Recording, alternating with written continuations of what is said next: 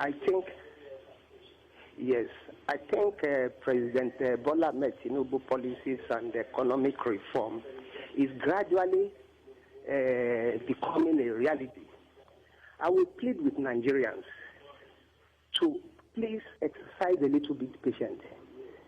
There is no utopia government anywhere in the world. Do you understand? See, every country has their own challenges. Every country has their own reform and policies trying to put in place. But the people of Nigeria should exercise a little bit patience. We have to put some things together to achieve something. In every developing country, there must be a policy. The policy will affect some people, and some people will enjoy the policy. But in our own climate here, everything we want it fast. We want even the president to perform magic, to change everything overnight, which is impossible.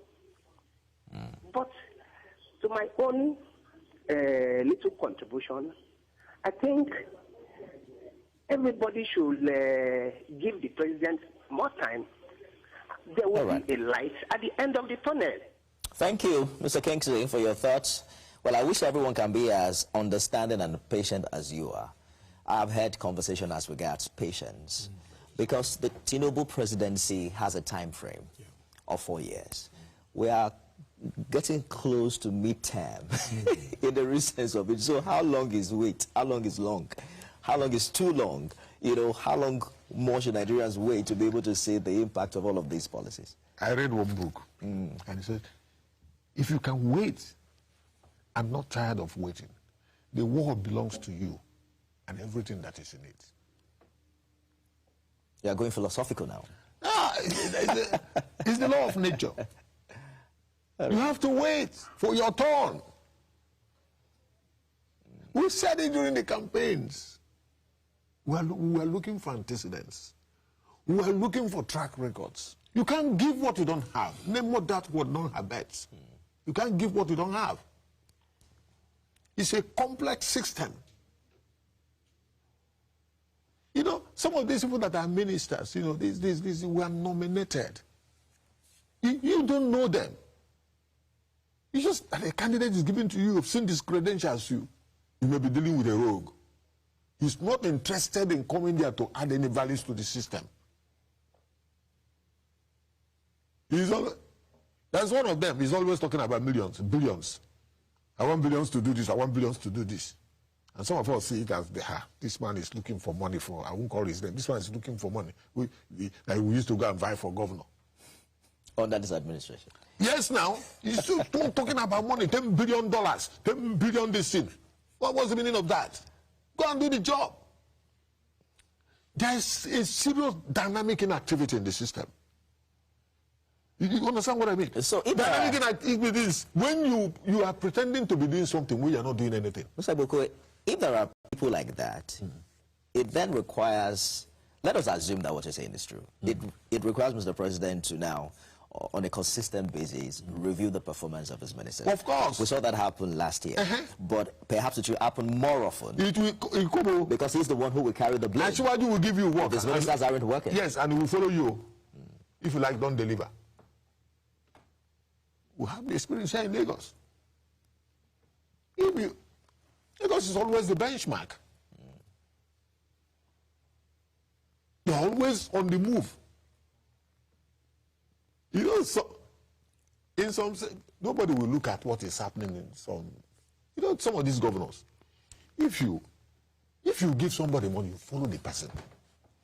Let us take a look at other policies because of our time. There is the tax reform implementation, perhaps the most controversial bills we saw at the National Assembly last year. This administration is hopeful that it will be implemented this year. But do you think that we've been able to narrow the gap of difference where these bills are concerned? Those who are opposing it, we know the reason. We know the reason. It's a master stroke. It is. It is what it is. Master stroke. You go and look in words. Go and find out how to generate money.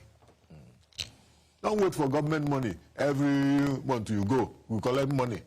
You are not doing anything. You are not talking about IGR. You are not talking about anything. Now, go and do for money. Go and do things. Those who are opposing it, they know what they are doing. The man don't finish the work.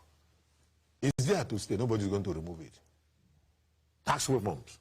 You think it will get the majority it needs in both houses? It is for the good of the Commonwealth. To become law.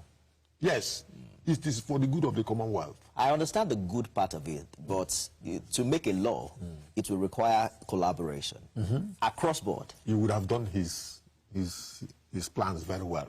You know, when you bring out a system like that, you don't go to sit down. You go to lobby. Nobody wants anything that will distort a process he's used to for years. So you now go to lobby. You now go to speak to people. Help me. This one is people with common sense will tell you that this is one of the best things that is going to happen in this country. Let everybody contribute to the national pool. So that if you get money, you know what to do. If you are used to getting a roof money, you won't work. That's why sometimes you allow your children to go and learn something. We have to change our system. In primary school in China, they take them to the factories during break to go and learn. By the time they come out of school, the same thing in secondary school, the same thing in the university.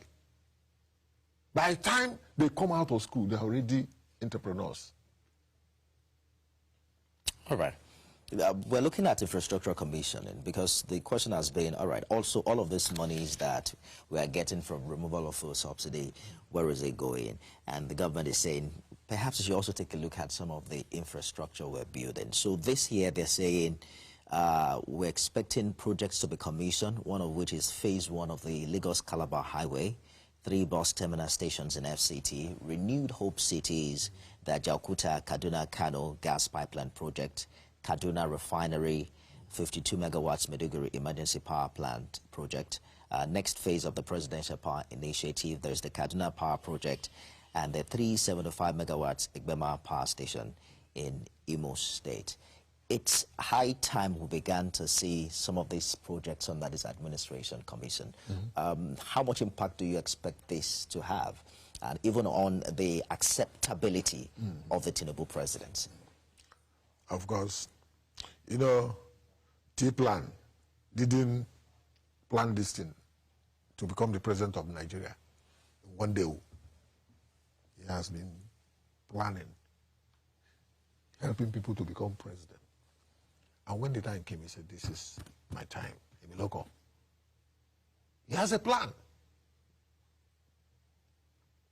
If you want to be a governor, if you want to be a local government chairman, develop your plan. That's what you want to do. Some people get to that office without knowing anything. No plan, no nothing. This one prepared himself. He did a lot of work. He evaluated the system to know where the loopholes are. Of course, he's a chartered accountant. What do you expect from such? So, some of the things he's doing may be strange to people who are used to easy money. He already says this is in the system. It's either you walk or they show you the gates. Yep, so Nigeria must succeed. Yes. He is not going to sit down there as the president and not allow anything to happen. And the work must show, you know, for Nigerians. There's competition in the system now. Everybody is working to be seen. That is competition. That is what we're talking about. But do you think that this administration has had enough opposition to keep it on its toes? Are you not seeing it every day? Even APC members are, we are there, you know, hunger. It's just for a while. These things are coming down now. I think inflation is dropping small. We'll get there. But if you're listening to the opposition, no pain, no gain. If you're listening to Peter Obi, for instance, who mentioned recently that the APC, your party's publicity secretary was threatening his life. You heard the former Vice President Atiku Abubakar saying that APC has to apologize and that your administration is stifling the voice of opposition. So they don't quite agree with you that your party's administration has been quite liberal to entertain other opinions apart from those who support the president. There are people, some of those people who understand very well the antecedents, where they are coming from. If you have seen Obasanjo's book, what you wrote about Atiku, he's not supposed to be talking. But he's running. Running to where? Beyond them talking. Wait, did you see my command? Go and read it. Go and read it. We're not going to trust mediocres into the system. Governing, being the president of Federal Republic of Nigeria is not a tea party. It's not for the small boys. It's not for learners. It's not. Some of them cannot understand what Atiwaju is doing now. But it's resetting the brain of Nigerians. We're counting on that, Mr. Gokwe, and as a Nigerian, everyone wants things to work, and we're hoping that we'll return to have this conversation and, you know, share the fruits of the things you've talked about. Joe Gokwe is APC Chief Data and Policy Analyst. Thank you so much for joining us on the program this morning. Thank you for having me. And that's our show. Being here. Absolutely. It's a great difference. Thank you so much for joining us. That's our show today, everyone. Thank you for being a part of it. I am Nifemi Oguntoye. See you again tomorrow.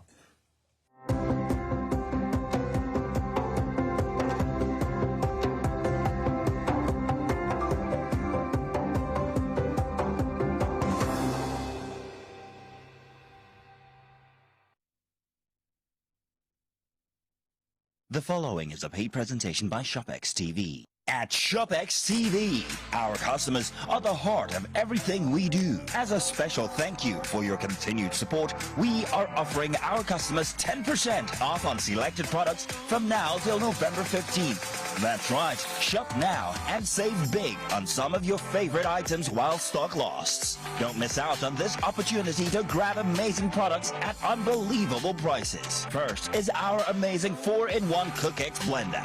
It's a food processor, a grinder, a blender, and a juicer all in one. The CookX 4-in-1 blender comes with 3 versatile cup sizes, each crafted to handle special tasks perfectly. Imagine effortlessly whipping up smoothies that are truly smooth, pounded yam and soups that are flawlessly pounded and blended. You would normally pay 189,950 Naira for the CookX 4-in-1 blender. But call the number on your screen right now or scan the QR code and get it for just 170,995 Naira. Incredible! And that's not all. You can get the CookX 4-in-1 blender in 2 easy payments of 85,498 Naira. That's right, pay twice to get this amazing cooking solution. And we are not done yet. ShopX TV is proud to introduce the ShopX Ultimate Crunch Exercise Machine. The 6-in-1 machine is designed to take your fitness to the next level. No need to worry about expensive gym fees. You can now work out from the comfort of your home and achieve results. With Ultimate Crunch cutting-edge technology, you can transform your body. Its enhanced features deliver a full body workout that's efficient, effective, and enjoyable. The secret is its advanced design that combines multiple exercise models into one unit. The versatile machine features adjustable resistance levels, an ergonomic design, and a built-in digital tracking system that displays speed, time, distance, and calories burned. From sculpting your abs to toning your legs, upper body, and strengthening your core, you would normally pay up to 449,950 Naira for the ShopX Ultimate Crunch. But for a limited time only, call the number on your screen now or scan the QR code and get the ShopX Ultimate Crunch at 404,955 Naira. Incredible! And that's not all. You can get the ShopX Ultimate Total Crunch in 2 easy payments of 202,478 Naira. That's right, pay twice to get this amazing fitness solution. But hurry, limited stocks available. So call the number on your screen now or scan the QR code or visit our website to place your order while stock lasts. The proceeding was a paid presentation brought to you by ShopX TV. Happy New Year, everyone! May this new year bring you joy. Here's to a fresh start, everyone. May this year bring you love, laughter, and happiness. Happy New Year! Wishing you a year of growth and success. Happy New Year! A new year, a new start, way to go. Just as sports is exciting to fans, may the new year excite you all. Wishing you a memorable and joyful New Year. Happy New Year! Happy New Year! Just wishing you a year of growth and success. Happy New Year! Happy New Year! Happy New Year! Happy New Year! Here's wishing you a profitable New Year. Cheers to an open fresh year 2025. Happy New Year once again. I wish you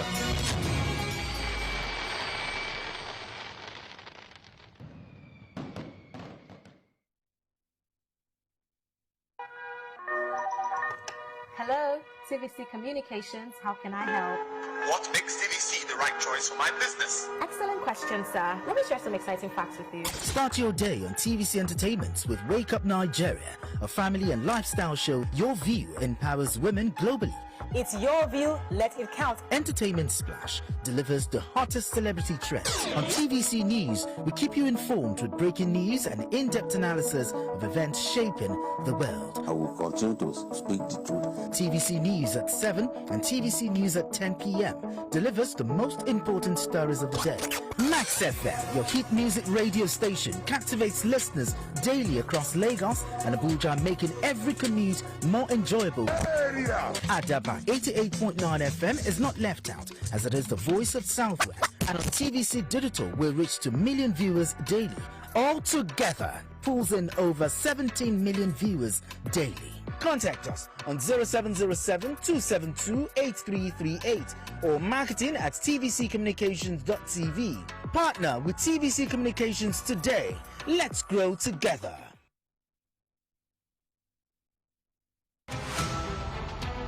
Every major news story is with many perspectives and layered with different levels of impact. Honey, what time did this happen? We will be right there.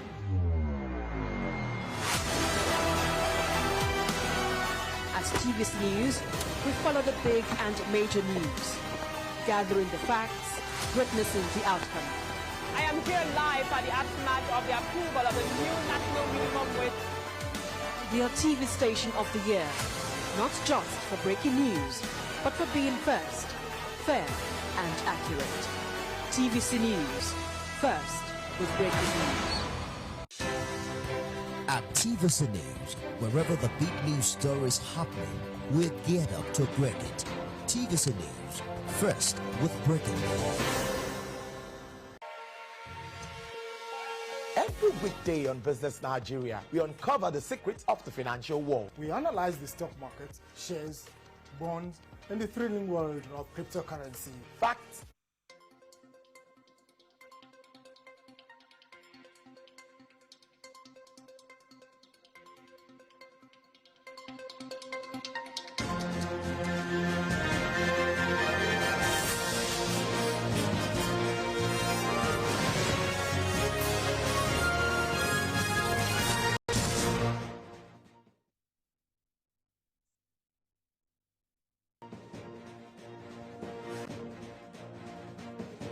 At midday, we'll begin in the nation's capital, where the Senate has rejected a 2025 budget proposal from the Ministry of Housing, and they say it's for the lack of accountability in the ministry's financial estimates. Tijesu Adeoye has more.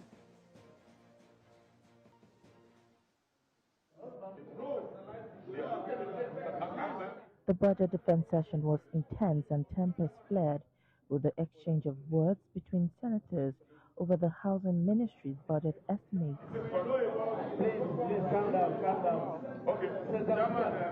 The ministry's presentation of its budget estimates sparked an unusual reaction among the lawmakers, as some raised objections and accused the minister of not speaking to facts. But other senators had a different opinion. They believe the president's renewed hope agenda, particularly for the housing sector, is getting the desired results. The Ministry of Housing, even though the permanent secretary is new, the state minister's view, first, the only role of the National Assembly is this yearly ritual. Bring the budget, and then nothing happens until next year. And this is exactly what the Ministry of Housing does under the President's leadership. Building the house is chairman. We don't acquire land in one day, do survey one day, do planning one day, do approval one day. More importantly, in 20,000 housing units. And again, in 35 states of the Federation. So we know as senators that the fact we had an extension for the capital projects in 2024. So it will not be out of place that the ministry is projecting and explaining how that intends. Their different opinions quickly divided the House as the budget defense session degenerated into a loud and intense dispute.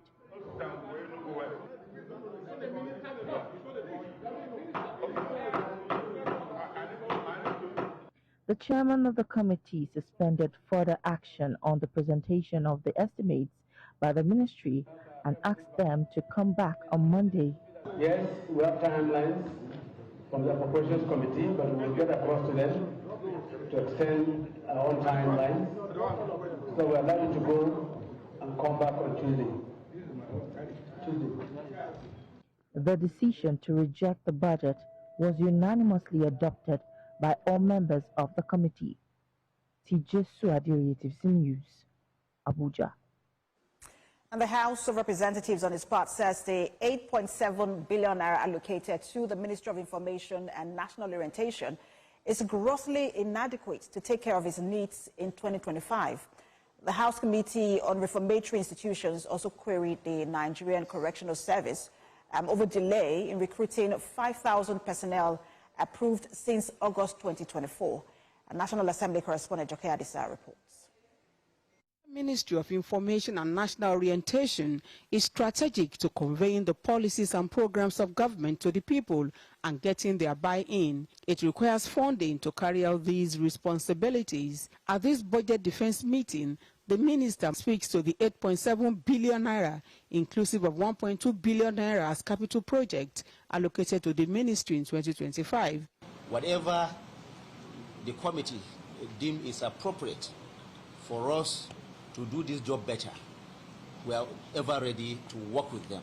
The committee points out that the amount allocated to the ministry in 2024, when the national budget was 28.7 trillion naira, is higher than the 8.7 billion naira allocated in 2025, when the national budget is 49.7 trillion naira. The capital proposal is what we are rejecting, which is nothing to write home about, which is grossly inadequate and can never take them anywhere.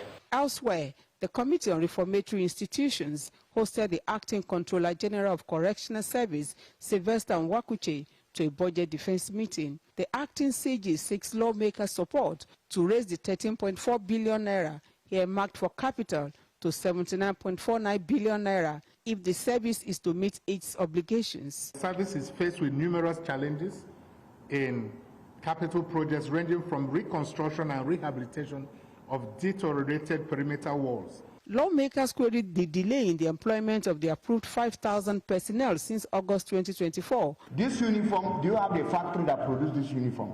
Or you go to the open market to sew it? As of December 31st, what was your ration? You are the one in need of more men. What steps have you taken between August and now? The committee also questions the service on the whereabouts of funds allocated yearly for uniforms, even as personnel are left to procure their uniforms by themselves. The 2025 appropriation bill presented by President Bola Tinubu on the 18th of December 2024 to a joint session of the National Assembly is still work in progress as various standing committees continue to host ministries, departments and agencies of government to budget defense sessions. Joke Adisa, TVC News, Abuja. Away from the National Assembly, let's turn attention now to the Niger Delta region, where a group of indigents are calling on President Tinubu to direct the immediate reversal of recent licensing and mini-bid round for oil blocks in the region. They protested in Abuja against what they termed the alleged unfair oil block licensing by the Nigerian Upstream Petrol Regulatory Commission. And Jake Adisa has details. Some aggrieved indigenes of the oil-rich Niger Delta protesting against alleged unfair oil block licensing. The placards tell their story.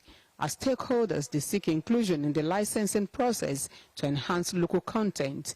In late December 2024, the NUPRC, as Nigeria's premier petroleum regulatory body, announced plans for the 2025 licensing rounds. As it identifies the qualified bidders, the NUPRC insists the process is targeted at unlocking the potential of fallow assets. But these aggrieved protesters are not pleased with the decision of the NUPRC. They also want to be carried along as critical stakeholders in the oil industry. On the 13th of January 2025, they petitioned the President of the Senate, Godswill Akpabio, through the Senate Committee on Public Petitions.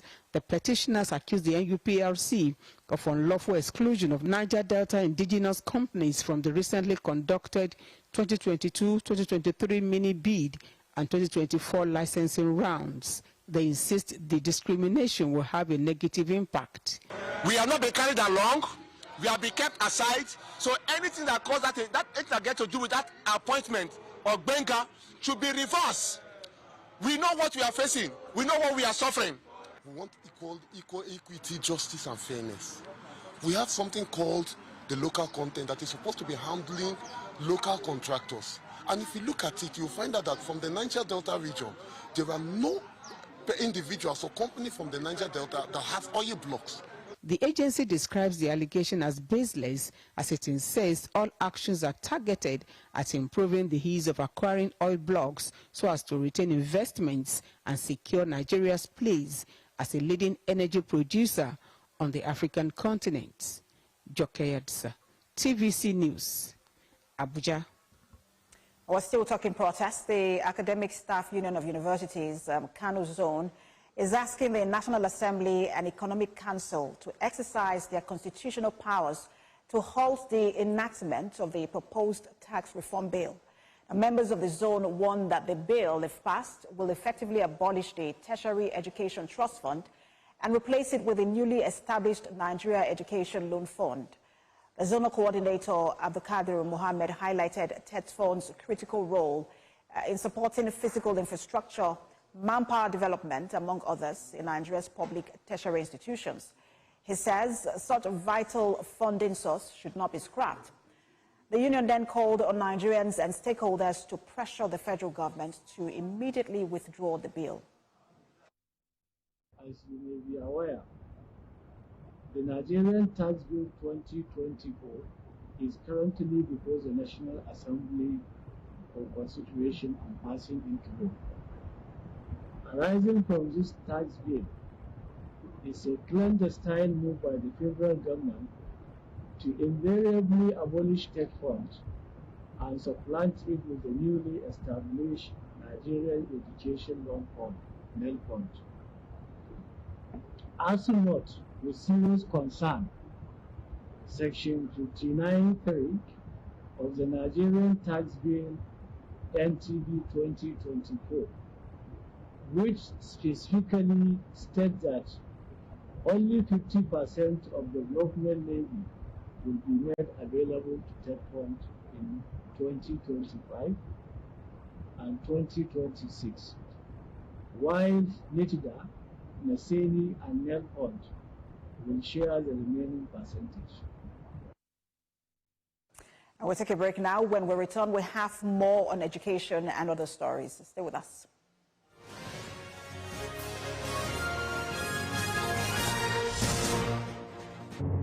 Doubt and fear doesn't occur at the canvas, it shows in the canvas. It shows the conation of raw earthen material slapped, stroked, and molded at a pace provided by the doubt and fear. Every move way in the struggle of one to the other, merging the past to the present, brushstrokes of colors seen but not known. For when the wailing stops, The pieces settle down in abject beauty, erected for a century of a century. Speaking, advocating, protesting as the arts are meant to be.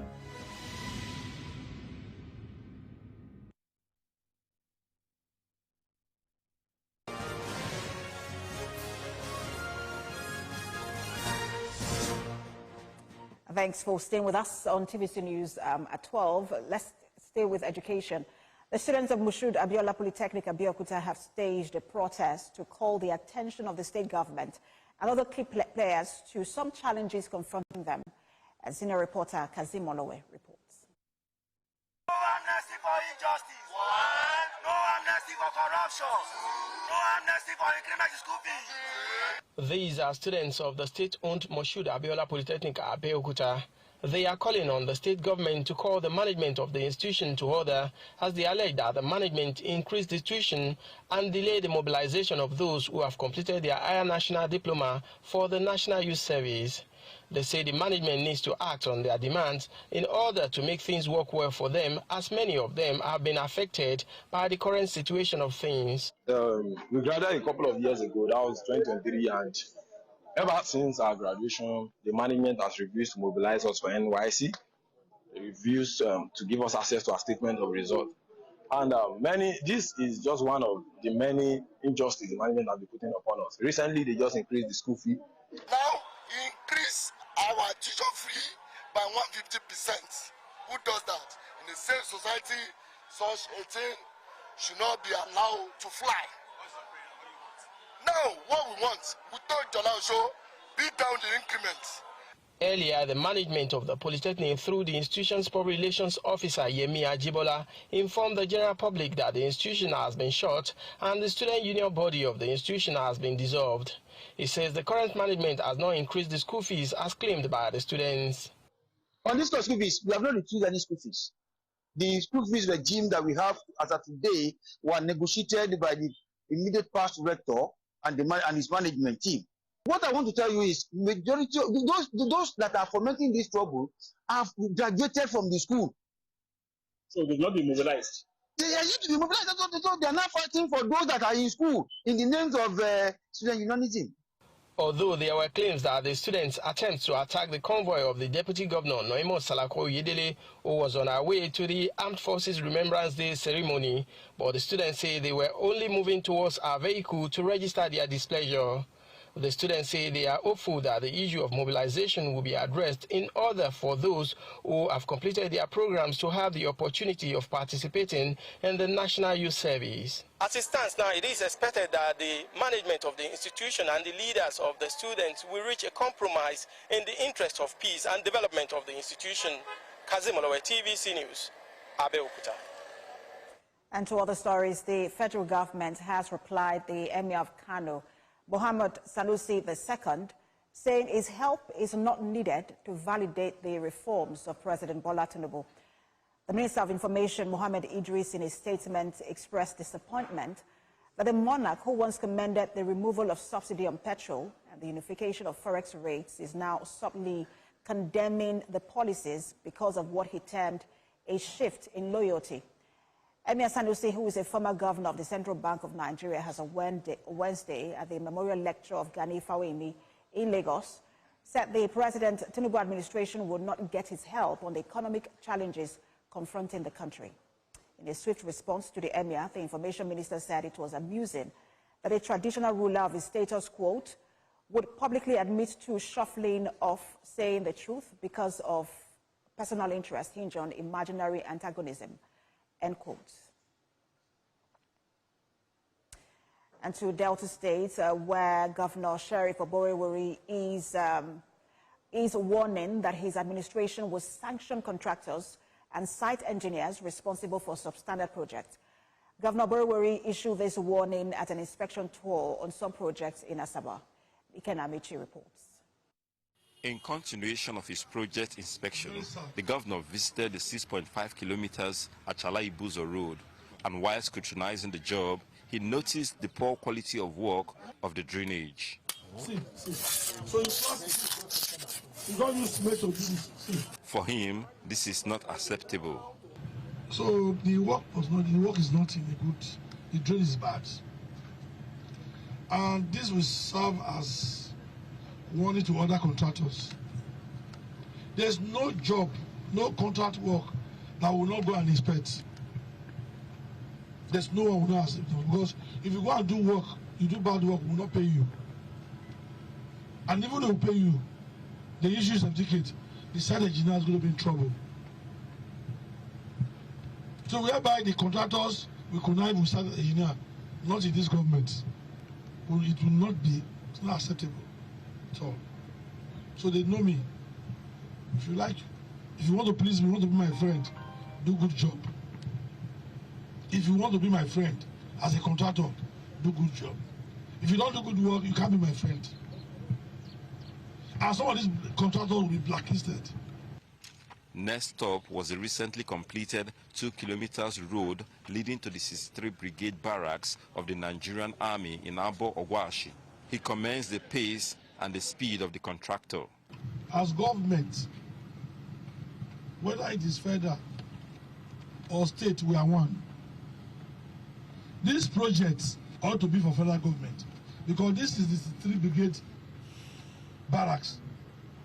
They can assess it.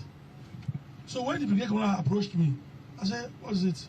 About 2 kilometer road, we will do it. So that's why we decided, okay, we awarded this contract about 3 months ago, and by today now, they finished the contract. So kudos to the contractor for doing a very good job. And I believe that when they did the marking now, we'll do commissioning of this road. Other projects inspected by the governor included the gully erosion site along Okpanami-Buzo bypass, the perimeter fence and road around Asaba International Airport, as well as Kwekabo layout opposite Summits Junction, Asaba. Ikenna Amechi, TVC News, Asaba. And the governor of Taraba State, Abu Kefas, has launched the 2025 Armed Forces Remembrance Emblem with a sum of 50 million naira. The governor announced the donation in his address at the 2025 Armed Forces Remembrance Day held at the Jolly Iyame Stadium in Jalingo, Taraba State. The governor was represented by the secretary to the government of the state and pledged to provide better welfare, accessible healthcare and relevant opportunities to Army veterans and their families. He said the selflessness and unwavering dedication of the Army in securing freedom and providing safety for Nigerians has remained commendable, noting that his administration would honor their sacrifices by prioritizing their well-being and providing support for them. As a government, we reaffirm our commitment to ensuring that the families of fallen heroes and veterans are not forgotten. I am pleased to announce that we are intensifying efforts to provide better welfare packages, healthcare, and opportunities for our veterans and their families. In collaboration with relevant stakeholders, we aim to build a system that ensures no hero or their family is left behind. The Armed Forces Remembrance Day is not just about reflecting on the past. It is also a call to action for the future. And Governor of Adamawa State, Amadu Fintiri, is urging Nigerians to continue to pray and support widows of the fallen heroes who sacrificed their lives for the nation. He commended them for their sacrifices in protecting the country's territorial integrity while decrying the security challenges facing the country. Governor Fintiri called for a collective effort to address insecurity, stressing that peace and unity are essential for development. We should put unity and togetherness in our affairs and come together as one people, salvage ourselves, build ourselves as a nation so that we can bequeath a nation that our children and children yet unborn will be proud of. Yeah, these are people and gentlemen that have put their life on the line in order to see that we are one united country. And today it is time for us to also give them back now that they are in need. They are in old age. A lot of them have health challenges. And I felt it is time that we should rally around them and give them all the support they need. In Niger State, the state government says it is committed to supporting agricultural initiatives to boost food security in the state. The Deputy Governor, Yakubu Garuba, was speaking at the cultural celebration of the Gbagi tribe. And Chinemi Bamiyi reports. The Gbagi people are one of the largest ethnic groups in Nigeria's north-central region, predominantly found in Niger State and the Federal Capital Territory, Abuja. Historically, they are the primary inhabitants of the land earmarked for development when Abuja was designated as Nigeria's federal capital. This decision led to the dislocation of many families from their ancestral homes. Today, the Gbagi community gather here to reconnect to their roots, preserve their heritage, and strengthen their unity to advance the cause of their tribe.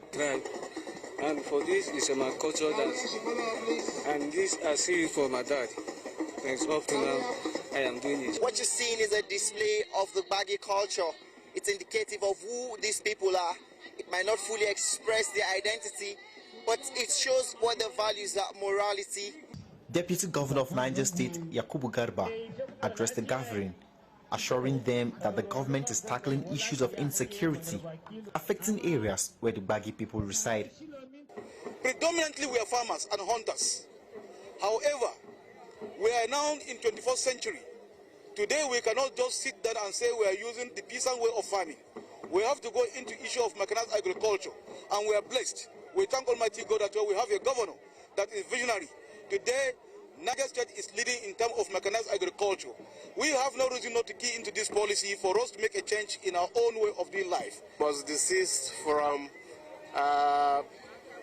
getting acculturalized to other cultures. We must inculcate in our children, our young ones, the native culture with which we were brought up and of which we are proud of. Coming together like this is to, build that bond and then unify ourselves and then recognize sons of daughters of Gbagi land, particularly from Niger State, and cut across other states within the geopolitical zones.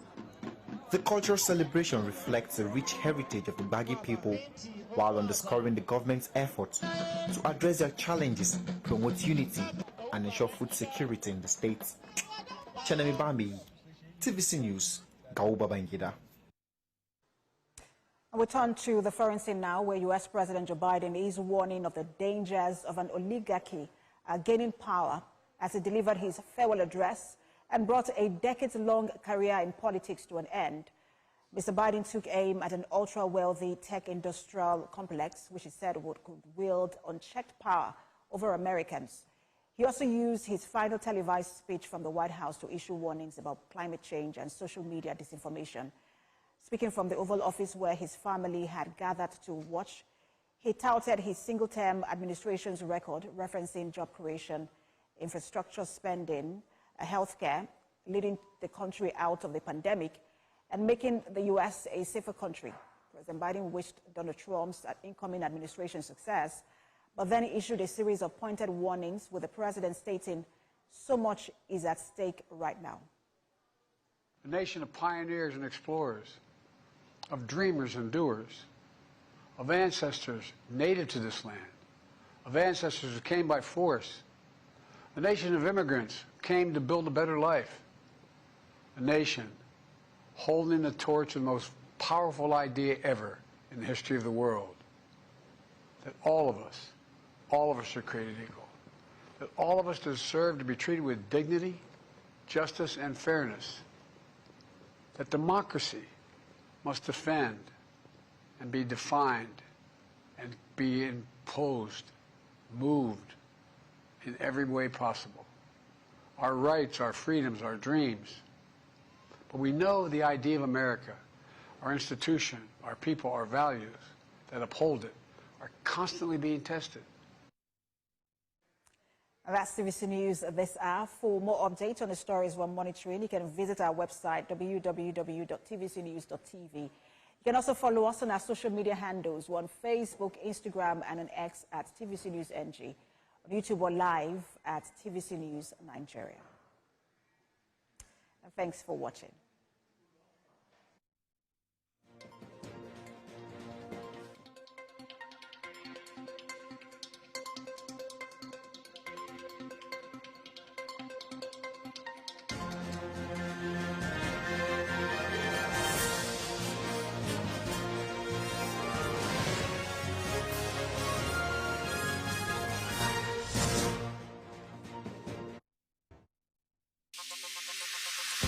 Stay ahead with the biggest news stories.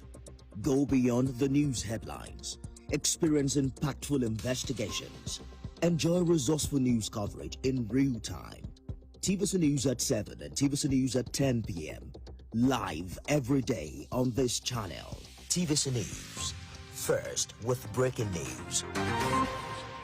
Kano State, the commercial capital of northern Nigeria, is on the march to progress and innovation with Governor Abba Kabir Yusuf in the saddle. Be part of the vision that is transforming Kano State into a hub for economic growth and opportunities. Hear directly from the governor as he engages the people, listens to their concerns, and shares his vision for a brighter future. Explore the developmental projects embarked upon by his administration to change lives, from infrastructure, healthcare, education to tourism. Watch the rich history of the culture and tradition of Kano and savor the vibrant spirit that unites the center of commerce on Kano Spotlight, Thursdays at 9:30 p.m. only on TVC News. Ogun State, the gateway to Nigeria, is setting the pace with groundbreaking infrastructure projects and innovative social programs for economic development. Join us every week for Gateway Diary, where we spotlight the incredible initiatives and achievements of Ogun State government under the leadership of Governor Dapo Abiodun. Discover how Prince Dapo Abiodun and his team are empowering communities, fostering economic growth, and enhancing the quality of life for the good people of Ogun State. With exclusive interviews, behind-the-scenes access, and real-time stories from the people, Gateway Diary offers authentic and inspiring insight into the progress and prosperity of Ogun State. Gateway Diary, showing. At TVC News, wherever the big news story is happening, we're geared up to break it. TVC News, first with breaking news.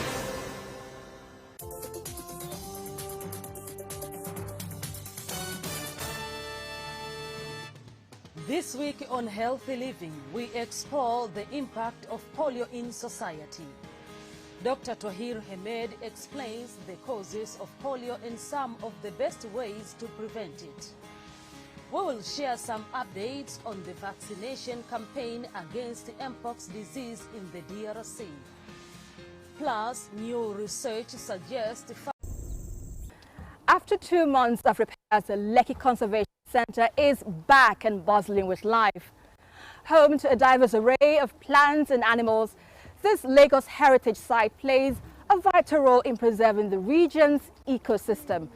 And let's not forget about the star attraction, the longest canopy walkway in Africa, offering the breathtaking 360-degree views from above the treetops. This and more will be our focus in this week's edition of Green Angle. Welcome. Yes, I am Esther Makwariola.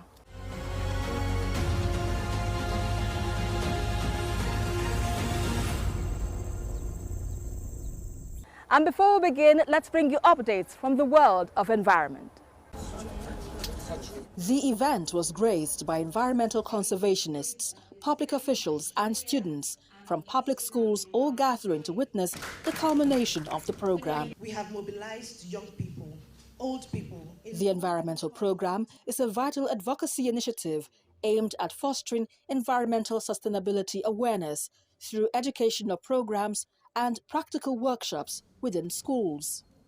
Children are very strong influencers. They're subliminal, they're surreptitious, but yet they're very, very powerful. So when you have a teacher who has taken up the vision to charge children about how to manage waste, and not only manage but how to repurpose, how to recycle, how to upscale, and how to reuse, in terms of resource efficiency, efficiently use waste as resource, then you know that the sky is the limit for us in Lagos. Every school should be an eco school. I mean, why not? Because it teaches the student how to, adapt to the challenges around, particularly pollution and of course climate change. It helps them to also, become global leaders, even while acting locally. They are able to solve their immediate problems. And there's a slogan that says, their generation is going to end poverty, climate change, and hunger. 23 schools in Lagos and Ogun states actively engaged in practical projects focusing on sustainable gardening, upcycling, and recycling, thus igniting a passion for climate action. Even our project too, it's a teamwork. We're not the only one but I brought up the idea, the hard work, everything. I'm the one pushing. And I'm glad we got to where we are now, and we won't stop. We're going to keep doing greater things with the plastics. Many things that we take as ways that are not useful are really useful for us. That it makes me to look deeper, that there's something useful. It's very encouraging, even to us, the older ones. And if we can get to as many schools as possible, we are going to see how this will grow. Some outstanding students and schools were recognized and awarded for their innovative contributions and dedication to environmental conservation. Forests are not only essential for biodiversity conservation, but also crucial in mitigating climate change, providing livelihoods for millions of people, and ensuring the overall well-being of our planet. But rapid urbanization, deforestation, illegal logging, and climate change threatens its existence. Of forest rangers. This event seeks to highlight the critical need to harness the power of innovation. Protection. We don't actually mean environmental protection. We actually mean human protection. Because the environment will always protect itself. But when the environment protects itself, it does that at our detriment. Because we will not be able to stand when the environment protects itself. And that is why we ought to do it with the environment instead of the environment doing it by itself. So a day like this gives us an opportunity for us to reflect on the actions or inactions that we are doing that will be detrimental or will advance the cause of conservation, especially in this time we are talking about our forest estates. Concerns were raised about the disappearing mangroves and wetlands and efforts to address the worrying trend. This event is to emphasize the importance of forests and the need for sustainable management of forest resources. It is an opportunity to create awareness about our environment and secure our future. With Lagos State's population, which is growing by the day, we must address the increasing pressure on our natural vegetation, particularly due to housing and urbanization. It's crucial to embrace a conservatory approach to combat climate change. The event featured a tour of the Lekki Conservation Centre's Canopy Walk, showcasing the beauty of the forests.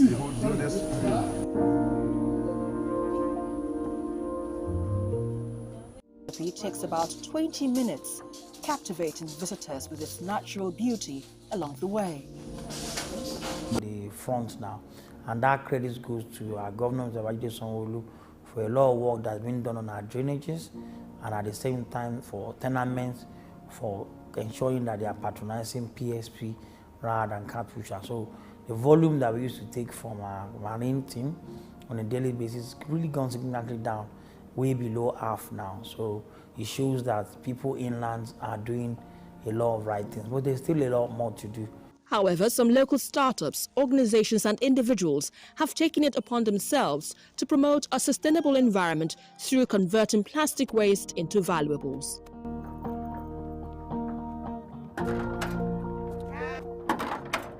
Yeah. Hi, good evening. Nice to meet you.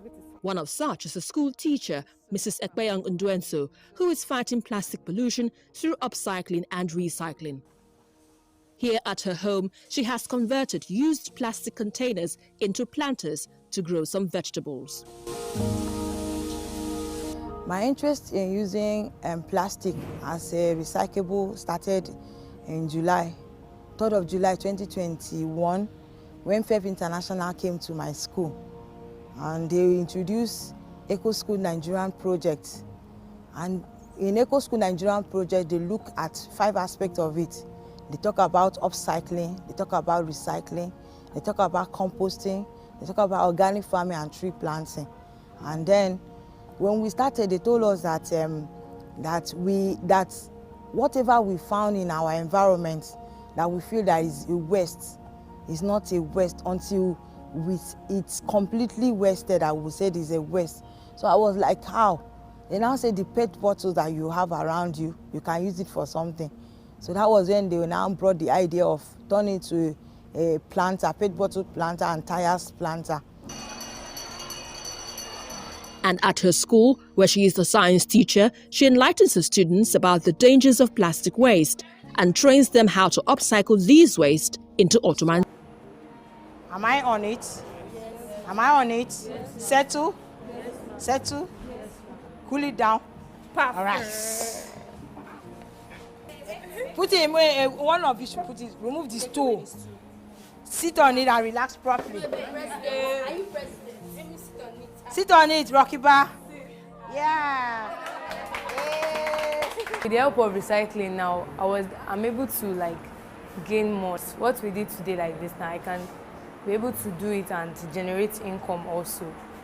And I'll be able to impact skills on my fellow students and others too. Aside from these used plastics being converted into Ottoman seats, they're also given out to recycling companies in exchange for cash. The last time we collected money from our wallet, we used the money to buy things for the students. We bought them glass cup, and we also bought them water container. That's container for them to get water. The reason why we are doing is that we want to just reduce the use of sachet water in the school.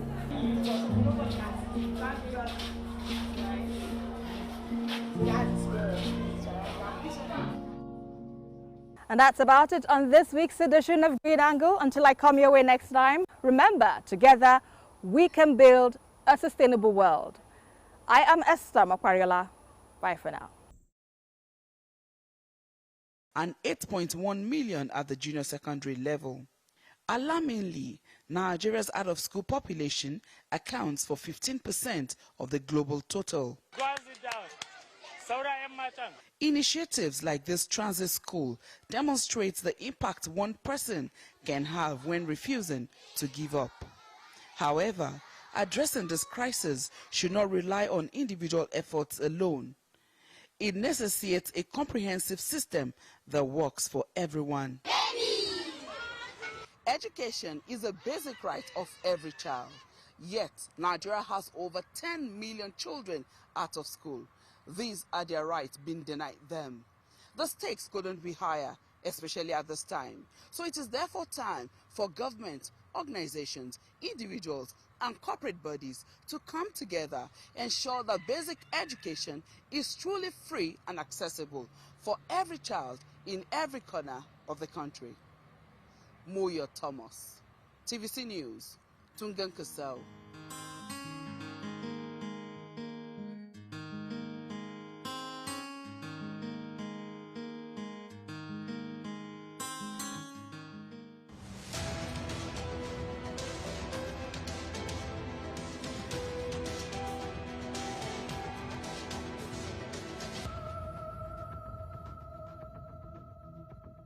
Happy New Year, everyone! May this new year bring you joy.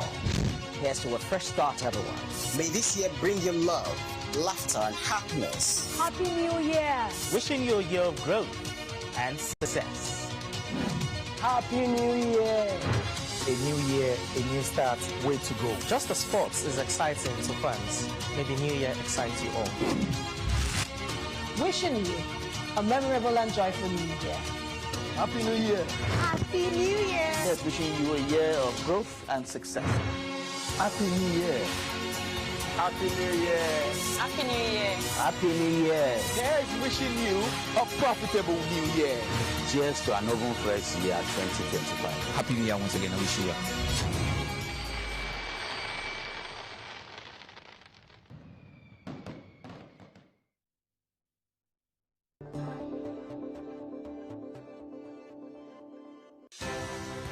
At TVC News, wherever the big news story is happening, we're geared up to break it. TVC News, first with breaking news.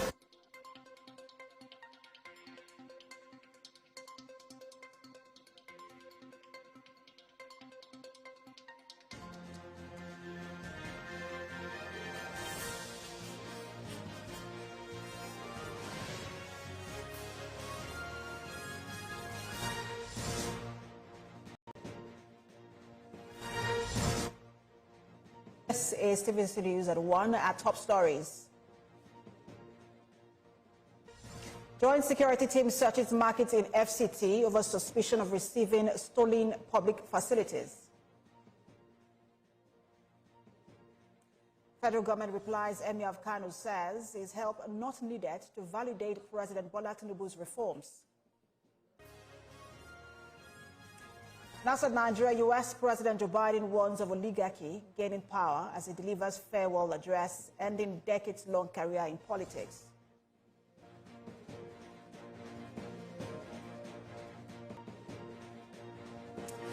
Thanks for staying with us. We begin in the Federal Capital Territory, where its joint security team is on a shop-to-shop search at the international pancake markets in the Day area. Today's search stems from suspicions that traders in the market received stolen public facilities, such as street lights and sewer manholes. The market has been locked for about 3 days to allow for this search and further investigation. The theft of public infrastructure, especially manholes, has taken a worrying dimension in the FCT, with the Minister of the FCT, Nyesom Wike, promising to address the issue head-on.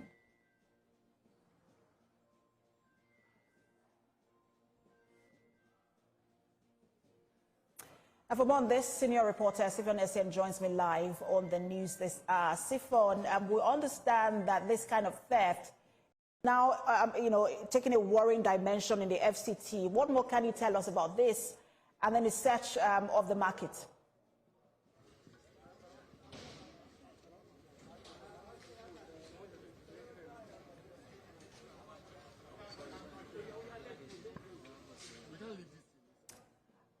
Siphon, I was asking you to tell us more about this particular search and the worrying dimension of this kind of theft in the FCT.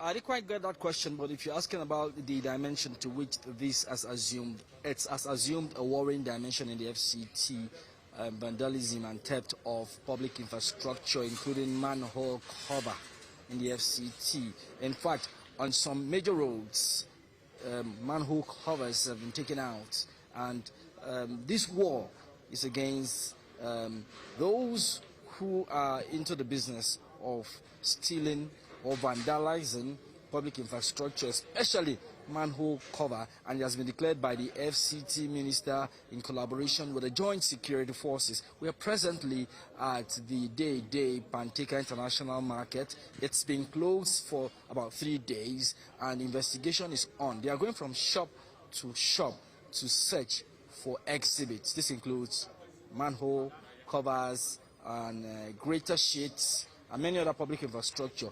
A number of them have been found, and they have been taken in exhibits and will be presented as in evidence in court. And has any recovery been made? I understand that the market has been on the lock for 3 days now. Yeah, a number of items have been recovered, and they've been labeled as exhibits and will be presented as evidence in court. That we can confirm. But the operation is still on. It's a very big market with several lines of shops, and they are going from shop to shop talking about the joint security forces, and they are searching. And so far, their search have yielded some results, which, as I said earlier, would be used in evidence as exhibits when they are arrive in court. And Sifon, when you say arrive in court, does that mean that arrests were also made? No arrest has yet been made. It's just that they are searching and they will be picking exhibits. And when they are satisfied that they've gotten sufficient exhibits as evidence, and then they will be following through the law to get the necessary warrants for arrests. You know, these are businesses, so we understand that they have to follow due process. And when that is done, then the suspects will now be charged to court. Is this the only market that the police is looking to search, or there are other locations that they are also going to search? Well, for now, we understand that this market is prime target wherein the search is being conducted. But we also know that they also have identified certain other locations where operations will be conducted, but that they have not shared with us so that the operation would not be compromised.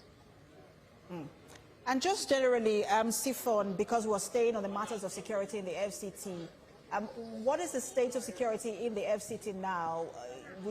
I mean, before now, we knew what it was like. Just give us more updates in that regard. Well, it's cool and calm in the FCT in terms of the ambience. But we also understand that security forces are scaling up operations. Just weeks back, there was an explosion, an IED explosion in one of the villages, you know, far from here, but in the FCT. So that has put security forces on their toes to ensure they dot their I's and cross their T's to ensure that this doesn't reoccur in the nation's capital. All right, Sifon, we expect some more updates on this particular set being conducted in Pantika Market. Senior reporter Sifon SM live for us in the nation's capital. I was staying on security matters. Residents of Dangebe in Zurumi local government area of Zamfara State are still mourning the tragic death of 11 vigilantes who lost their lives during recent airstrikes targeting bandits. While the Nigerian Air Force intended to take out bandits in the villages, the strike claimed civilian lives. Sifon SM reports on the aftermath of the efforts to uncover what went wrong. It's a cruel tragedy that has engulfed the small village of Dangebe in Zurumi local government area of Zamfara State. Residents are mourning the loss of 11 local vigilantes who were mistakenly targeted during an air raid targeted at bandits by the Nigerian Air Force. These vigilantes have been instrumental in supporting security forces to combat banditry in the region. But during the recent operation, the aircraft reportedly mistook the vigilantes for fleeing bandits. The bandits attack us every now and then. They sometimes surround the village, steal our livestock, and kidnap our people. We try to defend ourselves, the vigilantes and all, but our efforts are often in vain. We need security in this area. It's unfortunate what has happened. A fact-finding mission led by Air Vice Marshal Edward Gapquet is visiting Dangebe to investigate the circumstances surrounding the strikes. The village head guides the delegation to the scenes of the airstrikes, revealing the impact.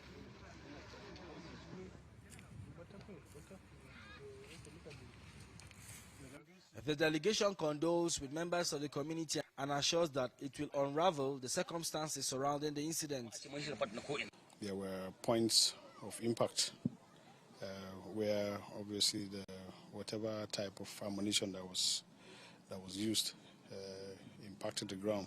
This shows the seriousness with which the chief wants to find a closure to this situation, to show empathy.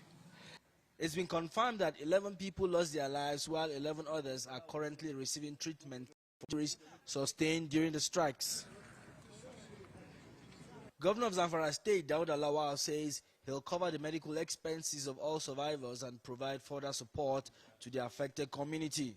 I've sent my deputy governor to go there and also do an assessment of what happened and also see what we can do as responsible government to take care of those that are in hospitals. If we're able to take care of them, believe me, serving of the EU. Today's event is particularly significant for two reasons. It provides an opportunity to showcase the notable achievements of the Komitas project, which has profoundly impacted the lives of many across implementing locations of Zing and Lao, and by extension the entire Taraba state. Additionally, it marks the ceremonial handover of the peace structures. Speakers at the event had this to say. I want to assure you that we learned a lot of things and we have gotten most of ideas concerning resolving conflicts and to restore back the peace, coexistence in our various local governments. I have well equipped now. I can stand anywhere to make dialogue.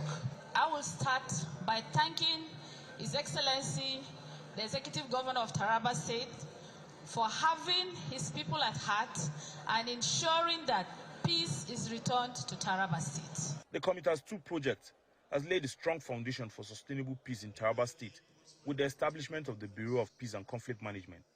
The EU funded contributing to the mitigation of conflict over natural resources between farmers and herders community in Adamawa and Taraba State has come to stay.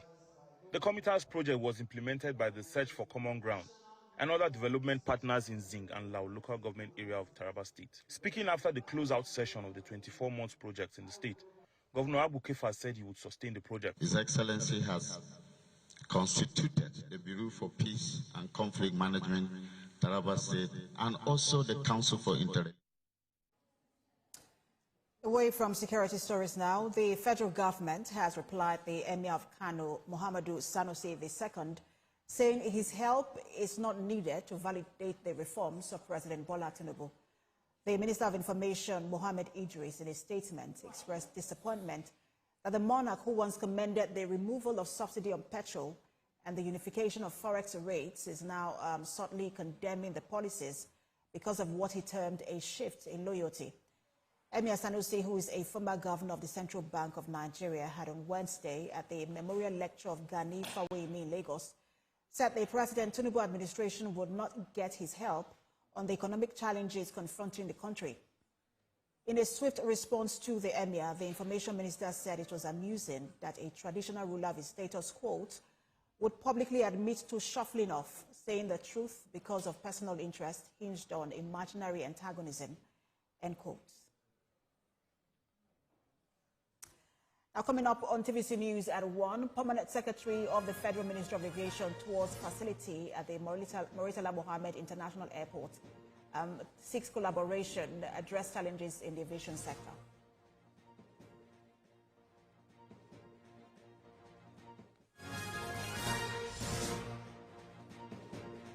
Everyone, no put your ears, make we talk.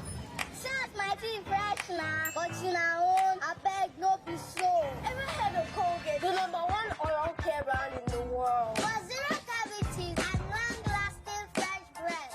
Mom, it's your turn to brush. Mama and Papa buy up, use up, and shine your smile. No more cover mouth.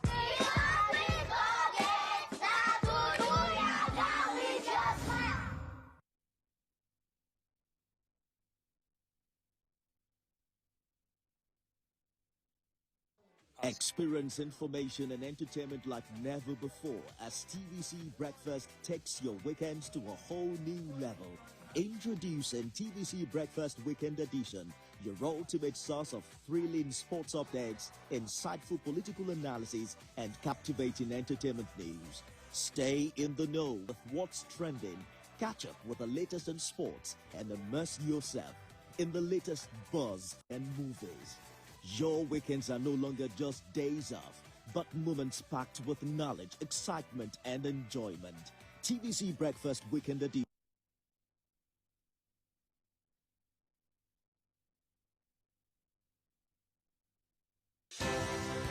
At TVC News, wherever the big news story is happening, we're geared up to break it. TVC News, first with breaking news. At TVC News, wherever the big news story is happening, we're geared up to break it. TVC News, first with breaking news. Doubt and fear doesn't occur at the canvas, it shows in the canvas. It shows the conation of raw earthen material slapped, stroked, and molded at a pace provided by the doubt and fear. Every move way in the struggle of one to the other, merging the past to the present, brushstrokes of colors seen but not known. For when the wailing stops, the pieces settle down in abject beauty, erected for a century of a century. Speaking, advocating, protesting as the arts are meant to be.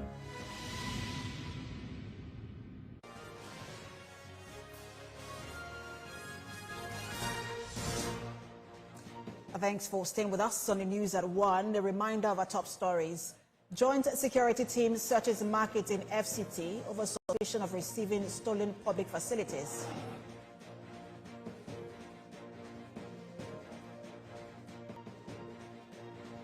Federal government replies Emir of Kano says his help not needed to validate President Bola Tinubu's reforms. Outside Nigeria, outgoing U.S. President Joe Biden warns of oligarchy gaining power as he delivers farewell address, ending decades-long career in politics. We're back to security, but this time in the southeast region. The people of Olu, Osu, and Oru East Federal Constituency say development can only thrive in a conducive environment as they suit for peace in the area.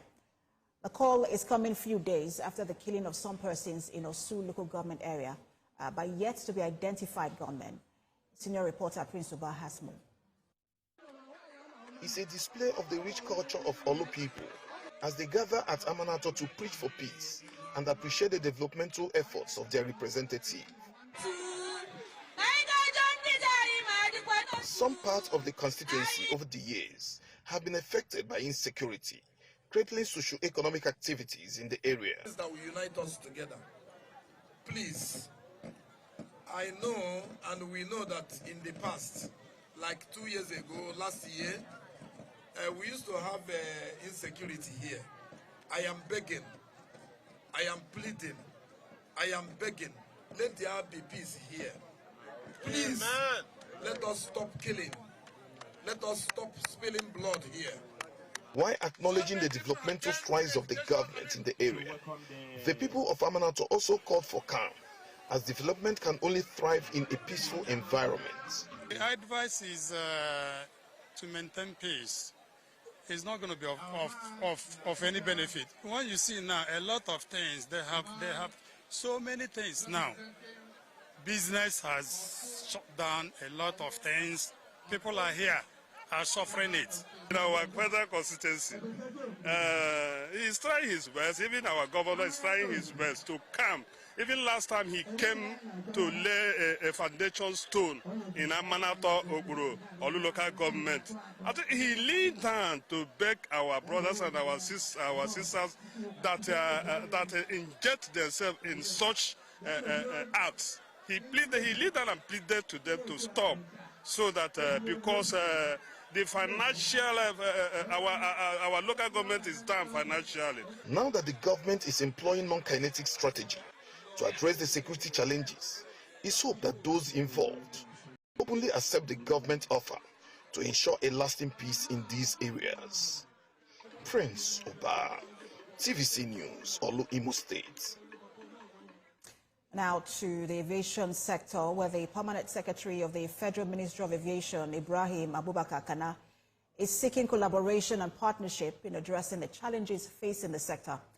He said this during a familiarization visit to the Federal Airport Authority of Nigeria's headquarters in Lagos, as he toured some of the facilities at the Murtala Mohammed International Airport. We have details in this report. The new Permanent Secretary, who resumed 2 weeks ago, was formerly PAMSEC of the Ministry of Defense, and he has set the ball rolling by visiting agencies, MDAs, and power starters under his ministry.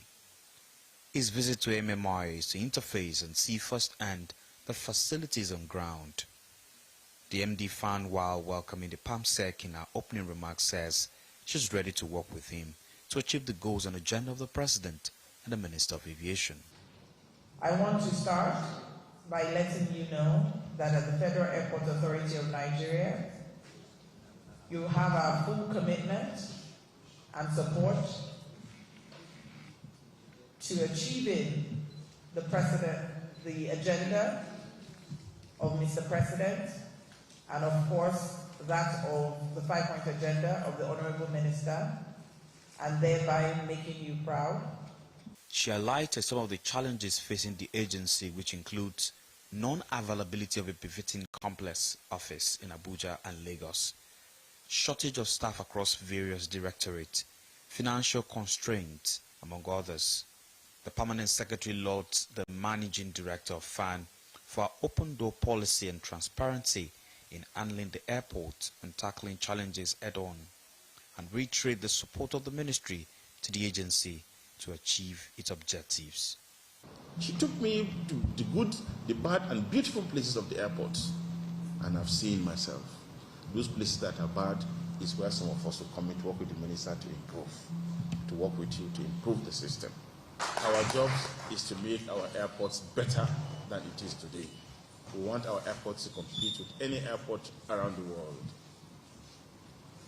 Yes, we have challenges, but we're very much on course. We are focused. We know where we're heading to. But she needs everybody.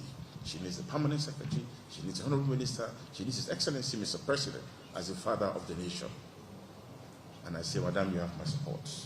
Thank you. Both the Ministry of Aviation and the Federal Airport Authority of Nigeria promise to collaborate to ensure a seamless and effective airport. Ayomide Ajayigbe, TVC News, Lagos. And now to the telecommunications sector, where Nigerians are waiting with bated breath for the proposed increment in tariff. The federal government, however, is assuring citizens it would not allow telecom companies to increase tariffs by 100%. The Minister of Communications, Innovation and Digital Economy, Bosun Tijani, gave this assurance a few days ago on TVC News. Now, for some years, the telecom companies have been asking for an increase in tariff, citing rising operational costs, inflation and naira devaluation, among others. But the minister is of the view that should be a percentage threshold for the impending tariff increase, which should not be more than anywhere between 30 to 60%. He said though the companies are insisting that a 100% increase is what is needed to stabilize the sector, the government is well aware that such a level of increase will negatively impact the people. Now, for more on this development, Managing Director, Adio Strategy and Communications, Ayodele Adio, joins me on the news. He joins me in the studio. Good to have you join us. Thank you for having me. So we understand that this, well, I'll use the word lobbying, has been on for a while now to increase the tariff, and it's been on for like 10, 11 years. Some say that, look, it's necessary now but for sustainability of the sector, but how do you find the balance between sustaining the sector and ensuring that, or mitigating the impact that this will have on small and medium enterprises?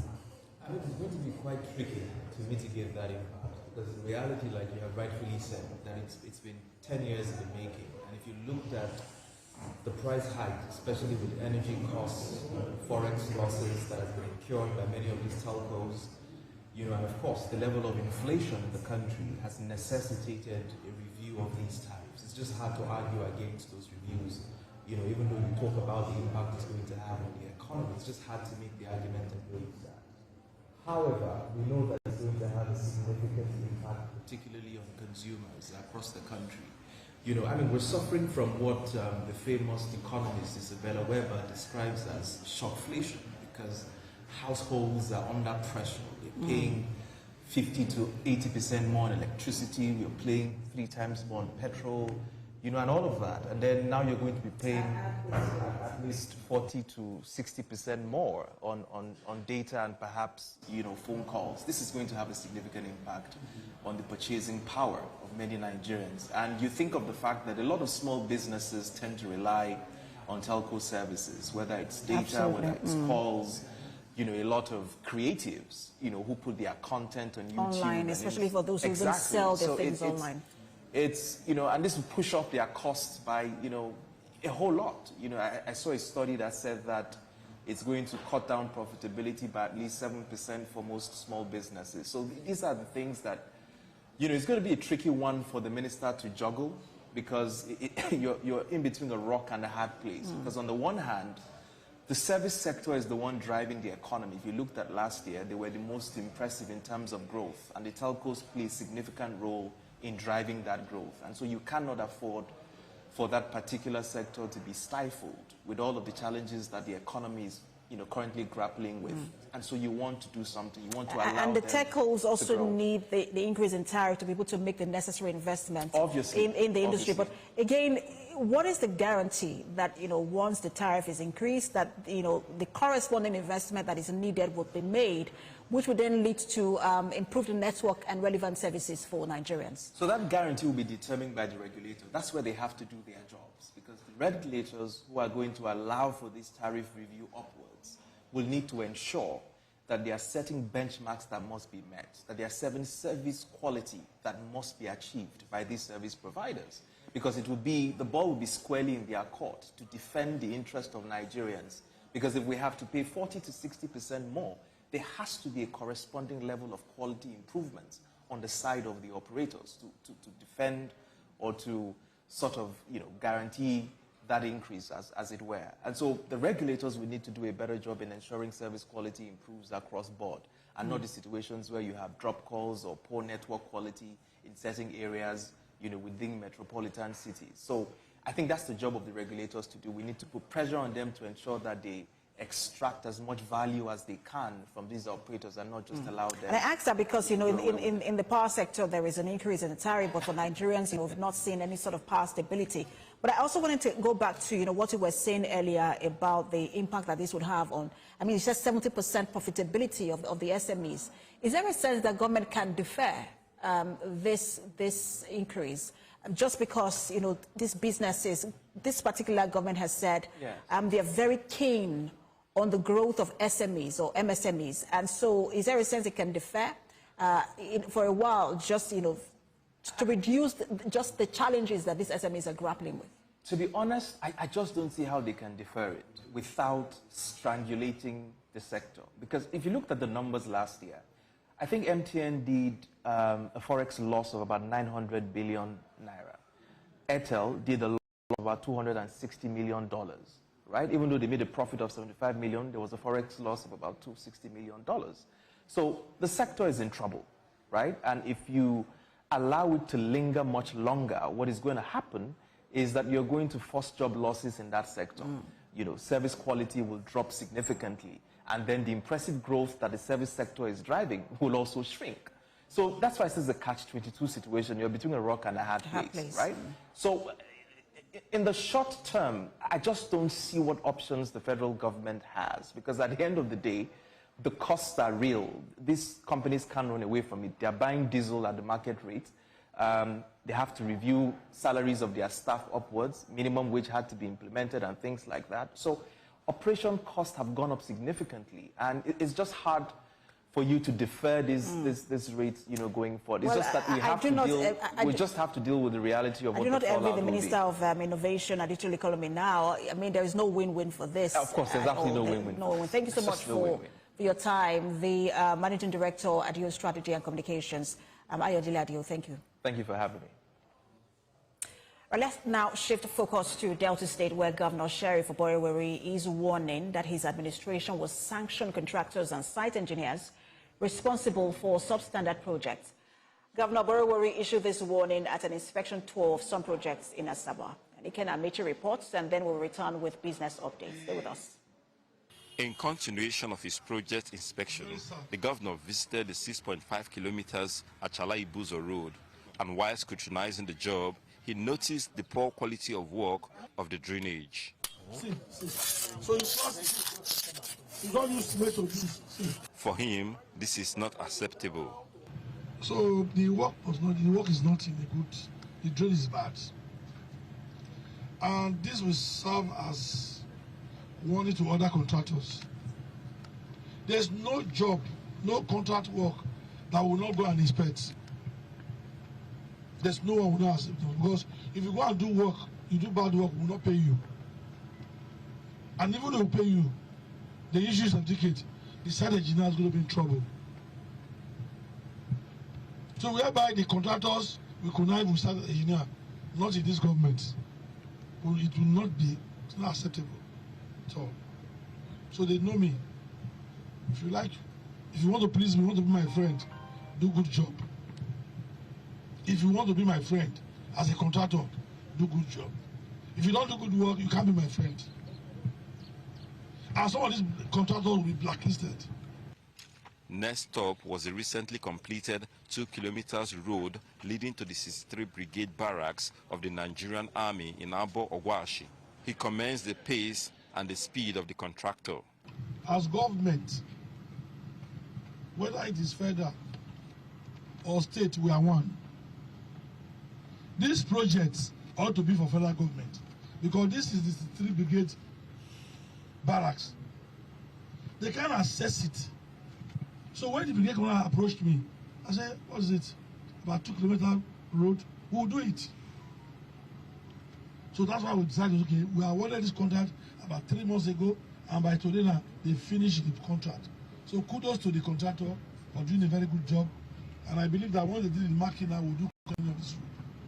Other projects inspected by the governor included the gully erosion site along Okpanami Buzo bypass, the perimeter fence and road around Asaba International Airport, as well as Kwekabo layout opposite Summit Junction, Asaba.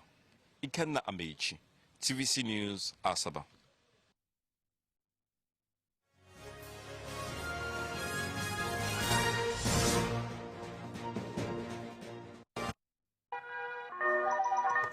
Hello, TVC Communications. How can I help?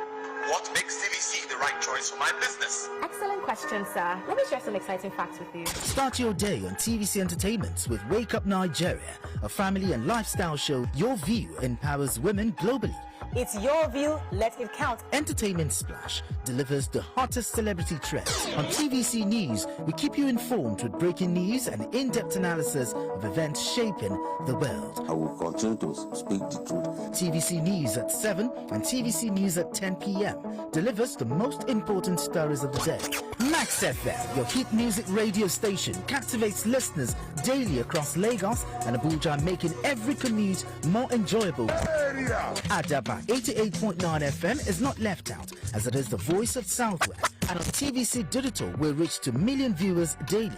All together, pulls in over 17 million viewers daily. Contact us on 0707-272-8338 or marketing at tvccommunications.tv. Partner with TVC Communications today. Let's grow together.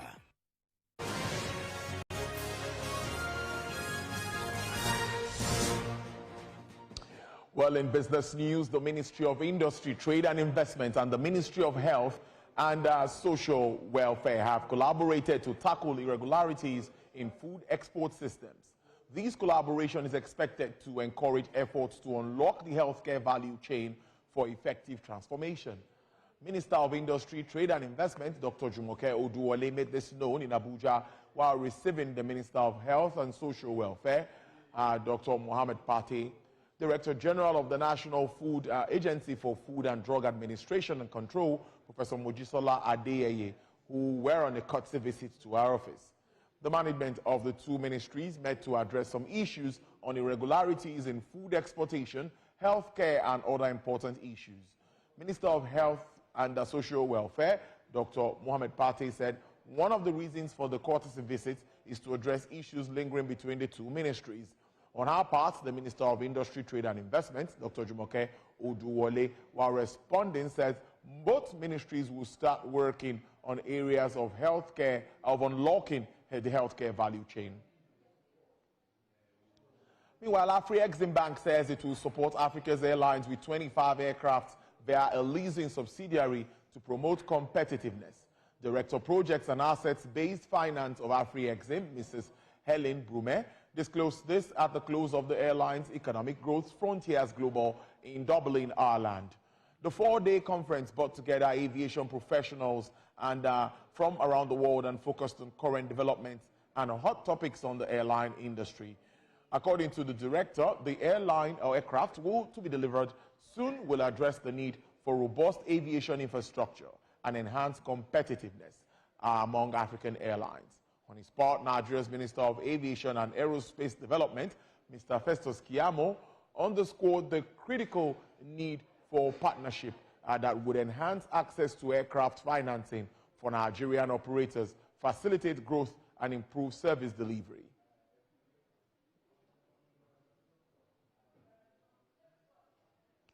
The Nigerian Customs Service has restated its commitments to fostering collaboration with stakeholders for successful implementation of the Authorized Economic Operator Program. The initiative aims to boost trade facilitation and secure supply chains across the country. TVC News senior business correspondent Ifunaya Eze reports. As Nigeria gears up for the official launch of the Authorized Economic Operator Program, the Nigerian Customs Service is emphasizing the critical role of stakeholder collaboration. The program seeks to establish an efficient and transparent customs process designed to simplify procedures and enhance the overall trade ecosystem. During a stakeholder engagement, customs officials highlighted the importance of continuous dialogue and feedback in achieving the program's objectives. If you look at it, Authorized Economic Operators and Operations Scheme and the definition is dependent on two key tools or trade facilitation tool. That's PCA and advanced rolling. And it is all about compliance. When you're a compliant trader, you enjoy the benefit. At the meeting, several business leaders shared their thoughts on the Authorized Economic Operator Program, highlighting both its potential and the challenges that still remain. There's now efficient pre-arrival assessment. This is issued promptly and typically within 20 minutes of application. Swift release and exit upon confirmation of duty payment. Consignments are released immediately, eliminating the need to present proof of payment. No cargo inspection delays. Cargo inspection examination is waived, allowing for uninterrupted container access and minimizing delays, and then reduced human intervention. We're able now to restructure our company administrations, improves our record documentations like production, sales, marketing, and audits, apart from computerizing communications of all our services. The major area that we are still having is that of network. They will need to work on their network because we are having intermittent network failures at the terminals. And aside from the network, the road network as well at the terminal is not friendly at the moment. Customs officials are hopeful that the full launch of the program will further streamline operations and promote trade while ensuring the security and predictability that businesses need. Ifunanya Eze, TVC News, Lagos.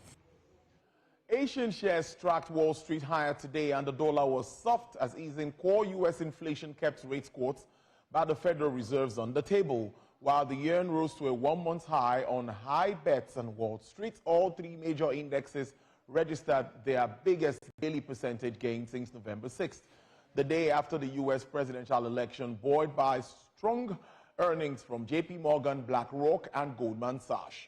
MSCI's broadest index of Asian Pacific shares outside of Japan rose 1.4%. Chinese blue chips stocks rose 0.67%, while Hong Kong Hang Seng Index surged 1.5%. Tech-heavy Taiwan stocks rose 2% as investors await earnings from AI chip makers, Taiwan Semiconductors, and Manufacturing Co., Asia's most valuable company. South Korea's central bank unexpectedly left its policy interest rates unchanged at 3%. It signaled the need to wait for the domestic political turmoil weighing on the currency to stabilize before it can make further cuts. Bank of Korea's governor, Ri Chan-young, says the rate decision reflected a need to support the won, which is in part has been weakened due to political reasons, as it hit a 15-year low versus the dollar in recent weeks. the crash of the Jeju Air Flight 7C2216, which killed 179 people in the country's deadliest air disaster, has also weighed on the economy. The won slide is a major concern for policymakers. In the last quarter of 2024, the currency weakened 10.6% against the dollar, the biggest drop since 2008. Moving on now, Australia's advocacy group, NUB, has filed a piracy complaint claiming TikTok's Shen Shanmin and 3 other Chinese companies were unlawfully sending European Union user data to China. Vienna-based NUB, in the first complaint against Chinese firms, filed 6 complaints in 4 European countries and for suspension of data transfer to China, and is seeking fines of about 4% of the firm's global revenue. NUB said Alibaba's e-commerce site, AliExpress, retailer Shein, TikTok, and phone maker Xiaomi admits to sending Europeans' personal data to China, while retailers Temu and Tencent's messengers app WeChat transfer data to undisclosed third countries under European Union's General Data Protection Regulation. Privacy regime data transfers outside the EU are only allowed if the destination countries doesn't undermine the protection of data. Now, data from Canalys research firm reveals that Apple was dethroned as China's biggest smartphone seller in 2024, and with local rivals Vivo and Huawei overtaking its iPhone market after its annual shipments declined 17%. Apple's largest ever annual sales decline in China and involved contraction in all 4 quarters, including a 25% drop in the last quarter. Now, this makes Apple's worst annual performance in China. Smartphone maker Vivo captured a 17% market share in China, followed by premium rival Huawei with 16% and Apple with 15%, demonstrating the growing sales pressure it faces from domestic manufacturers. Eating into Apple's competitiveness is the absence of artificial intelligence capabilities in the latest iPhone sold in China, where ChatGPT is not available. Well, crude oil prices gained for a second session today, supported by worries over supply amidst U.S. sanctions on Russia, a larger than forecast fall in the United States crude oil stocks, and an improving global demand outlook. U.S. West Texas Intermediate crude rose to $80.24 per barrel, with an upward review of 0.25%. Brent also experienced an uptick of 0.20% to sell for $82.19 per barrel. Bonny Light sells for $78.62, with a decline of 2.84%. And for the OPEC basket, crude oil dealers are offering $81.72 per barrel, with an upsurge of 4.85%. Well, that's business news. I'll see you at the top of the hour for Business Nigeria. Next is sports news. Good afternoon.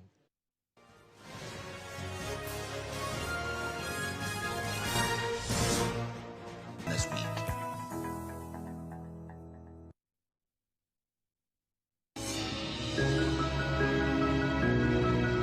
Sometimes it's the story that calls.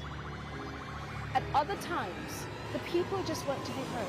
School, I need students, but I need teacher. Can't continue like this.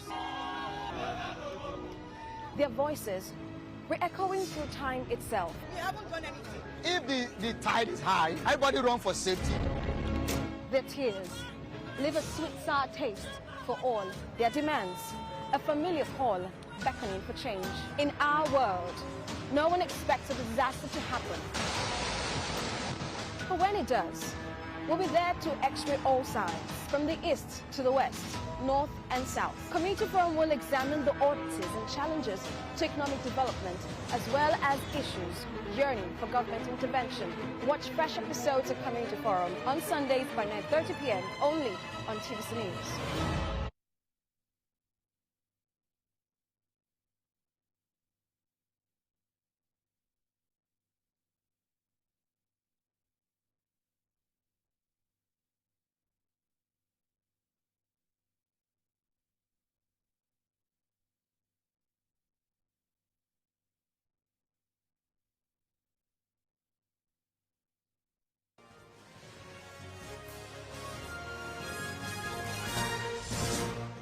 You're still watching the news at 1. It's time to take a look at happenings in the world of sports. I will start with the first Grand Slam tournament in the calendar year 2025, where fourth seed Taylor Fritz says he's going to donate his first-round prize money from the Australian Open to support victims from the Los Angeles wildfires.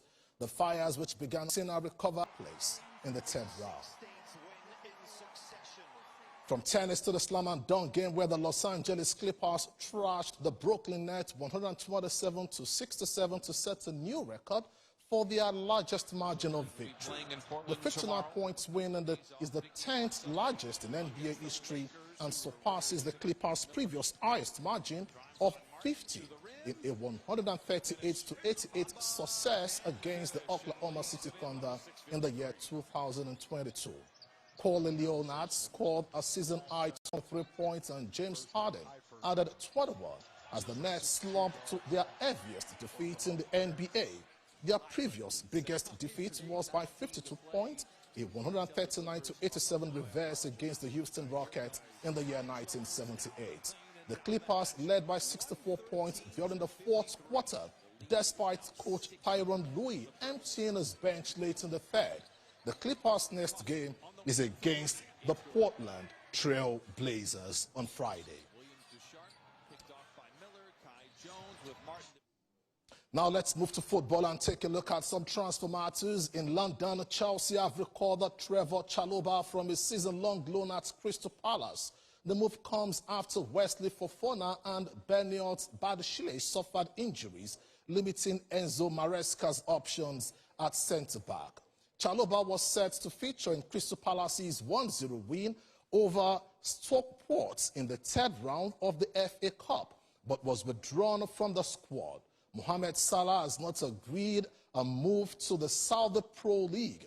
Reports say negotiations over a new Liverpool contract have been more challenging than expected, but the Egyptian's preference is to stay at Anfield.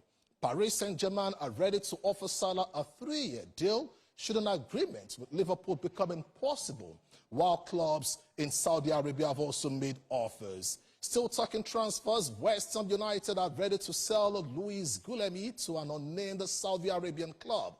The Hammers signed the 18-year-old last summer for a fee in the region of £25.5 million, but could cash in on the Brazilian to raise funds to bolster their midfield and attacking options.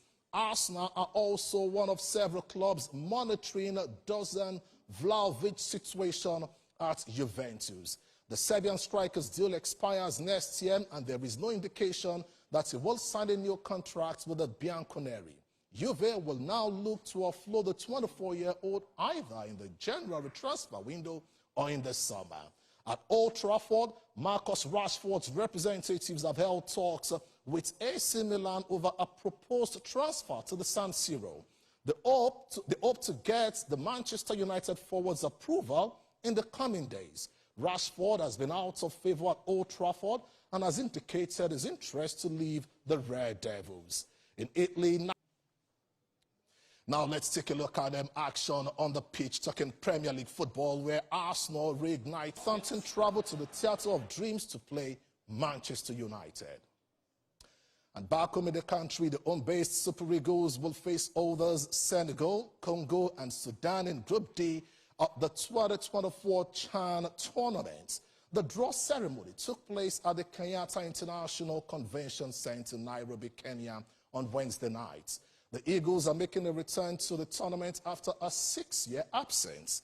Kenya, Morocco, Democratic Republic of Congo, and Zambia are in Group A.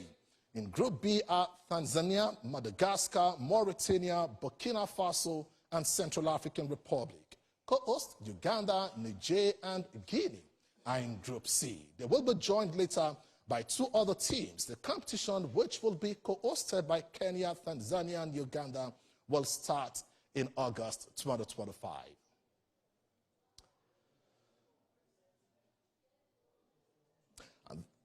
And that's the size of our sports package. It's back to Precious as you continue the rest of the news at 1. All right, thank you, Mian. Let's now turn our attention to the foreign scene, where the outgoing U.S. President Joe Biden is warning of the dangers of an oligarchy gaining power as he delivered his farewell address and brought decades-long career in politics to an end.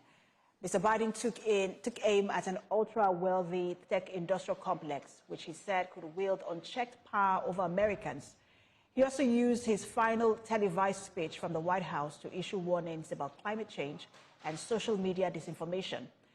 Speaking from the Oval Office, where his family had gathered to watch, he touted his single-term administration's record, referencing job creation, infrastructure spending, healthcare, leading the country out of the pandemic, and making the U.S. a safer country. President Biden wished Donald Trump's incoming administration success, but then he issued a series of pointed warnings with the president, stating so much is at stake right now. Pioneers and explorers, of dreamers and doers, of ancestors native to this land, of ancestors who came by force. The nation of immigrants came to build a better life. A nation holding the torch of the most powerful idea ever in the history of the world, that all of us are created equal, that all of us deserve to be treated with dignity, justice, and fairness, that democracy must defend and be defined and be imposed, moved in every. That's TVC News this hour. For more updates on the stories we're monitoring, you can visit our website, www.tvcnews.tv. You can also follow us on our social media handles. We're on Facebook, Instagram, and on X at TVC News NG. On YouTube, we're live at TVC News Nigeria.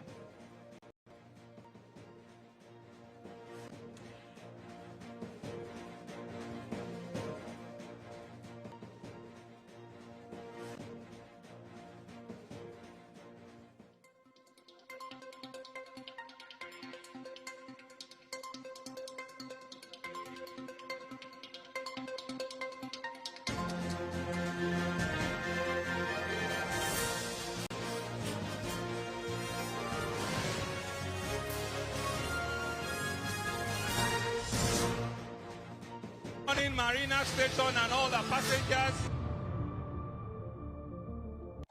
The energy is good. We can build a new friendship. Chess with Fabulous here.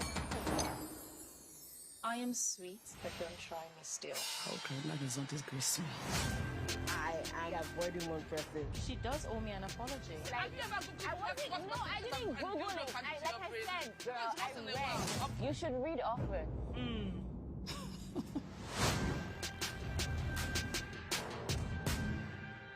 The following is a paid presentation by ShopX TV. At ShopX TV, our customers are the heart of everything we do. As a special thank you for your continued support, we are offering our customers 10% off on selected products from now till November 15th. That's right, shop now and save big on some of your favorite items while stock lasts. Don't miss out on this opportunity to grab amazing products at unbelievable prices. First is our amazing 4-in-1 CookX blender. It's a food processor, a grinder, a blender, and a juicer all in one. The CookX 4-in-1 blender comes with 3 versatile cup sizes, each crafted to handle special tasks perfectly. Imagine effortlessly whipping up smoothies that are truly smooth, pounded yam and soups that are flawlessly pounded and blended. You would normally pay 189,950 Naira for the CookX 4-in-1 blender. But call the number on your screen right now or scan the QR code and get it for just 170,995 Naira. Incredible! And that's not all. You can get the CookX 4-in-1 blender in 2 easy payments of 85,498 Naira. That's right, pay twice to get this amazing cooking solution. And we are not done yet. ShopX TV is proud to introduce the ShopX Ultimate Crunch Exercise Machine. The 6-in-1 machine is designed to take your fitness to the next level. No need to worry about expensive gym fees. You can now work out from the comfort of your home and achieve results. With Ultimate Crunch cutting-edge technology, you can transform your body. Its enhanced features deliver a full body workout that's efficient, effective, and enjoyable. The secret is its advanced design that combines multiple exercise models into one unit. The versatile machine features adjustable resistance levels, an ergonomic design, and a built-in digital tracking system that displays speed, time, distance, and calories burned. From sculpting your abs to toning your legs, upper body, and strengthening your core, you would normally pay up to 449,950 naira for the ShopX Ultimate Crunch. But for a limited time only, call the number on your screen now or scan the QR code and get the ShopX Ultimate Crunch at 404,955 naira. Incredible! And that's not all. You can get the ShopX Ultimate Total Crunch in 2 easy payments of 202,478 naira. That's right, pay twice to get this amazing fitness solution. But hurry, limited stocks available. So call the number on your screen now or scan the QR code or visit our website to place your order while stock lasts. The proceeding was a paid presentation brought to you by ShopX TV. At TVC News, wherever the big news story is happening, we're geared up to break it. TVC News, first with breaking news.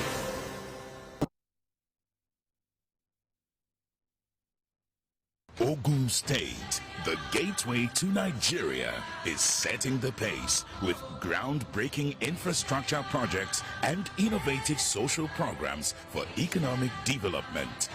Join us every week for Gateway Diary, where we spotlight the incredible initiatives and achievements of Ogun State government under the leadership of Governor Dapo Abiodun. Discover how Prince Dapo Abiodun and his team are empowering communities, fostering economic growth, and enhancing the quality of life for the good people of Ogun State. With exclusive interviews, behind-the-scenes access, and real-time stories from the people, Gateway Diary offers authentic and inspiring insight into the progress and prosperity of Ogun State. Gateway Diary, showing. Wherever you see destruction, it's because God is absent. There is no destruction in God. So who started killing from Genesis? Satan. Jesus exposed him. The thief cometh not, but for to steal, to kill, and to destroy. But I am come that you may have life and have it how much? More abundant. I prophesy as your amen is coming like thunder. Whatever is yours, receive it now.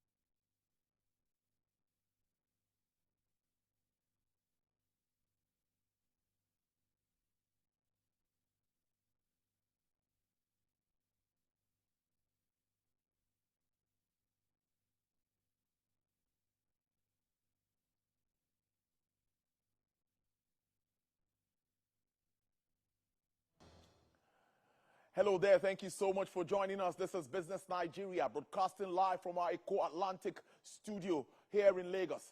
These are the top stories we are tracking for you at this time. Federal government set to address food export irregularities and others. Afri-Exim Bank to support African Airlines with 25 aircrafts as stocks rise with U.S. rate cuts back in view, yearn at 1-month high. Well, on our show today, the first segment will stay with the just-released National Bureau of Statistics report, which reveals that Nigeria's inflation rate rose for the 4th straight month, hitting a near 30-year high of 34.8% in December 2024. And on the flip side of our show, we'll focus on developments and projections for the global and domestic markets. Well, let's start with some stories making headlines around the world of business before we get talking this afternoon. First, we'll start with the story with Afri-Exim Bank saying it will support African airlines with 25 aircraft via a leasing subsidiary to promote competitiveness. Director of Project and Assets-Based Finance of Afri-Exim, Mrs. Ellen Brume, disclosed this at the close of the Airline Economic Growth Frontiers Global in Dublin, Ireland. The 4-day conference brought together aviation professionals from around the world and focused on current developments and hot topics in the airline industries. According to the director, the aircraft will be delivered soon and will address the need for robust aviation infrastructure and enhance competitiveness among African airlines. On his part, Nigeria's Minister of Aviation and Aerospace Development, Mr. Festus Keyamo, he underscored the critical need for partnership that would enhance access to aircraft financing for Nigerian operators, facilitate growth, and improve service delivery. Well, before we get to our first discussion today, let's take a look at the inflation trend now from the month of August till December 2024. From August 2024, inflation rate was 32.15%, down 1.23% for the month of August. That's down from July. We had 33.4% in July. That was the first month there was a bit of decline in inflation rate in Nigeria for the year 2024. Moving forward, after the month of August, September inflation rate went up, and this is due to petrol price increases. If you remember, that deregulation took full effect at that month, and that was when government implemented the deregulation process, NNPCL deregulation. The subsidy payment was stopped by government, and fuel was sold at a deregulated price, where marketers now had to source for products, get products, and of course sell to Nigerians at a deregulated rate. Food inflation for the month of September stood at 37.77% year on year. Also, there's been a regular increase with regards to food inflation in recent times. We've seen this constantly, and many have ascribed it to insecurity and some other issues, seedlings by farmers, fertilizer issues, that government 8%, increase in transportation and higher food prices. That's what we saw at that time. Year on year, 39.16%. Food inflation, again, it went up. That was what we saw for the month of October 2024. Moving forward to November 2024, we had 34.60%. That was the figure we had. And for October, to say there is likely to be a decline as we move on in, that's in 2025, looking at if government would, of course, implement some cushioning measures for the fallout of the policies of government. And many also talked about the central bank holding up rates at this very time. The MPC meeting has been shifted till February, and many saying what is cooking. Is the central bank going to leave this rate unchanged? We'll be looking at all of this, and I have Professor Godwin Oyedokun, who is a professor of accounting and financial development at Leeds University in Ibadan, Oyo State. Prof, it's good to see you and to have this conversation with you. How are you today? Good to see you too. In the midst of this inflationary trend that we have in Nigeria, you are also looking good despite the inflation. How are you doing? Well, fine, thank you. Well, what do we do? Let's start with the December figures. I know you've seen that figure for December, and what would you say? 34.8%. What do you make of this figure? Let me get your overview of Nigeria's inflation trend from 2024 till now. Let's say from August, just like I just analyzed. Yes, Tolu, thank you for inviting me once again. And I want to say good afternoon to our listeners and viewers. Well, to a layman, this issue of inflation you are talking about, they just understand that there's something called inflation. And how will that impact them? What is its nature? And again, what should government do? In this discussion, I should be able to quickly touch on that. But permit me to start by saying that when we have a kind of sustained increase in the general price level, especially for goods and services, within an economic of nature, Nigeria, then we can say we have inflation.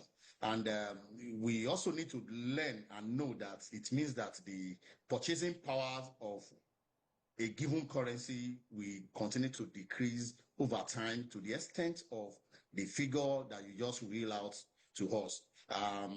This purchasing power is what concerns my mom and my dad and people on the street. How are they able to cope within this? So the figure you just gave us now is still the most ridiculous one within the last 30 years, as you have said. And I don't understand our nature in Nigeria to the extent that when things go up, it's difficult for it to come down again. You will recall when President Tinubu presented his appropriation last December, he also emphatically stated that inflation will go down to a kind of 15%. But if you look at what we just have now, you will see that about how many percentage do we have on what we have in that of November. That's about 12% higher. And this will definitely affect the development, and development can only come when we have sustained growth. Basically, we really do not need to tell people in the corridor of power what causes inflation. Of course, if you look at 5 points that I may want to quickly put out, you will see that one of it is really driving what is going on now. The aspect of demand pull inflation, which may generally occur when the aggregate demand is outperform the available goods and services. That may not be the problem we have now. But follow me with this. The other one is cost push inflation, where the cost of production of businesses increases, and then it will increase the prices of that particular product. When we say this is the problem we have in Nigeria, but when you look at the other variable, just like we can call it money supply growth, that is when you have excessive increase in the money supply. We also know that it can cause inflation, but is that the problem we have in Nigeria, money supply? You were trying to buttress it by saying because of December festive period and the fact that people actually went out to buy much. But can you for certain say that even Nigerians were able to buy things during this December that we just passed, except for those that are in the high income earning bracket? So another point that we can also talk about is supply shock. That is when you have a kind of unexpected event like natural disaster, war, which is not our case. Though we can also relate the increase in inflationary rates over time to COVID. We are getting out of it and is there. But the last point I also want to quickly explain is expectation. When people have expectation that prices of goods and services will increase, they now want to quickly get it. But far from it. So we can now go back to in other indices in the economy. When the cost of material input into a particular product, especially goods, foods and the likes, is increasing, definitely the people will not be able to cope with that within that period of time, and inflation is inevitable. But this period, what will happen is that citizens will have what we call reduced purchasing power. They will not be able to afford all this, and it's a problem that government needs to be serious about. You also mentioned the other time that we don't know what will happen when the CBN will hold its MPR meeting.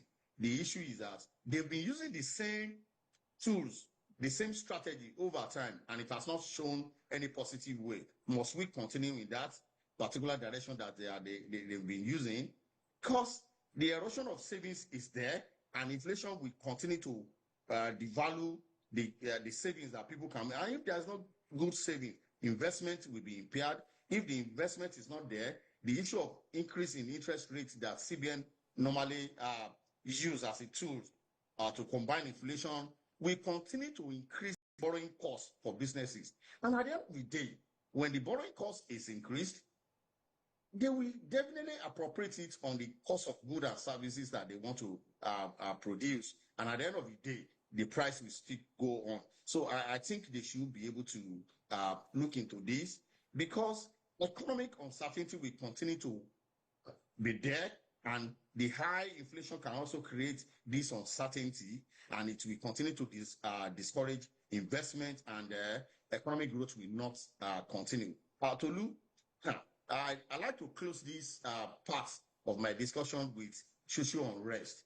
When people are no longer able to enjoy social amenity, infrastructure is not there, the little money they have will no longer be able to afford them to get basic need.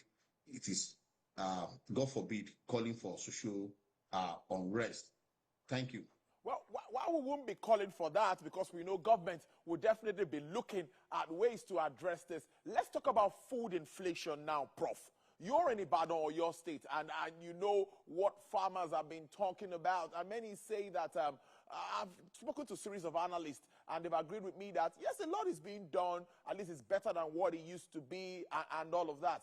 What more do you think now, practically, that government can do to help reduce food inflation? You understand that saying that once hunger is taken out of any man's challenge, then the rest could be sorted. So if everyone gets food to eat, so practically, what do you think can be done to arrest food security? Good.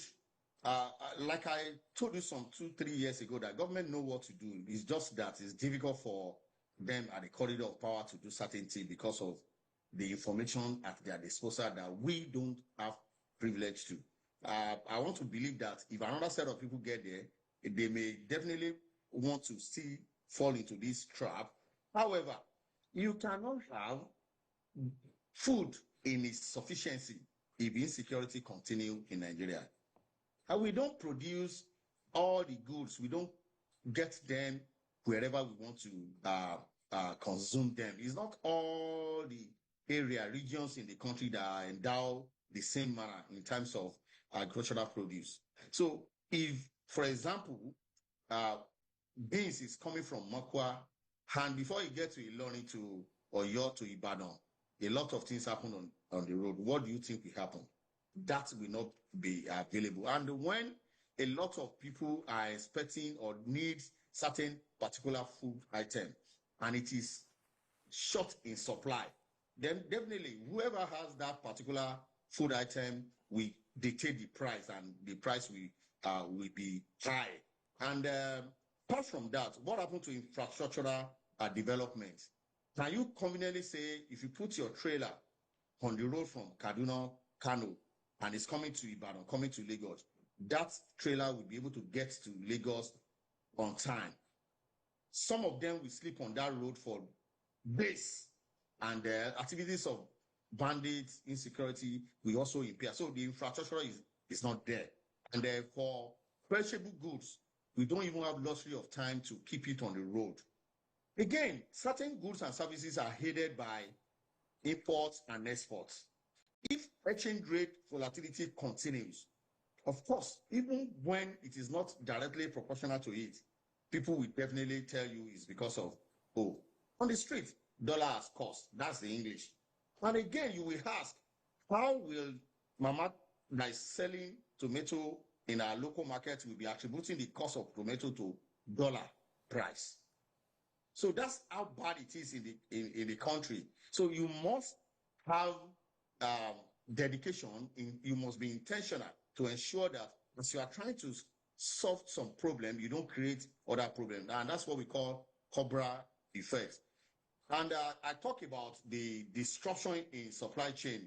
Not only that, we have certain food items that we don't actually even get in Nigeria that we supply from other countries. You recall what is going on in Ukraine and Russia.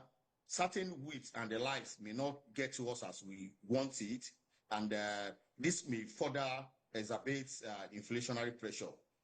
Again, and on the last note on this point that you asked me, I'll fall back to the issue of monetary policy.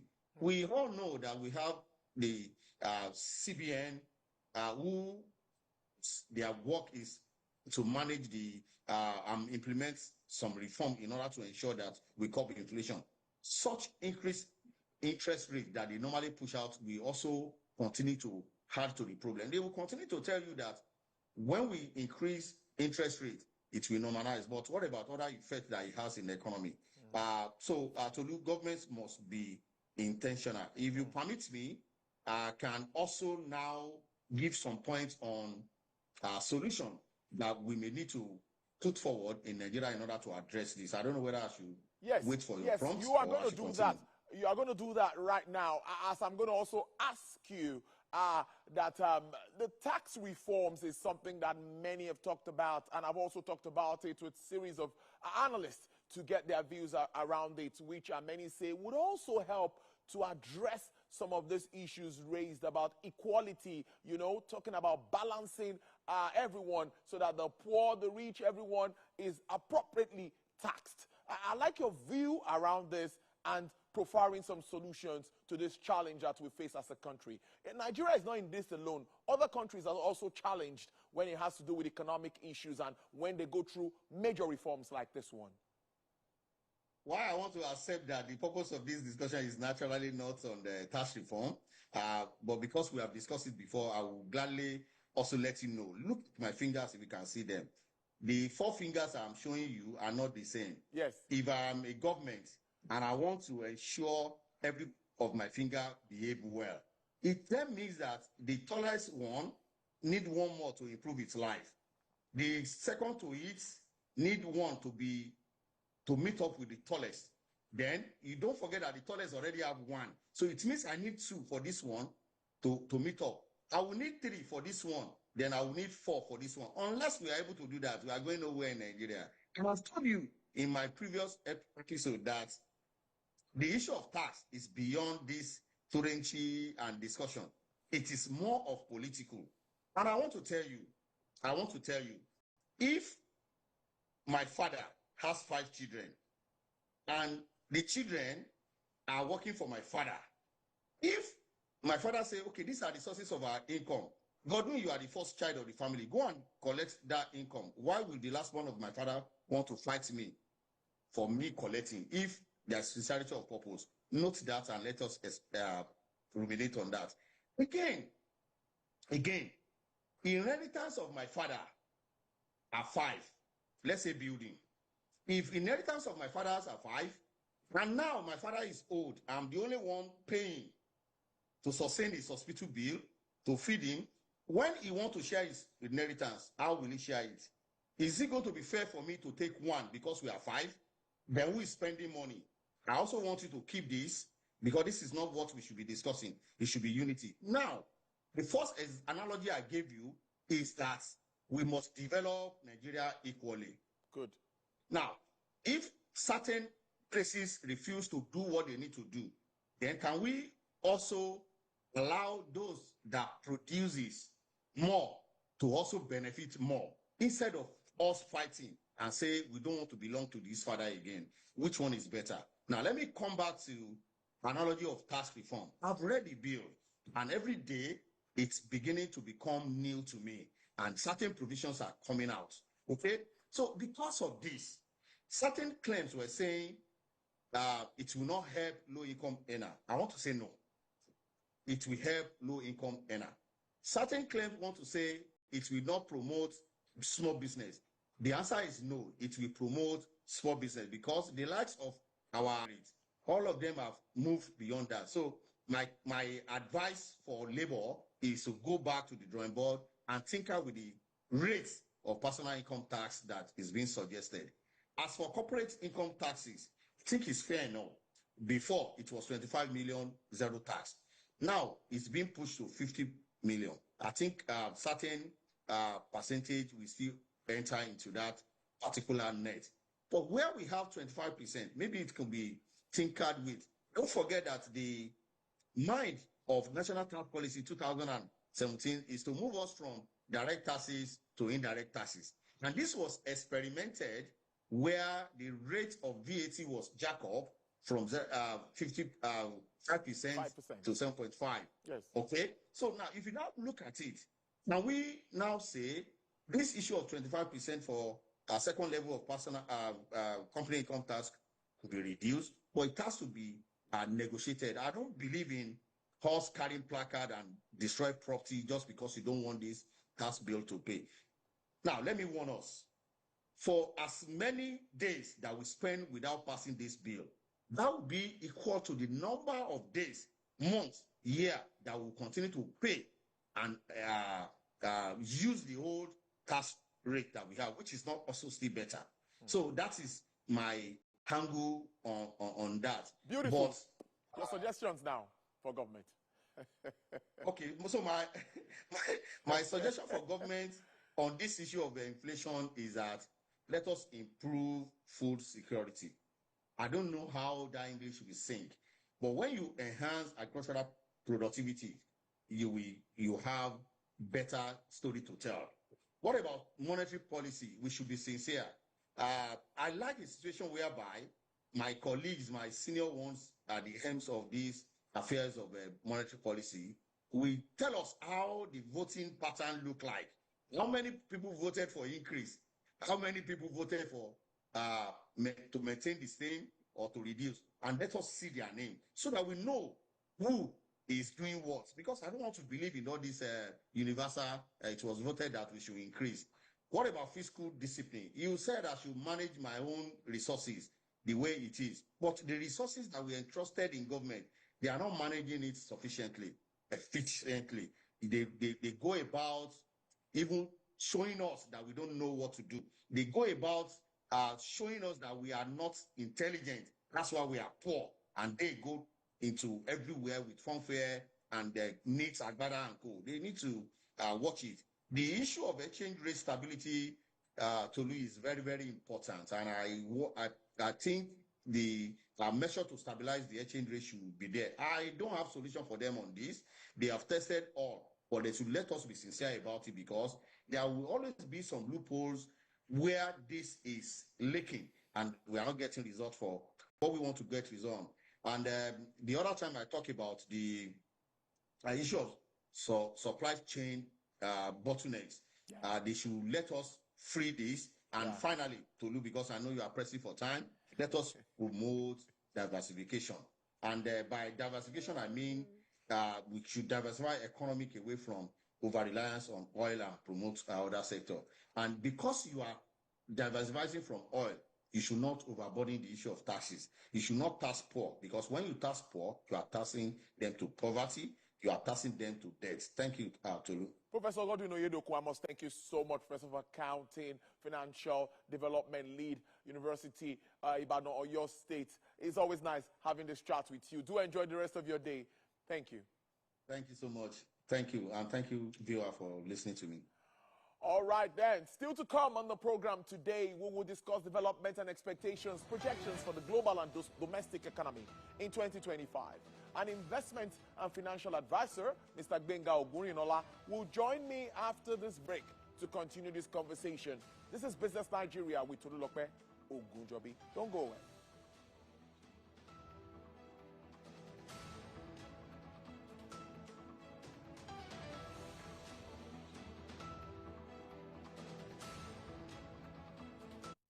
I'm Miriam Lunge. I'm a passionate environment advocate and a published author.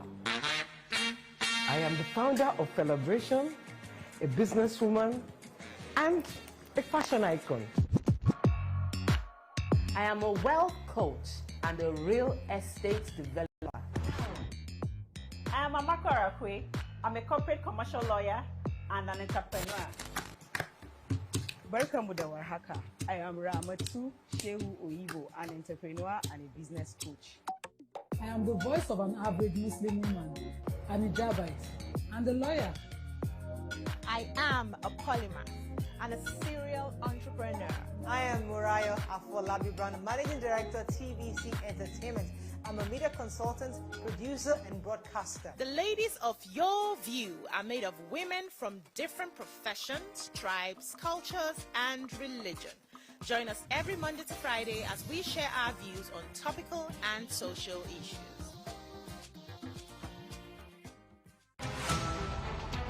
Every major news story is with Benic Perspective.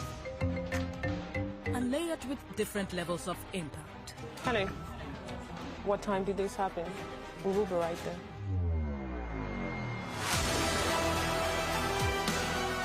At TVC News, we follow the big and major news, gathering the facts, witnessing the outcome. I am here live at the aftermath of the approval of the new national minimum wage. We are TV station of the year, not just for breaking news, but for being first, fair and accurate. TVC News, first with breaking news. Good morning, Marina Station and all the passengers. Efficient, it's comfortable. This development will go a long way in reducing congestion and emission. The trains are long-term solution to Lagos traffic challenges. This is where we take the final, decisions on policies, programs of government. I will have to ensure that, the narration of Lagos as a PLC is taken very, very seriously. This is a major pedestrian bridge linking Oyinbo here to Apapa Road over there. With this overpass, we are providing what we call permanent solutions.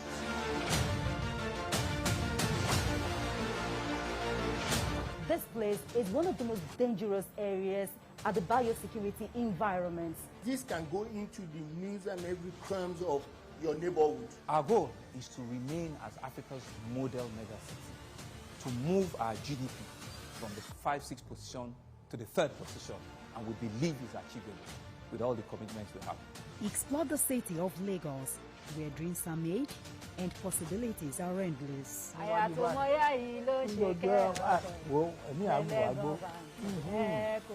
I'm Adedoja Salam Adeniyi. I live in Lagos, inside Lagos.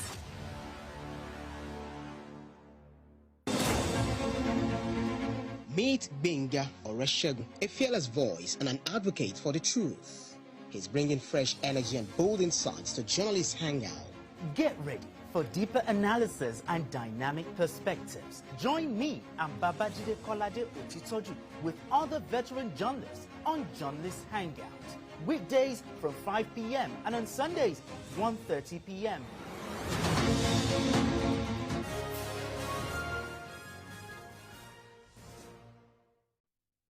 We're glad to have you back. You're still watching Business Nigeria. Global economic growth is projected to remain at 2.8% in 2025, unchanged from 2024. That's according to the United Nations flagship report, World Economic Situation and Prospects 2025. While the global economy has demonstrated resilience, withstanding a series of mutually reinforcing shocks, growth remains below the pre-pandemic average of 3.2%, constrained by weak investment, sluggish productive growth, and high debt levels. The report notes that the lower inflation and ongoing monetary easing in many economies could provide a modest boost to global economic activities in 2025. Let's cross to the United Kingdom and talk to Mr. Benga Ogurinola. He is an investment and financial advisor. Mr. Ogurinola, Happy New Year to you, and it's good to see you 2025. Thank you, Tolu. It's good to be here again. Happy New Year to you also.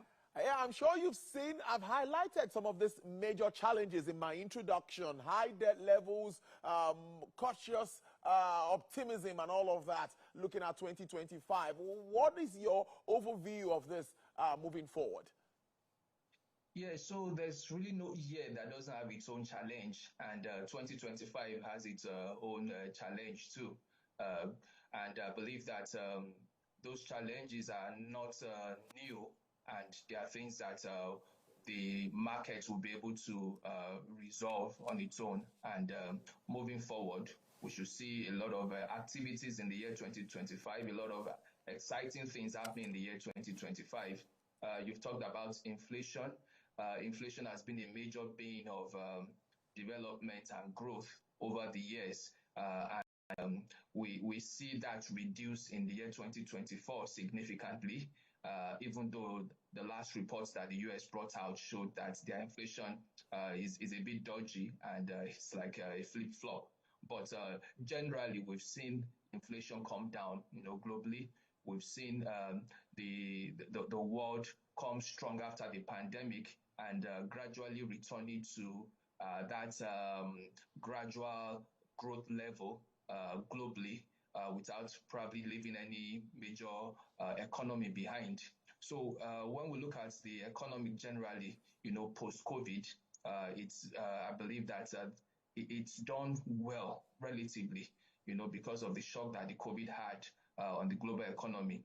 So going forward in 2025, like I said, there's no year that doesn't have its own challenge, and 2025 will have its own, particularly with the United States having a new man at the helms of affairs. It's going to actually tinker the global economy, in a way. There will be some reactions and counter reactions, which would also bring about a lot of alignment and realignments, and the world would just get ready for a very exciting 2025. Exciting in the sense that, it could go any way, but really looking at it, I believe that the shocks that we've had over the years are probably over, and what we should be expecting is to see some level of growth and development all around.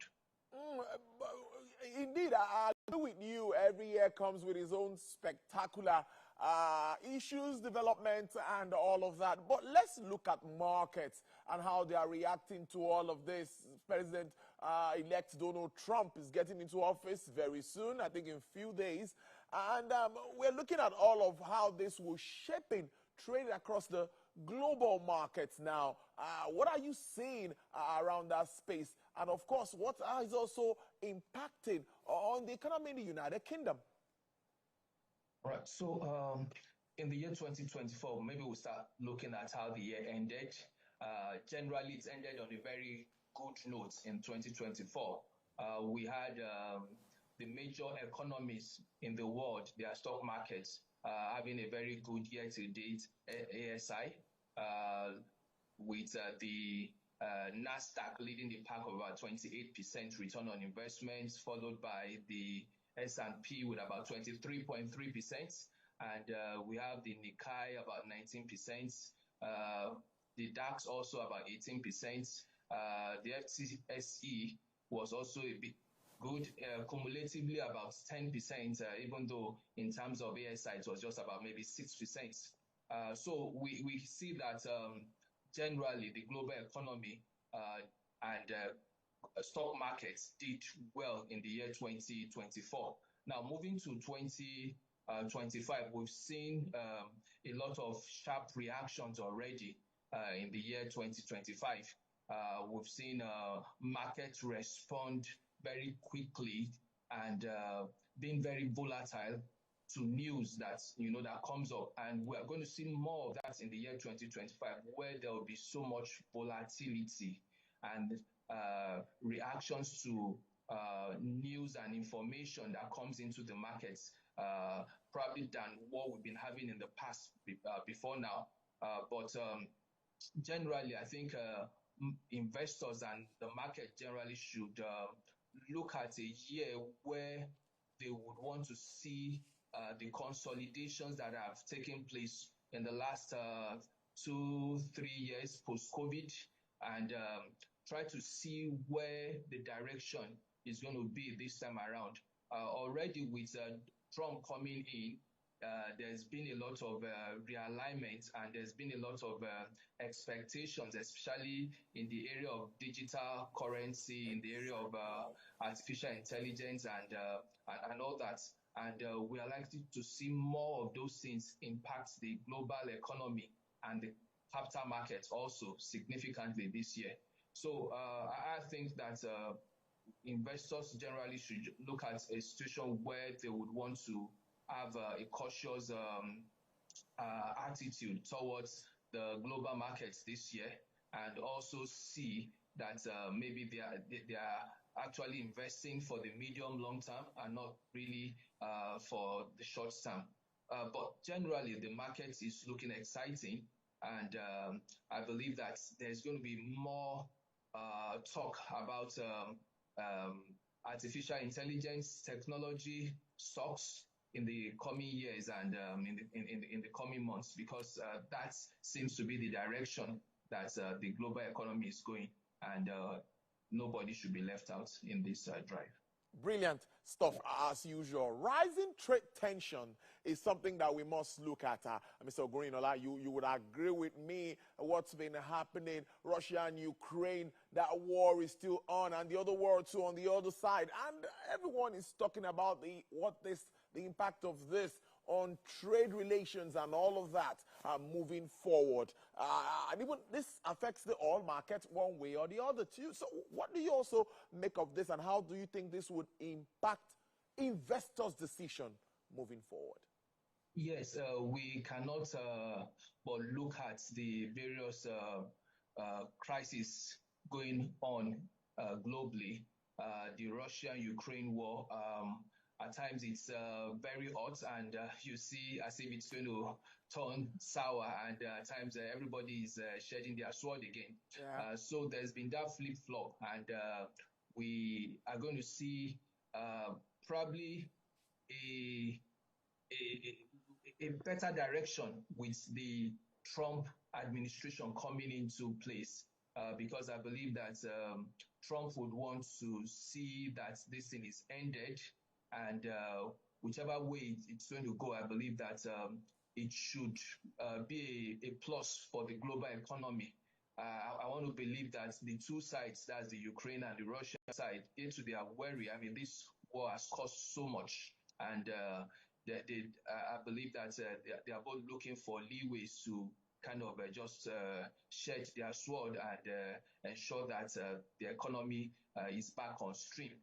The two sides have been hit badly, and I believe that the economy are not in good position currently. So if Trump comes in and is able to weigh on the two parties, we should see that escalation diffuse, and we'll see growth. Now, that is going to invariably help the European economy in particular, and the global economy generally. Stability in the Middle East too is something that is expected with Trump coming into the helms of affairs, and with all his talk about wanting to de-escalate the war. We believe that would also help in bringing about peace and stability in that region. Now, with the stability in the Middle East, stability in Europe, I believe that we should see a more robust economy generally, and probably the price of oil too being stable, though maybe low in some cases, because I mean, where there is no escalation, we don't really see so much volatility in the price of oil. But we generally, I mean, when there's peace globally, I believe that the economy will thrive better in all areas.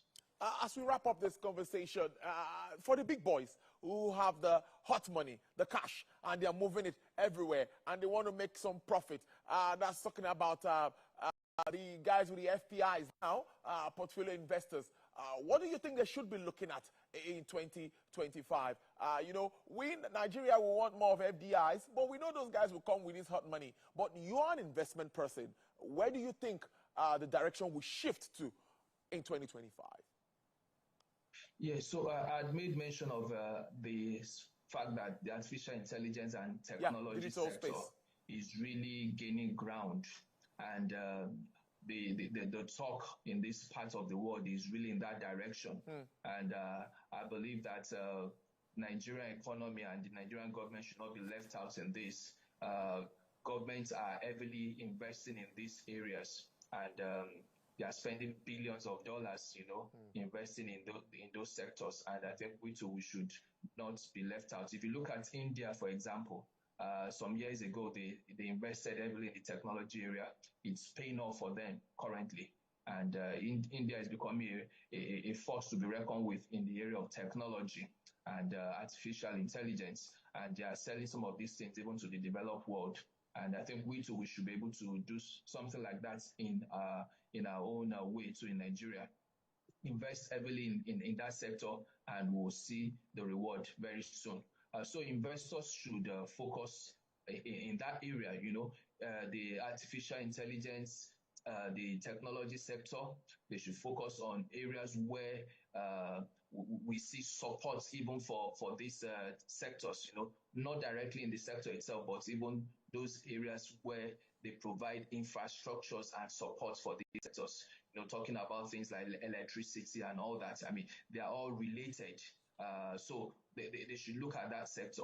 But the crypto sector, the digital currencies is also another area that might likely see a lot of boost this year because the current president coming in, or rather the incoming president of the United States, is likely to toe that line of really giving so much push to it. And so we might see that also coming up. So digital currency too is one area that investors should be looking at very closely this year.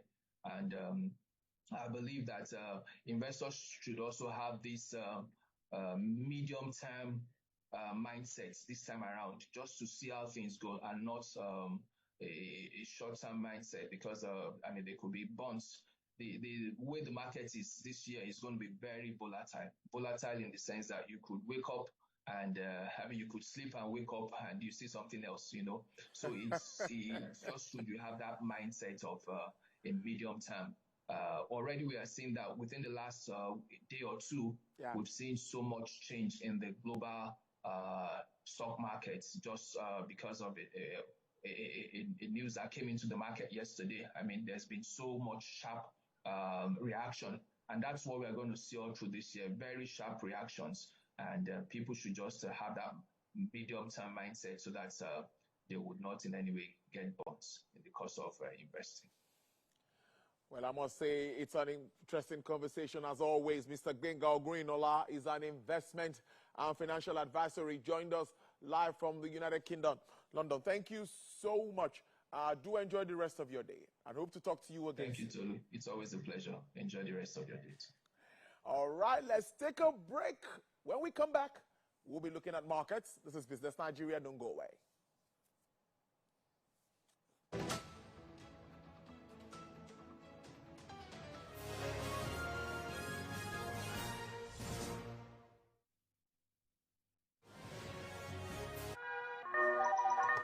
Hello, TVC Communications. How can I help? What makes TVC the right choice for my business? Excellent question, sir. Let me share some exciting facts with you. Start your day on TVC Entertainment with Wake Up Nigeria, a family and lifestyle show. Your view empowers women globally. It's your view, let it count. Entertainment Splash delivers the hottest celebrity trends. On TVC News, we keep you informed with breaking news and in-depth analysis of events shaping the world. I will continue to speak the truth. TVC News at 7 and TVC News at 10 p.m. delivers the most important stories of the day. Max FM, your hit music radio station, captivates listeners daily across Lagos and Abuja, making every commute more enjoyable. Adaba 88.9 FM is not left out, as it is the voice of Southwest. And on TVC Digital, we reach to million viewers daily. All together, pulls in over 17 million viewers daily. Contact us on 0707-272-8338 or marketing at tvccommunications.tv. Partner TVC Communications today. Let's grow together.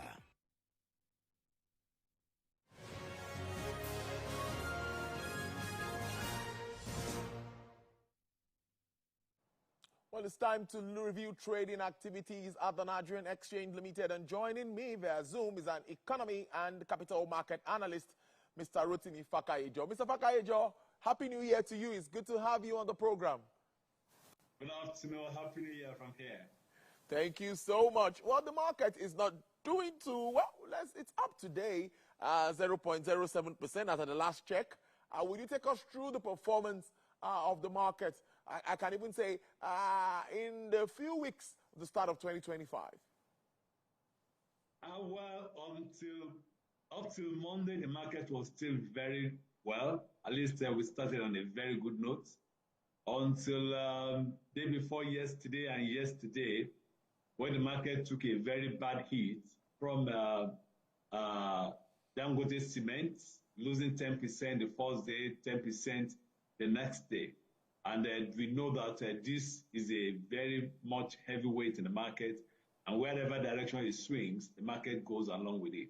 So is not what we're seeing is not market spread. It's just peculiar to Dangote Cement that brought on the market yesterday, and also Transcorp Power. So we see a revival in Dangote Cement today, and the market inched up a little, and we expect that the stability has come, and definitely now we'll see a turnaround for the entire market. But I believe that is the lowest we see Dangote Cement go, and the only direction now that is possible, because that also where it got to yesterday was its 52-week high. I mean 52-week low. So that is a turnaround point for it, and I will believe that going forward. But for today, the market breadth was very positive, and we expect that it's going to close the same way tomorrow as the week ends for the trading. Before I let you go, let's look at this aspect of local or domestic players in the market other than foreign players taking charge of Nigeria's capital market. That was a trend. We've seen that trend last year, I think year before. Do you think that will continue, considering all of these challenges that we even have with some particular companies at this time? Between you and I think dominance of local investors has really been very, very healthy for the market in the last 5 years, say just before COVID. And I think the market has had it very well, sustainable growth over the years. So you think that will be sustained, right? All right, then. I think connection with Mr. Fakayejo there, we lost that. Well, let's move on and take you outside our shores. Asian shares tracked Wall Street higher today, and the dollar was soft as easing core U.S. inflation kept rates caught Federal Reserves on the table, while the yuan rose to a one-month high on hike bets. On Wall Street, all the major tree indexes registered their biggest daily percentage gains since November 6, the day after the U.S. presidential election, buoyed by strong earnings from J.P. Morgan, BlackRock, and Goldman Sachs. MSCI's broadest index of Asian Pacific shares outside of Japan rose 1.4%. Chinese blue chip stocks rose 0.67%, while Hong Kong Hang Seng Index soared 1.5%. Tech-heavy Taiwanese stocks rose 2% as investors await earnings from AI chip makers. Taiwan Semiconductor Manufacturing Co., Asia's most valuable company. South Korea's central bank unexpectedly left its policy interest rates unchanged at 3%. Now it signaled the need to wait for the domestic political turmoil weighing on the currency to stabilize before it can make further cuts. Bank of Korea's Governor Ri Chang-yong says the rate decision reflected a need to support the won, which has been weakening due to political reasons, as it hit a 15-year low versus the dollar in recent weeks. The crash of Jeju Air Flight 7C-2216, which killed 179 people in the country's deadliest air disaster, has also weighed on the economy. The won slide is a major concern for policymakers. In the last quarter of 2024, the currency weakened 10.6% against the dollar, the biggest drop since 2008. Now, wrapping up now, crude oil prices gained for a second session today, supported by worries over supply amidst U.S. sanctions on Russia, a larger than forecast for U.S. crude oil stocks, and an improved global demand outlook. U.S. West Texas Intermediate crude rose to $80.24 with an upward review of 0.25%. Brent also experienced an uptick of 0.20% to sell for $82.19 per barrel. Bonny Light sells for $78.62 with a decline of 2.84%. And for the OPEC basket, dealers offer $81.72 per barrel with an upsurge of 4.85%. Well, that's our package today. Thank you so much for being a part of it. I'll see you tomorrow, same time, and we talk more business. Stay safe, get busy, and let's make the cash. Take care. Happy New Year, everyone! May this new year bring you joy. Here's to a fresh start, everyone. May this year bring you love, laughter, and happiness. Happy New Year! Wishing you a year of growth and success. Happy New Year! A new year, a new start, way to go. Just as sports is exciting to fans, may the new year excite you all. Wishing you a memorable and joyful new year. Happy New Year. Happy New Year. Yes, wishing you a year of growth and success. Happy New Year. Happy New Year. Happy New Year. Happy New Year. Here's wishing you a profitable new year. Cheers to an open fresh year 2025. Happy New Year once again. I wish you.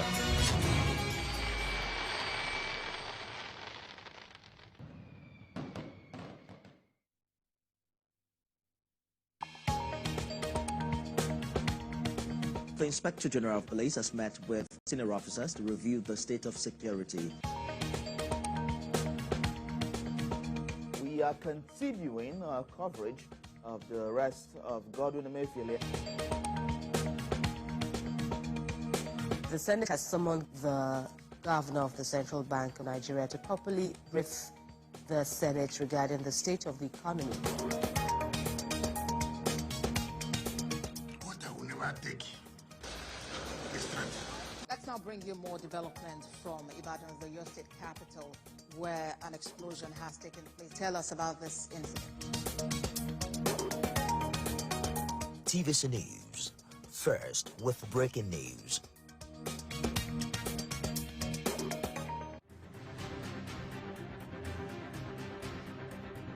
Welcome to the transformative journey of Gombe State. Like a beautiful bride in the savannah, Gombe State is steadily growing to become a commercial and investment hub with accelerated development of world-class infrastructure, quality education, and healthcare. The jewel in the savannah, under the visionary leadership of Governor Inuwa Yahaya, is taking giant strides in the quest to making Gombe State a paradise in Nigeria's northeast region. Join us on this adventure every Thursday by 3:30 p.m. as we explore Gombe's transformative journey to greatness. Akwa is my fatherland. God bless Akwa. We will invite all Akwa Ibomites to arise to the faith of greatness with our Rise agenda. The sun is rising, the land is peaceful, it's so amazing that I can see. I want you to know, yeah. I am the future, yeah.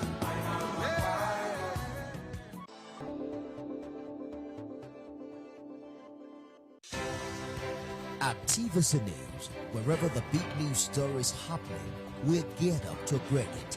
TVC News, first with breaking news.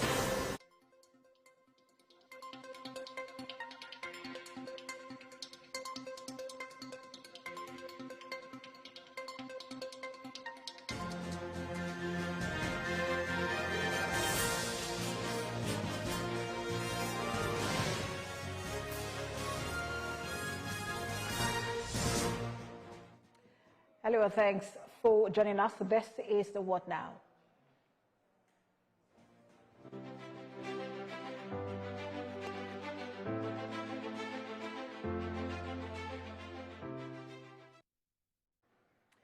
Israel and Hamas have agreed on a ceasefire deal, which will take effect on Sunday, the 19th of January. And that's just a day before the U.S. President-elect Donald Trump takes office. Latest information from Tel Aviv says the Israeli cabinet, but several opinions are raising around the agreement, which analysts say could face some hitches due to divided interest. We have a report. The Hamas-run Civil Defense Agency says at least 71 persons have been killed in airstrikes in Gaza amid negotiations on a mutually acceptable ceasefire deal. The killed reportedly include more than 19 children and 24 women. The Israeli military has not yet commented. An Israeli cabinet meeting to approve the ceasefire agreement is being delayed by an allegation made by the Israeli Prime Minister Benjamin Netanyahu, who says Hamas is seeking last-minute concessions. A Hamas spokesperson has rejected Mr. Netanyahu's suggestion, claiming the group remains committed to the deal. Full details of the deal have not been released, but it includes a ceasefire in Gaza, the phased withdrawal of Israeli forces, and the release of hostages held in Gaza. In exchange, Israel released hundreds of Palestinian prisoners. And during phase one, the Palestinians can also return to their neighborhoods. You know, during the next 6 weeks, Israel will negotiate the necessary arrangements to get phase two, which is a permanent end of the war. Let me say it again, a permanent end of the war. Israel chiefly wants hostages held by Hamas released, while Hamas also wants persons held hostage on its side released, especially two former Hamas military commanders in the West Bank who are in Israeli prison. But the release are to be in phases. Israel is also to pull out its troops from the Philadelphia corridor within 42 days of the ceasefire deal. If all terms of the deal are approved by the Israeli parliament, the execution will begin.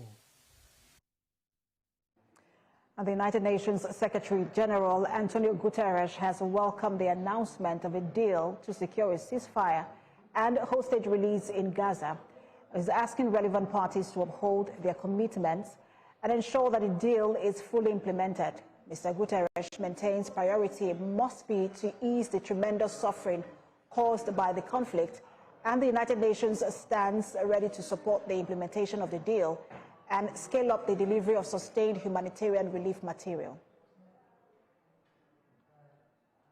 I welcome the announcement of a deal to secure a ceasefire and hostage release in Gaza. I commend the mediators, Egypt, Qatar and the United States of America, for their dedicated efforts in brokering this deal. Their unwavering commitment to finding a diplomatic solution has been critical in achieving this breakthrough. I call on all relevant parties to uphold their commitments and ensure that this deal is fully implemented. From the outset of the violence, I've called for an immediate ceasefire and the immediate and unconditional release of all hostages. And from on this ceasefire of high international interest, I am now being joined by an international law expert, Livingstone Weche, who joins me from Nigeria's Federal Capital Territory, Abuja. Good to have you join us. Thank you, and good afternoon. Good afternoon. We understand that this ceasefire will begin on Sunday, or is set to begin on Sunday. But I wanted to ask, because we know that fighting is still ongoing, could anything go wrong just before Sunday? Yeah, well, you know, you're dealing with a very, what you can best describe as a hydra-headed situation that has generated so much controversy, and there is a very deep-seated trust issue. There is a deep-seated trust deficit between the warring parties, and this, by implication, may hamper the ceasefire process, because as long as that trust factor has not been properly developed, it becomes worrisome whether the planned ceasefire will achieve ultimate success. Because this war already has a history. Remember that the last ceasefire was sometimes in November of 2023, where Hamas released about 105 hostages, and Israel released about 240-something number of hostages, and that lasted for about a week. And ever since, negotiation has continued. Mediators have done all their bits, but in this particular case, we are hoping, in the interest of humanitarianism, that this particular development should be successful, because lives have been lost in too many numbers, incalculable losses. There is no reason under the heavens why human beings should not sit back and think as human beings, because properties are being destroyed, humans have been lost in a manner that has become incalculable. So the point here is that the international community or development partners and interested stakeholders around the world should put out their trust on the table and ensure that they are not midwifing this process with a sense of bias, but they must do so given Israel and Hamas the complete assurance that whatever interest there be, that those interests will be properly addressed. There must be no room for doubts, because if there is doubt, remember, Israel is the only Jewish state on earth, and they will do everything, in their powers to protect that territory. There are government officials who have vowed to resign. Before this time, some have resigned when Netanyahu planned to consider a ceasefire. And much as this ceasefire plan is on the table, we are hoping that the Israeli cabinet will vote affirmatively to pave way for this ceasefire. And that hold on, Livingston, if you can let me just come in here. You mentioned Israeli cabinet. We know that they are yet to even vote on that agreement. That's another issue, another sticking point in this conversation. But I wanted to stay on something you raised earlier, which I found very interesting, when you mentioned that this war has been on for a really long time, and we're not even talking about this particular war. The conflict between Israel and Hamas has been on for a really long time, and that this is just a ceasefire agreement, not a peace plan. And I just wanted to get your thought on that, why the focus is so much on getting a ceasefire, but not necessarily a peace plan. Well, a ceasefire, because the issue of humanitarian aid is of the essence here. There was a plan, a peace plan that proposed a two-state solution to the issue. But it now beggars whether Israel is even of that view any longer, because after the ceasefire and the possible evacuation of Israeli troops and Hamas troops shifting back from the Gaza Strip, who governs the territory? Because the war has a historical foundation, as well as being one of the world's most celebrated infamous conflicts. I use the word infamous because lives are being lost in countless magnitude.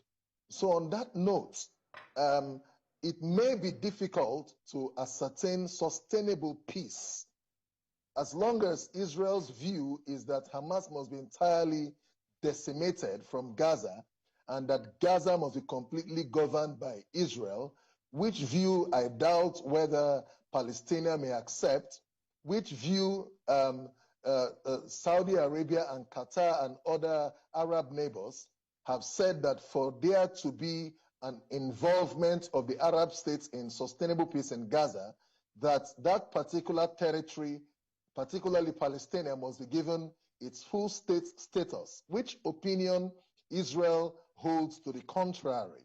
So these are issues that must be nipped, and proper negotiations must be put up to avoid this development just tilting the apple cart. Because if you fail to see the devil in all of these details, you may have a surprise relaunch of this same conflict while you're counting your 6 weeks plan for a ceasefire. It becomes a work in futility. So these matters should be deeply and critically considered while the ceasefire is being implemented, if at all it will be sustained, because there is still doubt. The Israeli territory, the Israeli government has its own stance, which is absolute decimation of Hamas. So if these issues are not addressed, then it may end up becoming a work in futility, because Israel's position has remained that Hamas must be out of the way, completely decimated. Palestine believes that they should remain and that the territory belongs to them, as well as consideration of their states' recognition of full state status, as it were. So it's a very difficult, a very tricky one as well. Very tricky one, and the international community is currently working on eggshells on this issue. There are far-right members of the Israeli cabinet who are, sort of not into this agreement. Hamas wants some prisoners to be released. That's the new detail we're getting. Just a lot, going on. But we'll see how this plays out. Always a pleasure to have you on. International Affairs Analyst Livingston Weche.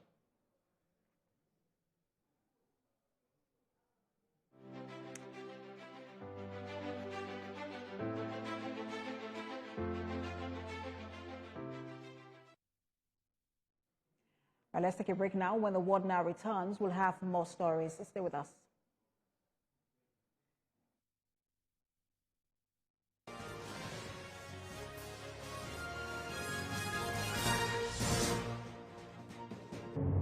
Doubt and fear doesn't occur at the canvas, it shows in the canvas.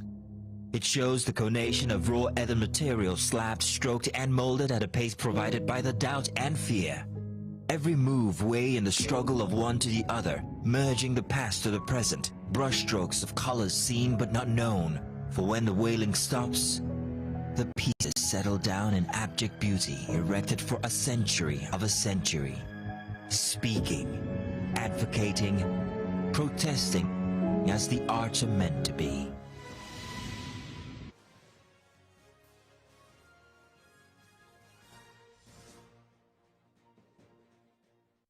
With us now to the U.S., where President Biden has given a farewell speech, bringing his decades-long career in politics to an end. In a farewell address, the outgoing president of the United States, Joe Biden, has warned of a dangerous oligarchy taking shape in America. He says it is an oligarchy which is of extreme wealth, power, and influence that really threatens the country's democracy, its basic rights and freedom. He was speaking during his farewell address in Washington, D.C. We have more in this package.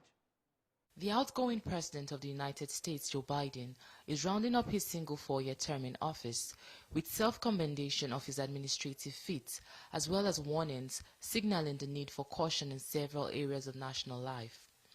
Making his televised farewell speech at his Oval Office in Washington, D.C., he presented his administration's achievement to include job creation, infrastructure development, healthcare, as well as leading the country out of the COVID-19 pandemic and making the U.S. a safer country. With optimism, President Biden said it will take time to feel the full impact of all done by his government, but the seeds are planted and they will grow and will bloom for decades to come. Today, an oligarchy is taking shape in America of extreme wealth, power, and influence that literally threatens our entire democracy, our basic rights and freedoms, and a fair shot for everyone to get ahead. We see the consequences all across America, and we've seen it before. More than a century ago, but the American people stood up to the robber barons back then and busted the trusts. They didn't punish the wealthy. They just made the wealthy play by the rules everybody else had to. Workers want rights to earn their fair share. You know, they were dealt into the deal, and it helped put us on a path to building the largest middle class, the most prosperous century any nation in the world has ever seen. And we've got to do that again. In the last 4 years, that is exactly what we've done. People should be able to make as much as they can, but play by the same rules, pay their fair share of taxes. So much is at stake. President Biden also issued warnings about climate change, saying, quote, "Powerful forces want to wield their unchecked influence to eliminate the steps we've taken to tackle the climate crisis to serve their own interests for power and profits," end quote. On information technology, Mr. Biden warned that Americans are being buried under an avalanche of misinformation and disinformation, enabling the abuse of power. So much is at stake.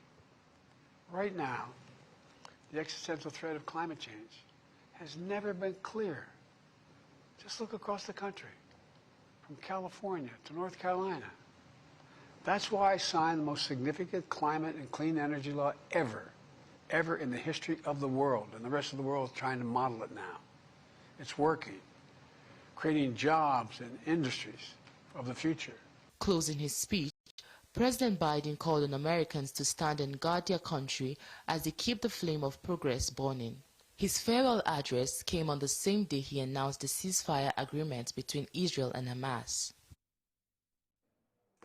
And for more on President Biden's farewell speech, Global Affairs analyst Boya Kyoko joins us from Texas in the United States. Good to have you join us. Hello, good afternoon, Lagos. Good afternoon. I wanted to start with, just asking you what you make of the speech, and with the understanding that this is not just his final speech as the president of the U.S., but also ending his decades-long career. Yes, I think President Biden had to come out to lay out all he has achieved in the last 4 years and kind of like drawing a curtain on his more than 50 years of public service. So it was something to just show that, okay, I promised I was going to do this and I was able to go this far. And I think that was a good speech coming from him. He mentioned the rise of an oligarchy in the U.S. and he talked about those in the tech industry. Is that the concern that Americans share when you see how the level of funding that has gone into Donald Trump's inauguration by those in the tech industry? The kind of influence that Elon Musk also has in his administration is also of concern to a lot of people. He's interfering in the politics of Canada, of the UK. Are Americans also worried about the rise of an oligarchy in the US?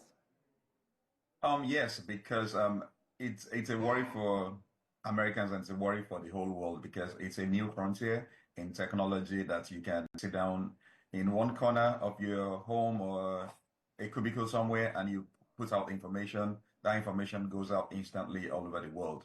It's new. It used to take days, months, sometimes to get news from one corner of the world to the other. But now it's done at an instant. So the influence on the election, we also it. So it's a new frontier and the whole world is concerned because we see the tech billionaires tweeting or writing something about Canada, UK. I'm talking about Elon Musk at this point. And it's having a rippling effect. We're seeing the effect on the people. So yes, it's a big concern by everybody at the moment. And he's now very close to power. And I'm sticking with Elon Musk. Are there systems in place to check that kind of influence? Because he's now also the head of a new government relations department, which never existed anyway. Yes, it's a new thing, and yes, it's going to wield a lot of influence. But I believe there are checks and balances. We'll see how the Senate, the House responds to the Department of Government Efficiency and how things play out in that regard. It's going to be an interesting couple of months because you can see some people are kicking back against Elon Musk already, and those are the strong supporters of President Trump. So we're going to see how that plays out. It's a new frontier, like I said. And it's not just Elon Musk. We've also seen Facebook take some decisions that people felt were influenced by their relationship with Donald Trump, which is the issue of taking up the fact-checking, the fact-checking angle away from Facebook. And people felt that that was influenced by Donald Trump. But I also wanted to talk about Biden, who is now leaving office. What sort of legacy do you think he leaves behind when you consider his last days in office during the election when he was being forced not to run for elections? I mean, in that regards, it's obvious how the fact checking played out, and we can see that the Facebook, for example, is trying to dance to the tunes of the current government. President Biden pushed in a lot of fact checking to be involved at the inception of his government. But the new phase we're going into, President Trump does not believe in that. Elon Musk says, "Oh, free speech has to rule." So we are seeing a different thing coming in, and we are seeing a different approach to how things will be done. And we saw the owner of Meta, Facebook, come out last week to say no more fact checking. So it's like I said earlier, it's going to be an interesting couple of years, and we see how this goes. Is it that the tech billionaires will be dancing to the tunes of every government that comes in? This hasn't been it might have been a subtle way of doing things before, but this is a new way that we are now seeing things being done openly and publicly. Yeah, so we'll see how all of that plays out also now. Thank you so much for your time, Boya Kuku. A pleasure to have you on. January the 20th is just around the corner. We'll see how things play out, like you said. Thank you very much for having me. All right, let's turn to the Russia-Ukraine war. Amid the lingering war between Ukraine and Russia, the Prime Minister of the United Kingdom, Keir Starmer, is visiting Ukraine to sign a landmark 100-year pact. The deal is seen as a show of support for Ukraine just days before Donald Trump re-enters the White House. Downing Street calls it a landmark partnership with Ukraine. The pact would formalize economic and military support already pledged to the country and offers more. The Ukrainian President Volodymyr Zelensky is keen to discuss firm security guarantees from key allies due to the possibility that a new U.S. administration could push Ukraine to make peace with Russia. This Prime Minister Starmer's first visit to Ukraine since taking office last summer. He's pledging the UK's long-term support against what he calls Russia's illegal and barbaric invasion. He says his visit is about an investment in both countries for the next century. We're staying in the UK. Official figures show the economy grew by 0.1% in November. UK economy grows for first time in 3 months. This has led to a fall in borrowing costs. Investors are now betting on an interest rate cut next month from the Bank of England to 4.5%. The rate at which prices are rising is still higher than the Bank of England's 2% inflation target. The marginal dip in UK inflation is unusually important and offers some respite to the Chancellor. And now to Australia, where an influencer has been charged with poisoning her baby girl to get donations and to boost online followers. The woman of Queensland origin claimed she was chronicling her child's battle with a terminal illness on social media, but detectives alleged she was steadily drugging the 1-year-old and then filming her in immense distress and raising thousands of dollars in the process. Doctors had raised the alarm in October when the baby was admitted to hospital, suffering a serious medical situation. After months of investigation, a 34-year-old woman was charged with torture, administering poison, making child exploitation material, and fraud. Let's give the arena of advanced technology some attention now. India's space agency, ISRO, has for December. It was initially scheduled for the 7th of January, but was rescheduled a number of times on Thursday.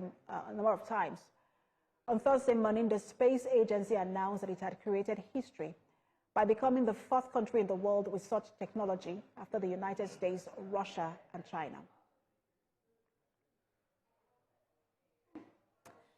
That's the word now. For more updates on the stories we're monitoring, you can visit our website, www.tvcnews.tv. You can also follow us on our social media handles. We're on Facebook, Instagram, and on X at TVC News NG. On YouTube, we're live at TVC News Nigeria. Thanks for watching.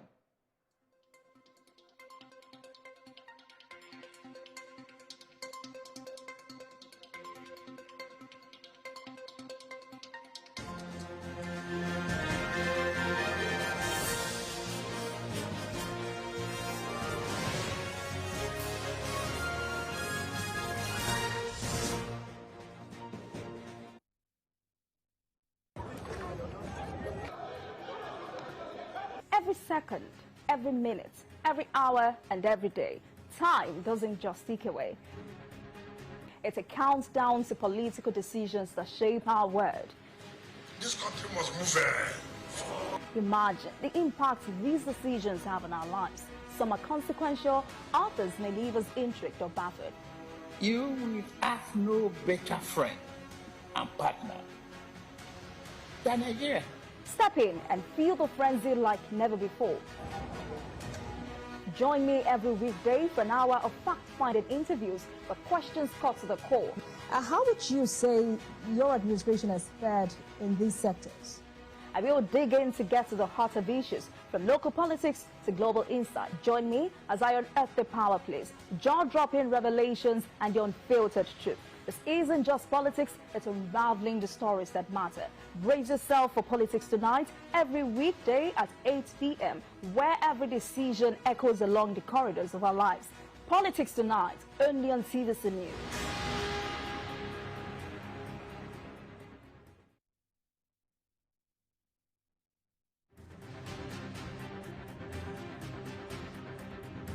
Welcome to the transformative journey of Gombe State. Like a beautiful bride in the savannah, Gombe State is steadily growing to become a commercial and investment hub with accelerated development of world-class infrastructure, quality education, and healthcare. The jewel in the savannah, under the visionary leadership of Governor Inuwa Yahaya, is taking giant strides in the quest to making Gombe State a paradise in Nigeria's northeast region. Join us on this adventure every Thursday by 3:30 p.m. as we explore Gombe's transformative journey to greatness. Tide is high. Everybody run for safety. Their tears leave a sweet, sour taste for all their demands. A familiar call beckoning for change. In our world, no one expects a disaster to happen. But when it does, we'll be there to x-ray all sides, from the east to the west, north and south. Committee Forum will examine the oddities and challenges to economic development, as well as issues yearning for government intervention. Watch fresh episodes of Community Forum on Sundays by 9:30 p.m. only on TVC News.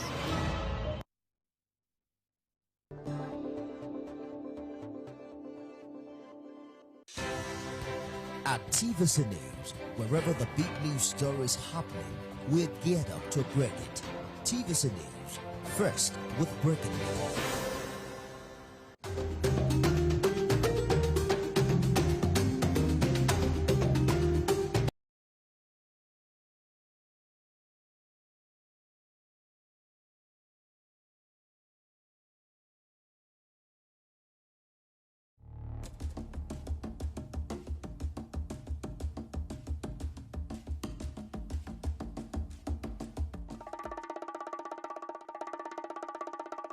Winston Churchill once said, "Happy are the painters, for they shall not be lonely. Light and colors, peace and hope will keep them company till the end of day." Welcome to another edition of the Arts Express.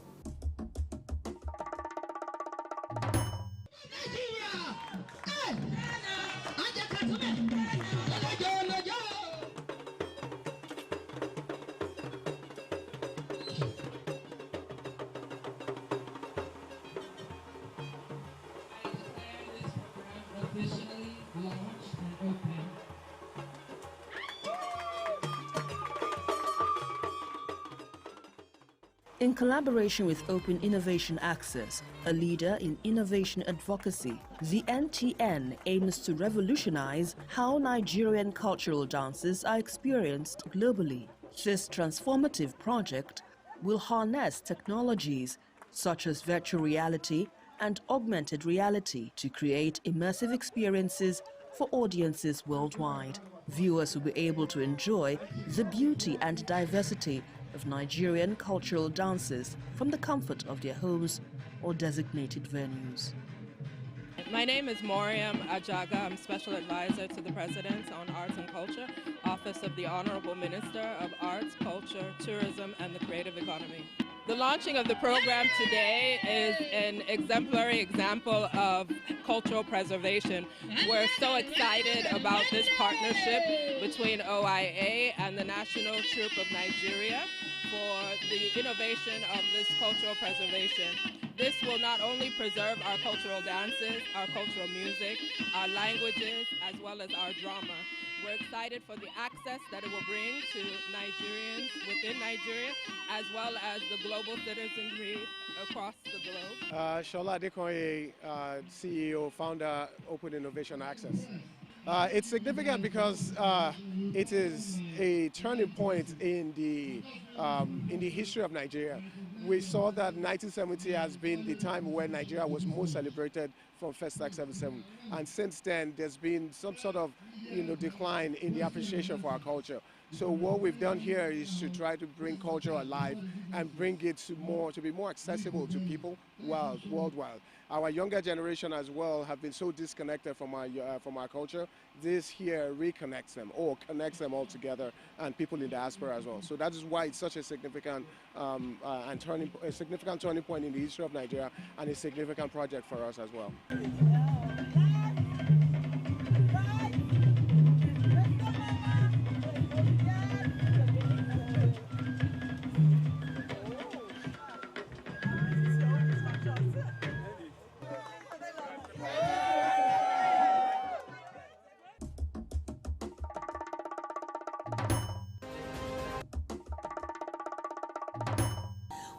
back. Today on Gallery, the Nike Art Gallery, founded by Chief Mrs. Nike Davis Okundaye, a textile designer and a prominent figure in promoting Nigerian arts and culture globally, awarded artists with the Nike Excellence Award. Let's take a look.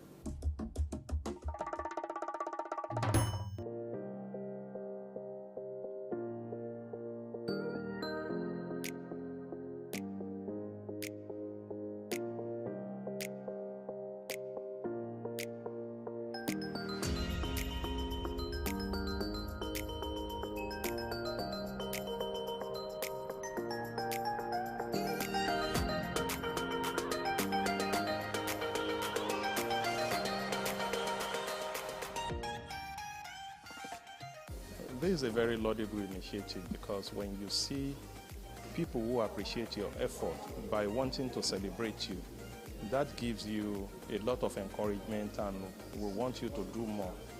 And for Nike, wanting to celebrate the artist, recognizing the effort of the artist over the years, I think it is a welcome idea, and at the same time, how will I call it now? A situation whereby they say that it takes a great mind to appreciate greatness. So Mama Nike, in her own world, she is a great personality.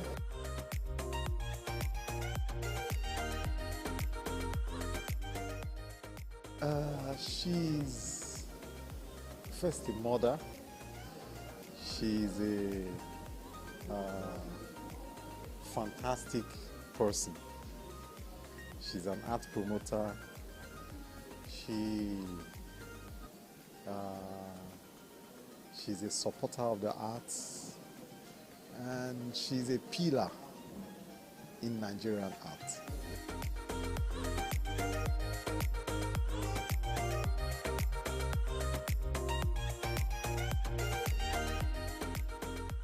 I am so excited to be here. Mommy has been our pillar. She has been a force taking Nigerian arts to the world. She has promoted both male and female. She has been our pillar and the greatest support. For me, painting or color is what water is to fish. And I don't just paint to sell. I paint to make a statement. I paint to weigh into what is going on around me. And for me, I paint the Nigeria I want to see. A better Nigeria that is possible, a better Nigeria that is richer than what it is. So if you look at my work, you see a high level of texture, tactile quality, impasto. It's intentional because I know that we have all it takes to be what we want to be. We are not just there yet. So my works are futuristic. It's the Nigeria that will happen. And I will keep doing what I'm doing to add value. Award starred NIFA, which means Nike Visual Art Award. This is initiative by Chief Dr. Mrs. Nike Okundaye, and is to celebrate the frontiers in the art industry. And at the same time is to motivate and serve as a form of encouragement and lay the initiative down for the generations to come. For me personally, I see something great to emulate for the upcoming one, the generation coming behind, to emulate from the frontiers like Chief Nike, Bruce Onobrepia, what they are doing. These are an example of what we need to emulate from them and hard to hit. So this is a great initiative to celebrate, to appreciate, and to let them do more for the humanity.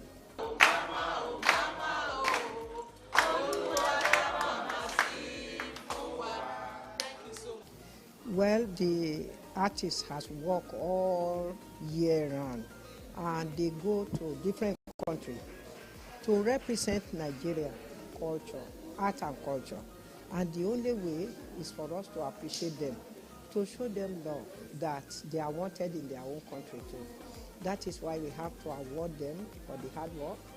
And we thank you people also for making it possible to come and feature them. Without you people letting people know what they are doing, nobody knows what they are doing. So we have to appreciate you in our own country. My name is Mireille Boale, and my design name is, my artist name is Mirabo. I'm from DRC Congo, Kinshasa, and I'm here to work with Mama Nike. She's a mother for me, and she's a Mama Africa. She can embrace all women in Africa. I'm speaking French, but Mama Nike can understand me very, very well.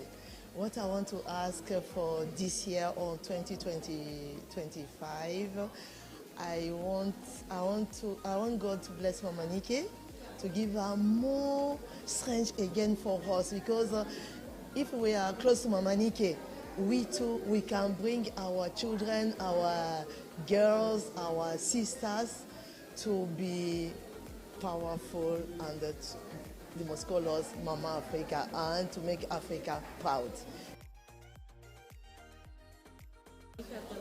Very, very nice. I love all the art. It's very impressive, especially outside. There's also the art made with spoons and sewing machine and stuff like that, so it's very pretty. I haven't seen the other floors yet, but I've yet to discover it.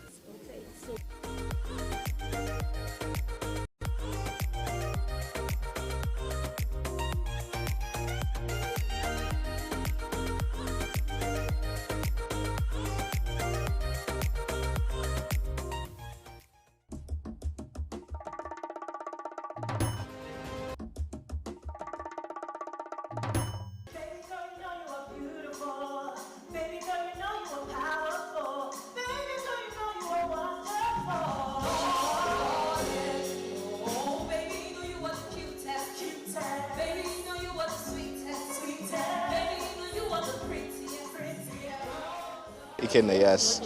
Oh, it was amazing. It was really good. I think that from the costumes to the act to the song, the voice, everything was perfect. The lighting, I love theater, so this was amazing. I love it. Hey, sis. Now you must be my future sister-in-law. My name is Tamara, but my friends call me Tamta. Yeah? I'll see you later, baby. Oh, yeah, sure. And one for my sister. My name is Abiola Lekbe. So my role, I'm the best friend of the female lead, the protagonist. We are supporting her, but also like, girl, get serious. These men, you're still running back to them. You're letting them run back to you. So we're giving her the truth and love and comfort at the same time. What's reliable sources? Oh, not the sources. Let me call that. So he can gather the sources for you. Wait. Let me call him. It's not true. She can eat sources. It's not true. Well, Otumba is the traditional Yoruba father who's very anxious about how his daughters seem to be growing old, and they're not getting married as quickly as he would have wanted, and he's just ready to do whatever it takes, even if he upsets them. Just go and get married and give us grandchildren, finish. Very, very traditional, cultural man. It is my own responsibility to educate and empower my children, which is what I am doing. I'm not doing it so that they can become an option for one nonsense man. Let's go to... This play is beautiful. I love it so much, and I think it's just very relatable, especially if you know the Lagos story. I think it's one that just clearly defines Lagos, and I love it. And I love the casting was superb, the production, everything was perfect, and I trust Mrs. Bolanle. Every time amazing, and this was nothing short of amazing. You're not formidable, Kike. Seriously. You know my name. How? Yes, I overheard your... I need to go. Bathroom. Yeah. So the truth is, you can't really take them in, but you really can't avoid them.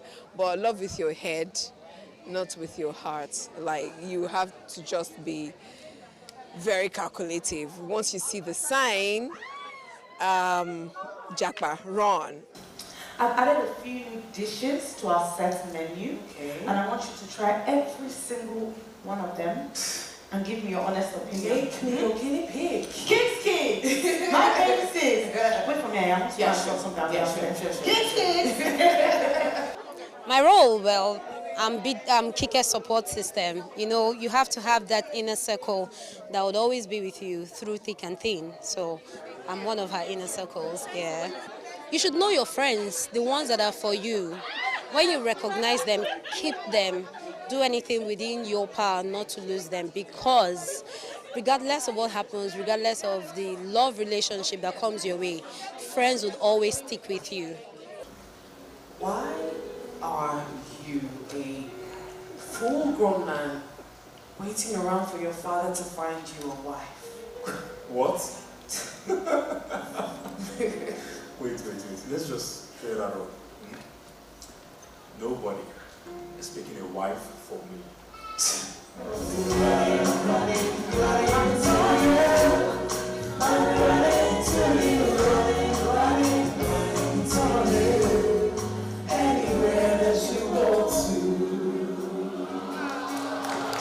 I portray a 35-year-old girl who has been through the rubbles with men. She's never been lucky with men and dating. It's always been guys who take advantage of her, either financially, sexually, or academically, and just reenacting her story, and hopefully and hoping that people would learn a lesson or 10 from the entire play, because there are many aspects to it. So yeah.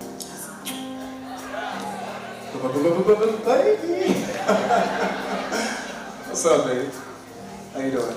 What are you doing here? How did you get into my apartment? Hey, come on. I still have a spare key now. No mercy. I look myself. Keep it. I'm changing my locks.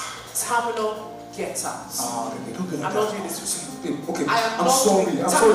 I swear, it's not the devil. I'm not doing this. Well, you know, the man-woman relationship can be very complex.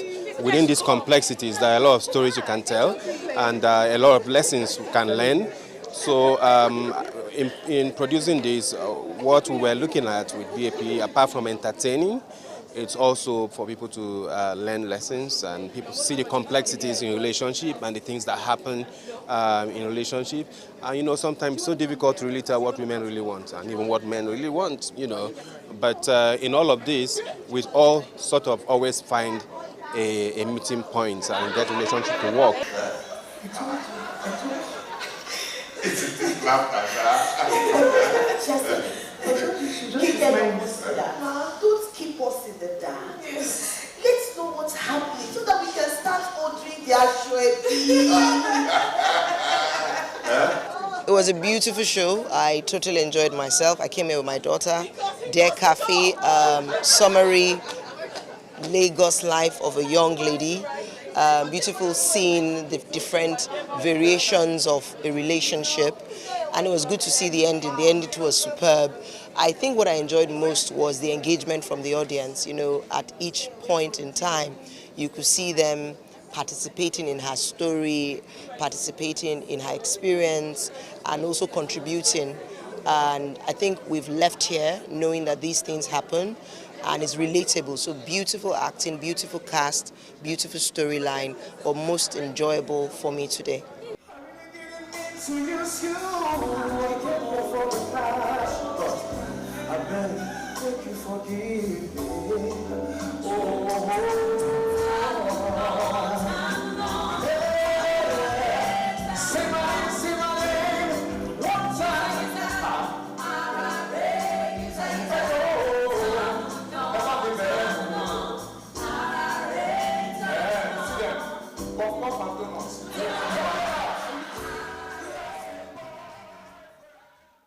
The role I played is Tamono. He's a gym instructor. He is out for the cash, basically, hunting Lagos girls And, you know, he's not interested in marriage.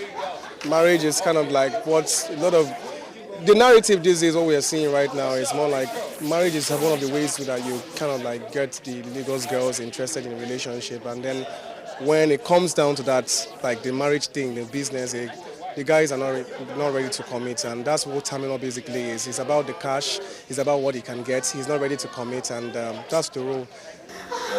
At last, I'm so happy. It's effective. Tulani, ma, please come now. The mother, you know. Wow, wow, wow, wow. A beautiful production there by Bolandi Austin Peters and her team. Well done. Now, art is not the possession of a few who are recognized writers, painters, actors, or musicians. It is the authentic expression of any and of all individuality. And with that, we've come to the end of this week's episode of The Art Express. Do join us same time, same station next day.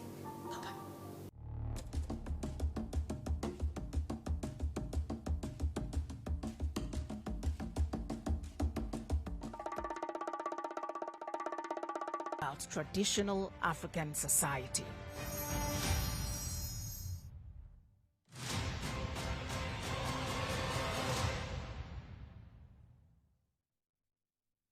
Happy New Year, everyone! May this new year bring you joy. Here's to a fresh start, everyone. May this year bring you love, laughter, and happiness. Happy New Year! Wishing you a year of growth and success. Happy New Year! A new year, a new start, way to go. Just as sports is exciting to fans, may the new year excite you all. Wishing you a memorable and joyful New Year. Happy New Year!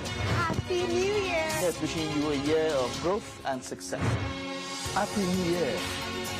Happy New Year! Happy New Year! Happy New Year! Here's wishing you a profitable New Year. Cheers to an oven fresh year 2025. Happy New Year once again. I wish you well.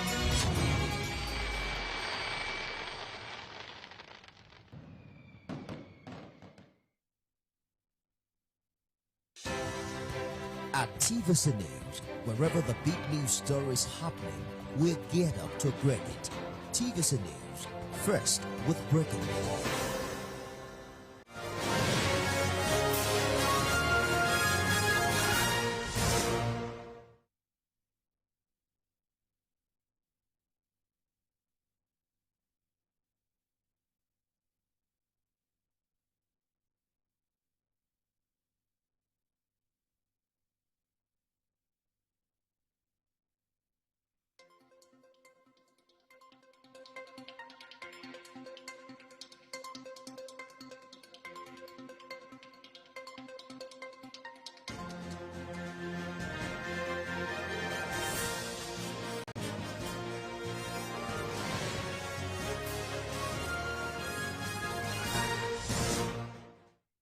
Hello and welcome to TVC News this hour. We're staying in the nation's capital, where a joint security team have discovered grating sheets and manhole cover at a shop during a search operation at the International Panteca Market in the Day area.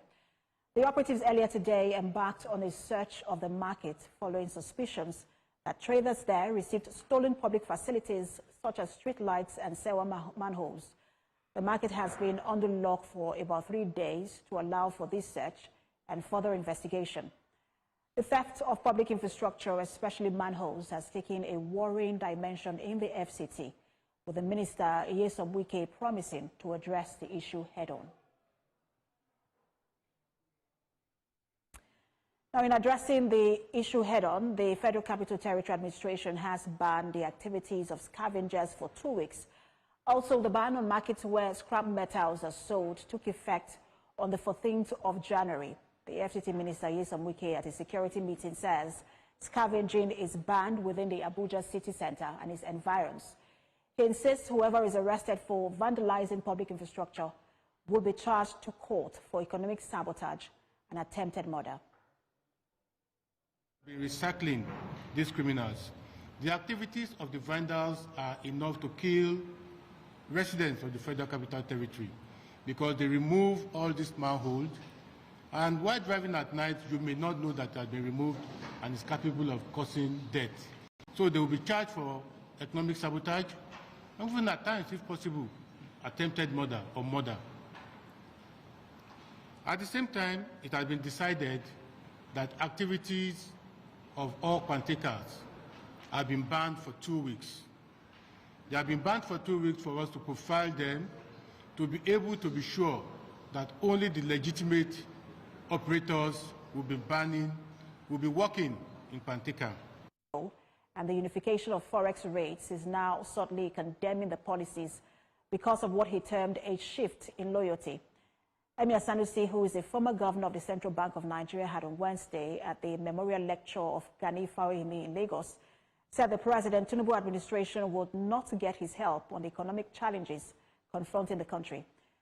In a swift response to the Emir, the information minister said it was amusing that a traditional ruler of his status, quote, would publicly admit to shuffling off saying the truth because of personal interest hinged on imaginary antagonism, end quote. And two other stories. United Arab Emirates President Sheikh Mohammed bin Zayed Al Nahyan has accepted Nigerian President Bola Ahmed Tinubu's invitation to visit Nigeria this year. The president extended his invitation on Wednesday night during bilateral talks on the sidelines of the Abu Dhabi Sustainability Week 2025. President the UAE leader for the successful event. And during the discussions, Sheikh Mohammed bin Zayed Al Nahyan thanked the Nigerian leader for accepting his invitation and expressed the UAE's determination to strengthen economic cooperation between Nigeria and his country. The two leaders also explored attracting investment into Nigeria. President Tinubu said his government's economic reforms are yielding fruits and called on the UAE to partner with Nigeria to develop the economy. And that's TVC News at 4. For more updates on the stories we're monitoring, you can visit our website. It's www.tvcnews.tv. You can also follow us on social media. We're on Facebook, Instagram, and on X using the handle at TVC News NG. On YouTube, we're live at TVC News Nigeria. Thanks for watching. Coming up next is Sport Desk.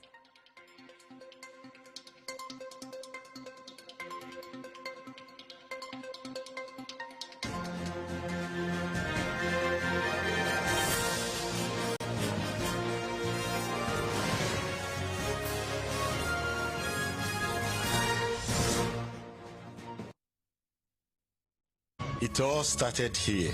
Like millions of Nigerian boys, my dream was to play for the Super Eagles. New Bisco Costa biscuit fills me up, gives me strength and energy to do well. It is hard work and you need extra energy and strength to succeed. Scoring goals that will last for a lifetime. Creamy, crunchy, New Bisco Costa.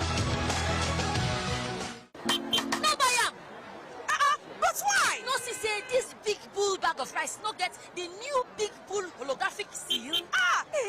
Not true. Introducing the Big Bull holographic seal tape, your favorite authentic Big Bull rice, 50 kg and 25 kg. Now with holographic seal tape. This is to ensure you get the premium product from Big Bull rice. Do not buy if the holographic seal tape is not on the bag or is broken. Big Bull rice, tasty rice nourished you. Imagine lovely meals you can cook with these ingredients. You spend heavily, but no guarantee of a tasty meal. Not making a right choice of seasoning cube can ruin your meal, money, and confidence. For a tasty meal, do not compromise. Choose Gold. Use Terra Gold for the rich, consistent taste your loved ones crave for. Good for soups, stews, and jollof. Terra Gold. One cube, endless possibilities. Every major news story is with many perspectives and layered with different levels of impact. Honey, what time did this happen? We will be right there.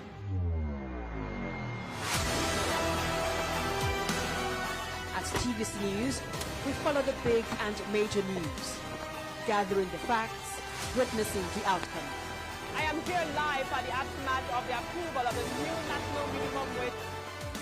We are TV station of the year, not just for breaking news, but for being first, fair and accurate. TVC News, First, with breaking news. Happy New Year, everyone! May this new year bring you joy. Here's to a fresh start, everyone. May this year bring you love, laughter, and happiness. Happy New Year! Wishing you a year of growth and success. Happy New Year! A new year, a new start, way to go. Just as sports is exciting to fans, may the new year excite you all. Wishing you a memorable and joyful New Year. Happy New Year. Happy New Year! Yes, wishing you a year of growth and success. Happy New Year. Happy New Year. Happy New Year! Happy New Year. Here's wishing you a profitable New Year. Cheers to an open fresh year 2025. Happy New Year once again. I wish you well.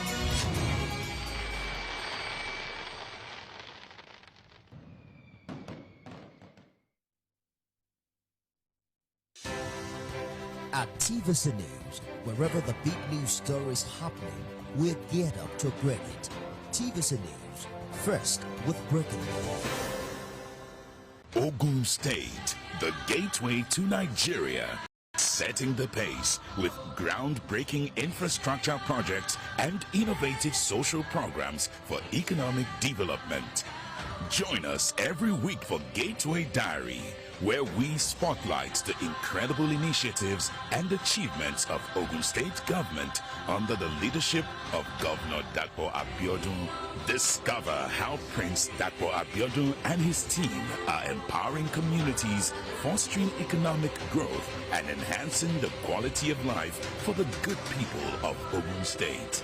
With exclusive interviews, behind-the-scenes access, and real-time stories from the people, Gateway Diary offers authentic and inspiring insight into the progress and prosperity of Ogun State.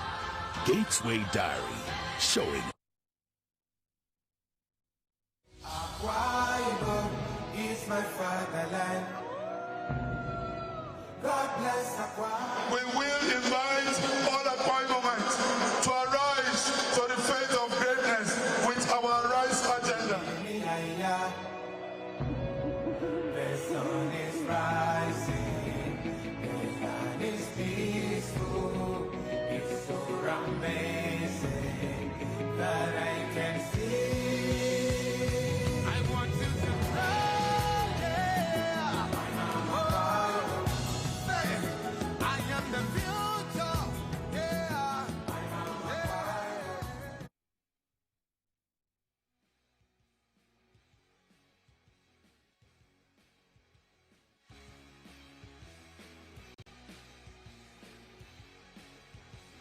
TVC Sport Desk. Interesting days ahead as far as the English Premier League is concerned, and the results we witnessed in the league yesterday, really suggests that it will be a fight to finish amongst the teams vying for the Premier League title this season. Hello and welcome on the Thursday show. This is TVC Sport Desk, and I am Promise Efoge. Coming up on the program today, Arsenal keep Premier League title hopes alive. Taylor Freeze promises to donate Australian Open earnings to victims in NBA regular season.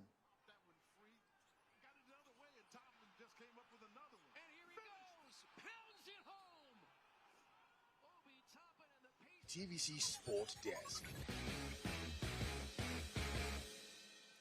And Arsenal reignited their Premier League title challenge with a staring fight back to beat Nottingham Hotspur 2-1 in the North London derby on Wednesday night. Mikel Arteta's side were rocked by Son Heung-min's early opener at the Emirates, but they bounced back thanks to Dominic Solanke's own goal and Leandro Trossard's strike just before halftime. This is the Gunners' first win in 4 matches in all competitions, which lifted them to within 4 points of leaders Liverpool. In other results, Leicester City lost 2-0 at home to Crystal Palace. Resurgent Newcastle United beat Wolves 3-0, while Aston Villa edged Everton 1-0. That's a confirmation of the results on your screen. Let's see highlights of these matches, and we'll come back and have more for you on the show. TVC Sport Desk. Interesting highlights there. Matches played in England. Well, Tunde Adelakun is a football coach and scout and also the president of the African Football Journalists Association. He joins me live on the program from his base in London. Glad to have you on the program right now, Tunde. The Emirates was on the verge of turning ugly when Son Heung-min scored, and this was before the bright moment that could turn Arsenal's season around. That result meant a lot more for Arsenal, wasn't it? Oh, it was absolutely wonderful, considering what happened 24 hours before when Liverpool could not get past Nottingham Forest, dropping 2 points, 2 valuable points. It was very, very important for Arsenal to get the win. It was never in doubt. You know, we always knew that Tottenham was going to struggle in that game. We know that Arsenal is deeply... Arsenal players said after the game that the Gunners were unlucky not to have scored 10 goals last night against Tottenham, and it sounded like he was actually overrating the Gunners because Dominic Solanke's own goal was the turning point, Tunde. It was indeed, and I don't think the players should get too far ahead of themselves by, you know, claiming that they should have won by 10-0 because they could easily have lost. It was 4 or 5 minutes of brilliance by the Arsenal team. It wasn't, they weren't outplayed, they didn't outplay Tottenham for the entirety of the game. The second half was balanced, and the first half was also balanced apart from those 4 minutes when they turned it around. So let them not get too far ahead of themselves. They did well, they won the game. That's just about enough. Let's not get too far ahead. Mikel Arteta says he would sign a striker to bolster Arsenal's chances this season. Is that the only department on the pitch where Arsenal need reinforcement? A striker and... All right, David Moyes returned to Everton. He was warmly welcomed back at Goodison Park, but life at Goodison Park hasn't started good for David Moyes. Everton had a decent game against Aston Villa, but they were very unlucky to have lost 1-0 today. Again, it depends on what you mean by luck in football. You know, you play, you win, or you lose. You know, there's a saying where they say never go back. You've been there, he was there 13 years or so, and he went back. And the fact that he went back means, it's 50-50. Anything can happen. It didn't start off quite well. They are deeper in trouble than they were before, and I'm not so sure that they will get very far with David Moyes in charge. But, you know, it was a rude awakening for him. He's there now. He's got no choice. He's got to do the job and struggle and fight to keep them up, which is a shame, I have to say, because when you look at their goalkeeper, Jordan Pickford, he is the best goalkeeper in the Premier League at the moment. He's doing absolutely wonderful, but he's in a team that is going to struggle and fight for survival in the Premier League. Leicester City play like they have no business with the Premier League, and losing at home to Crystal Palace further underlined they are not ready for life in the elite division today. 6 losses on the bounce for Ruud van Nistelrooy. It's a rude awakening for Ruud. It's not going great. I don't know whether they've got the ability, the clearance to actually reinforce that squad. They've bought 1 or 2 players. They've bought Euro from Lens for 1.9 million. I'm not sure that they have got the balance in the team that can actually make them survive. I think at this point, we should be preparing for them to go back to the Championship and then fight their way back up. All right, Manchester United hosts Southampton later tonight.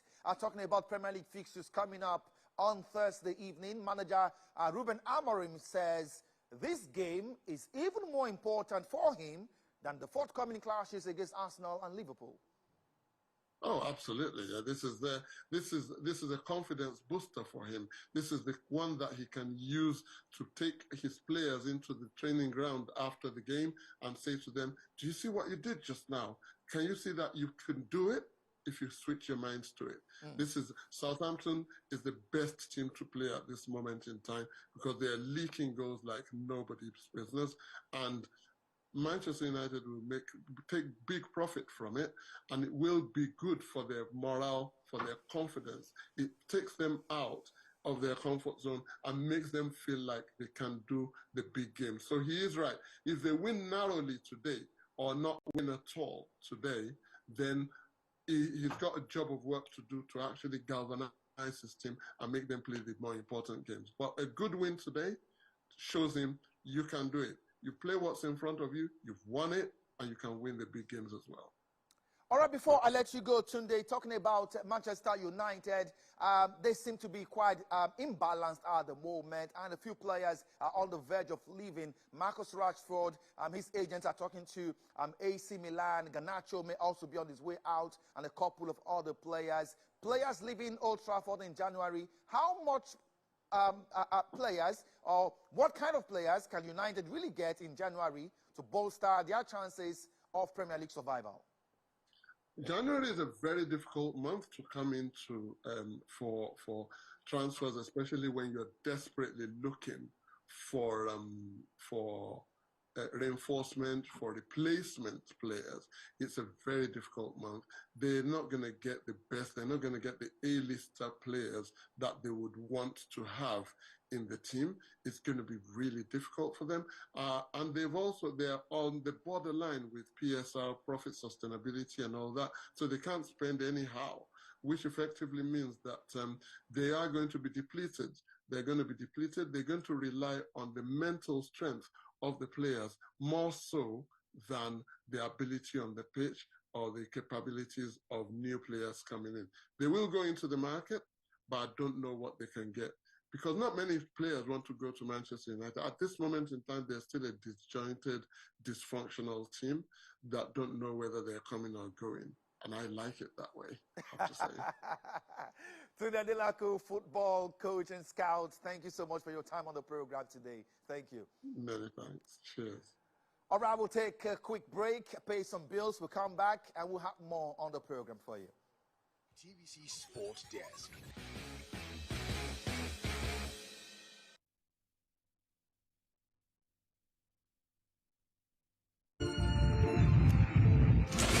With a splash of golden Terra oil, a mom can transform a frown into a smile. Change no thanks into yes please. Resolve family feuds without blowing a whistle. Providing tasty family meals is all that matters. Where there are moms, there is love. Golden Terra oil, or pure love.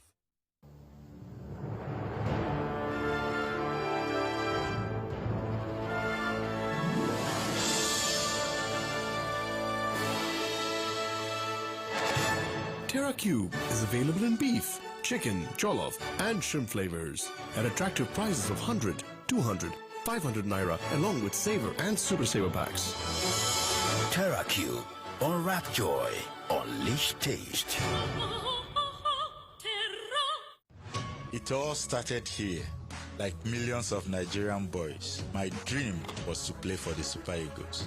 New Bisco Costa biscuit fills me up, gives me strength and energy to do well. It is hard work, and you need extra energy and strength to succeed. Scoring goals that will last for a lifetime. Creamy, crunchy, new Bisco Costa. Sports Desk.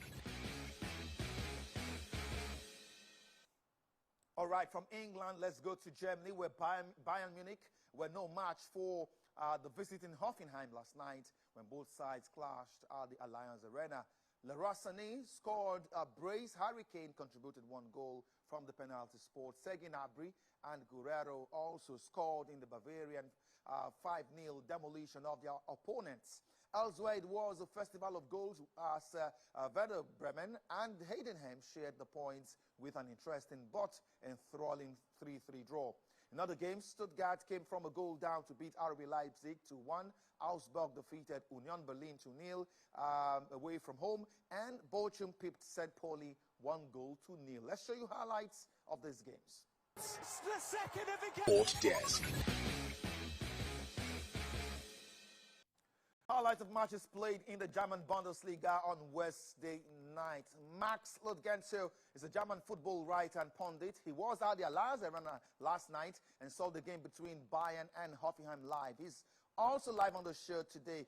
Glad to have you on the program, Max. I thought Hoffenheim would come to Munich with a fight. We've seen them win and put up some good showings this season, though they are in the bottom 3 of the Bundesliga table at the moment. But against Bayern, they were torn apart, and they should, have their goalkeeper to thank, else the scoreline would have been worse. Yes, I thought the same before. I thought maybe Hoffenheim is fighting, is defending, or everything what you need to take at least 1 point maybe out of Munich, but it was the completely opposite. Bayern Munich's squad is incredibly strong, and Bayern actually only have players on the bench who would play from the start at any other club, except Leverkusen maybe.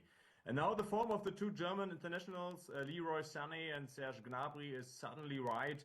Okay. You hardly noticed that top star Musiala only came on at the end, yeah, because they were so strong that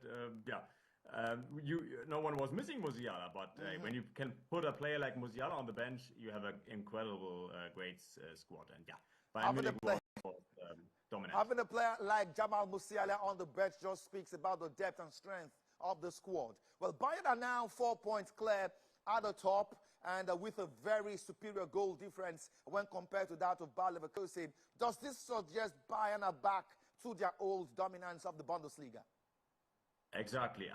Bayern is in a good form for the upcoming Champions League matches and Bundesliga matches. And Coach Vincent Kompany is creating a great atmosphere. You could see it. Every one of the players is enjoying the team. There are no rumors anymore. They are 100% there now for the important matches. And they will fight for the Champions League title, I would say, and of course for the Bundesliga. And in this form, it's not easy to beat them. I can't imagine, what the mood was like at the Allianz Arena. You were there last night, and I want to think or believe that the Bayern fans are beginning to believe again in the club, Bayern Munich, after they experienced a slump in form in the last few seasons. Yeah, they believe in it. They believe in it for sure. Yesterday it was incredibly cold. We had under 0 degrees. That was not good for the atmosphere. But the fans were celebrating it, and you can this title again. But like I said yesterday in your show, Bayer Leverkusen, they're not winning that high, but they are dangerous. They're even dangerous for Bayern Munich. But for the moment, I would say Bayern Munich is a clear favorite for the title, and the fans in Munich, they believe in it. All right, Stuttgart managed to come from a goal down to win against RB Leipzig. The win takes them into the Europa sport. And for Stuttgart, they've been hot and cold this season. Yes, but now they are again a bit more hot, I would say. I think 2 or 3 victories in a row, early enough before the Champions League matches. And maybe you could see yesterday Dennis Undav, he is back. He is a forward from the national team of Germany, and he's in the Bundesliga. And he was involved yesterday in every goal of Stuttgart. And they have always great fans in the back, and at home it's not easy to beat them. And yesterday was a great match against Leipzig. They deserved it, and they're now again close to the Champions League places. And I believe that they can reach in the end the first 4 places and go back to the Champions League. And we will see great football from them this year. They have an enormous good squad, and they have a good coach as well. All right, Max Ludgenso, live on the program from Munich in Germany. Thank you so much for sharing your time with us today. Thank you. Yeah, good afternoon. Bye-bye. All right, away from that now, in what was his first assignment, a public assignment after his unveiling, new Super Eagles coach Eric Sekou Shelle, along with the technical director of the Nigeria Football Federation, Austin Eguavoin, visited the home-based Super Eagles in Ikeneremo, Ogun State. NFF President Ibrahim Gusau had clarified that Shelle will only be the Super Eagles B in a supervisory role, while the trio of Daniel Ogumodede, Fidelis Ilichiku, and Olatunji Barua, who qualified the team for the African Nations Championship, will remain essentially in charge of the team's preparation and participation at the tournament. On Shelle's arrival, the players were introduced to the new Gaffer by coach Daniel Ogumodede and Fidelis Ilichiku. Shelle was with the team before camp was called off on Wednesday due to CAF's decision to postpone the tournament until August. The home-based Eagles played a friendly game against Nigeria Premier League club side, Sunshine Stars, and won the match 3-2. All right, players of the home-based Super Eagles have returned to their clubs after the close of Solomon Ajusiogu visited the camp in Ikene on Thursday, where he met only the coach, Daniel Ogumodede.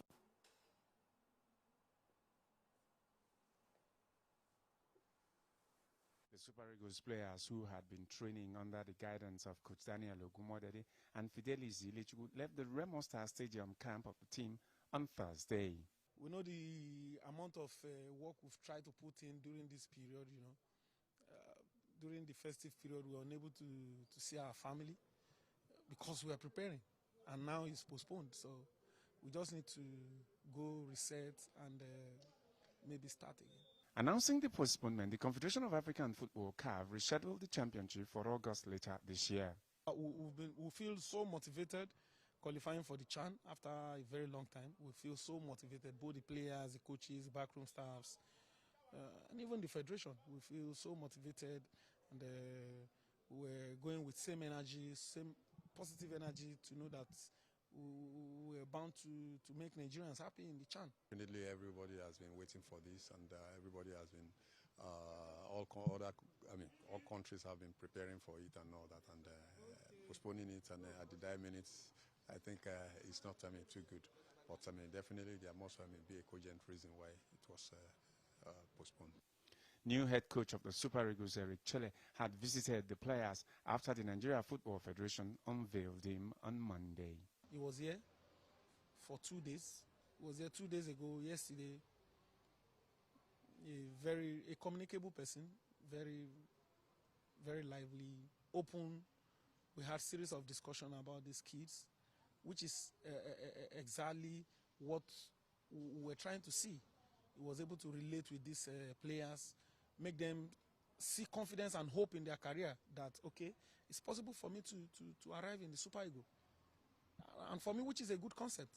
With a little more time afforded the teams to prepare, Chelle would have settled in to take charge of the squad's preparation when the time for the tournament arrives.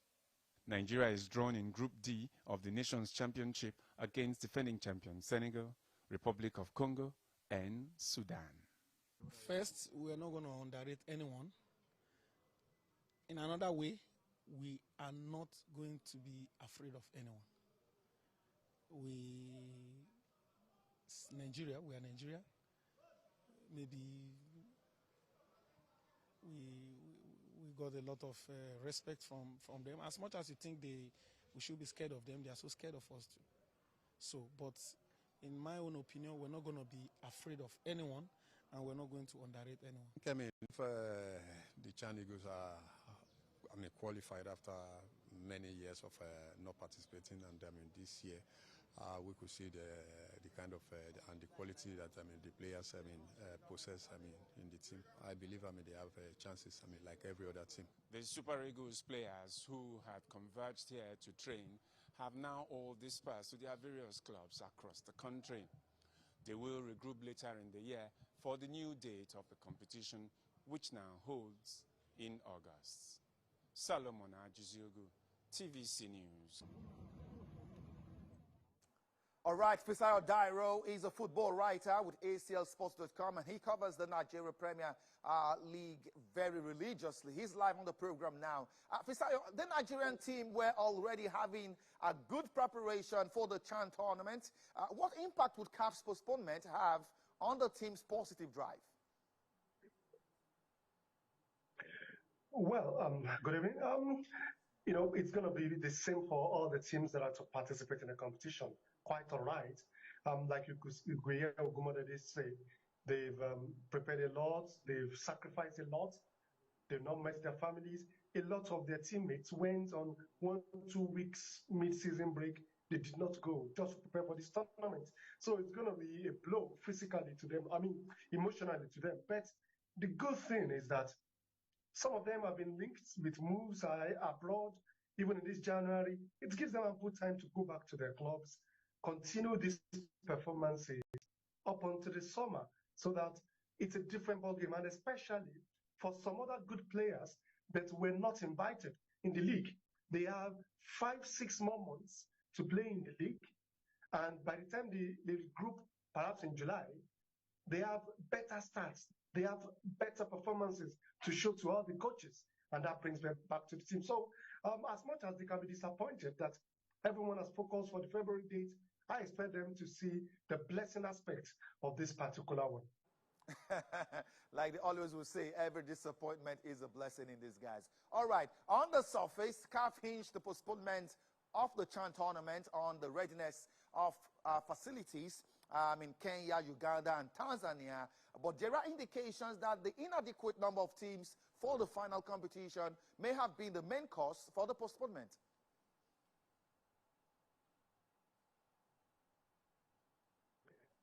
Well, I still think it is the infrastructure, really, because it doesn't really take much to get the number of participating countries complete. But, you know, this tournament hosting rights came as an afterthought because they were going to use this as a dress rehearsal for the 2027 Africa Cup of Nations, which is to be co-hosted by these same 3 countries. You know, a lot of new facilities are being built, and since the AFCON tournament is for 2027, you expect that a lot of the countries will be hoping to complete the building by 2026. So when they got this hosting rights about a year ago, they started rushing and then to complete it. So I think it makes sense that they have not completed a lot of this infrastructure. So yes, the qualification system is also not complete, but I think if it were to be because of the number of participating teams, this could have been easily sorted by the end of 2024. Okay, before I let you go, Fisayo, the draw was held yesterday, and Nigeria has a tough group with defending champions Senegal, Sudan, and Congo. What are your thoughts about Nigeria's chances in Group D? Well, I think it's a fair group, really. It's tough a little bit, but we have 4 teams, which is a blessing for us. Remember, we are the only group that have just 4 teams, and 2 teams will advance from each group. Even the groups that have 5 countries, only 2 teams will advance. So we are in the same group with Congo Republic. We are in the same group with Senegal. So, of course, they are strong. Nigeria are also strong. You know, so I don't think it's a group that we cannot navigate. I think the fact that we are just 4 in that group gives us even a better chance to hope and aspire that this current set of home-based Super Eagles will continue from where the last home-based Super Eagles side that went to CHAN in 2018, where they got to the final, where they actually stopped. All right, Fisayo Dairo, let me say a very big thank you to you for spending time with us on the program today. Thank you. Thank you for yeah.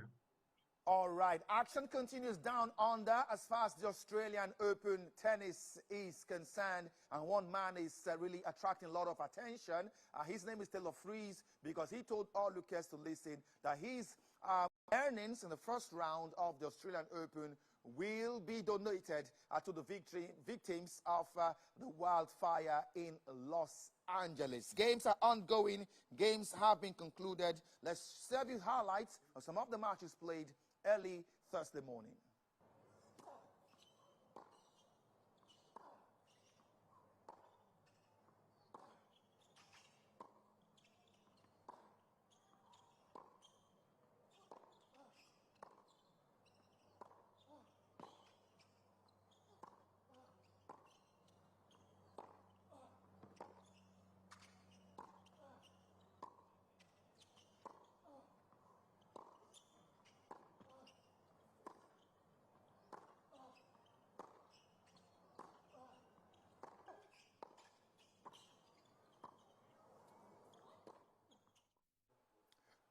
All right, Kaide Laide, what do you make, first of all, before we look at what the Emir actually said, but what do you make of the federal government's response to the comments by the Emir of Kano about the president's economic policies? What do you make of it? The only surprise would have been that if government did not respond. Oh, you would have been surprised there was no response. So it's a normal thing. You know, anyone will definitely want to put up that defense. Anyone will want to, because in the first place they will say that did we even seek your advice? Okay. But then everybody and anybody is free to make his own opinion or advice known. I decided to look at the video in context. I decided to read every word that bullet. Let the people who are supposed to take the bullet take the bullet. And they've come out to say that, hey, we do not need your stamp, you know, to go ahead with what we are convinced about. All right, Dr. Let's focus on the communication aspect of the things he said in the Emir's comment. In your opinion, is the Tinubu administration doing a good job in effectively communicating the president's policies to Nigerians? I think what I can read completely so in what the Emir said was saying to the federal government, you didn't back me to return as the 16th Emir of Kano. As such, so I'm not going to talk to you because you are supposed to, we are friends, but you are not helping my cause. Is that your interpretation of the comment? That's the interpretation. Go back and read those things. He expected support from the federal government because his friends are in government in Abuja. So you're not looking at it from the things he said about the economy? I can't see anything he said about the economy. Did you see one? I didn't see it. Because what he said basically was, it's your problem. Come and explain it to us. But what does he want the federal government to come and explain? He talked about the policies. What are the policies that he spoke about? But I'm asking you. I'm just saying, see, what he has done was purely political. Do you share the same view? Let me quickly read it to Dr. I'm not disagreeing with because you. Because that point where he said, you're not my friend. I came well prepared. That's where I'm focusing on. According to him, in quotes, I can give a few points here about what we are going through and how it was predictable and avoidable. But I'm not going to do that.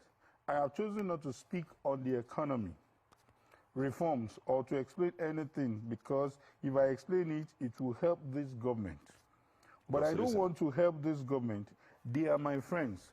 But if they don't behave like friends, I won't behave like friend. Continue, he said, quote, they don't even have people with pedigree. Now, that's attacking personality. They don't even have the people with pedigree that can come and explain to the people what they are doing. I'm not going to help. I started out by helping, but I'm not going to help. Let them come and explain to Nigerians why they are pursuing the policies they are pursuing. So, that is where I'm bringing my question. I understand you. Exactly. I'm but only saying, you're just picking that part. Yes, because that part is what is of concern to him. You are supposed to be my friend, but you are not my friend, so I will not help you in any way. He did not come to. He did not. The only thing he did in that thing that he read now was an attack to say they don't have good people who can speak. But he did not even address any particular issue to say you are not explaining this to Nigerians. Because I took time, I read it, and then he said nothing other than to say you don't even have people. Sorry, I'm not doing your job. But let me just add this part. He said, but I will say one thing though. What we are going through today is at least, in part, a necessary consequence of decades of irresponsible management. Yes. People were warning that if we continue the way we are going, this is how we will end up, but they refuse to listen. I think this can be put in context. Yes. Subsidy removal. I agree with you on that. Hold on. I still want to go back to that point where he said they don't have the people, the right persons that will communicate the policy. Now, I'm asking you again. Yes, I need you to address that part. I was going to go there. The communication part. For me. Does the administration have the right persons that will communicate the policies of the administration to Nigerians? Have we not been hearing from government? We have been hearing. In fact, I would say, in terms of detailed explanation, this is one of the few statements that did not, because if government are taking time to look at the root of that comment by the Emir, it had to do with you didn't support me. So I would have expected that statement to have pointed in that direction by saying, if you're expecting government to come and support you saw what the minister wrote, that is doing so from a standpoint of selfishness. So if government doesn't have people who can explain, I wonder if he can offer that explanation, because we've been on this for long. Now, still talking about the response, the federal government said the emir should be more constructive in its criticism and not come from the partisan point of view. But what's your interpretation of this? Was he constructive in his criticism, or there was some sort of political undertone? So since Dotto has spilled the beans. Yeah, exactly. So basically, I think, like you said, government should have been more frontal to let us know that, excuse me, this is a judiciary matter. This case has gone to court. And if you say this is democracy, allow the rule of law to take its course. Exactly. Good. Maybe because it wasn't very clear, so government decided to be also nebulous in its response by being unclear about it. So for me, for the deeper insight, for the purpose of journalist hangout, where they take issues beyond the headlines, is just to say that this is only a political spat between the government and the former CBN governor. Let him allow the court to take its course. The case has gone to Supreme Court. Let the court determine who the real emir is. So I want to toe the line of Dotto that this is more political than economic. What do you make of the response by the federal government? That's why I said the response adequate, but the government should also have helped Nigerians to put in context what Sanusi said. Because if you fail to put issues like that in context, people will believe that there is something that he knows, which is superior to what those who are in power are doing. We've had this conversation over and over again, over this subsidy. It was not as if the governments that came before now did not want to do it, or because of one party or the other. Jonathan was in PDP. He did. In fact, Sanusi was even was one of the people. You know, we've had APC government. It wasn't done, but this has been done now. But okay, let's also twist it. Let's twist it a bit, because we need to go on this quick break. Traditional rulers meddling in political matters. How salient is this if we want to achieve an effective... Was the emir wrong to have given an opinion? In my view, it may not be popular, but in my view, I think this idea of when you become an emir, forget every other thing, I am not in support. This is something he has been for years. This is somebody who rose to become a CBN governor. This is somebody who was an MD of top banks in Nigeria. And you just say, okay, now that you're an emir, be quiet. But the other part of him that is a bit controversial is that he comes across as more of an activist. So if, as an activist, this is someone who hardly follow any government of the day. So I would not want to say that emir should keep quiet, Obas should keep quiet when there are issues in the country. Their subjects are affected by the issues, positively or negatively. But but people want to remind Sanusi that this was your albatross. This was the problem you had that made a sitting governor to get you ousted. Exactly. And it takes another political force to bring you back. However, it's just it's probably in the game. But I would not want to say that traditional rulers should keep quiet on national issues. On national issues. All right, we need to go on this quick break, gentlemen. And when we return, the conversation continues. Don't go anywhere. Still Journalist Hangout.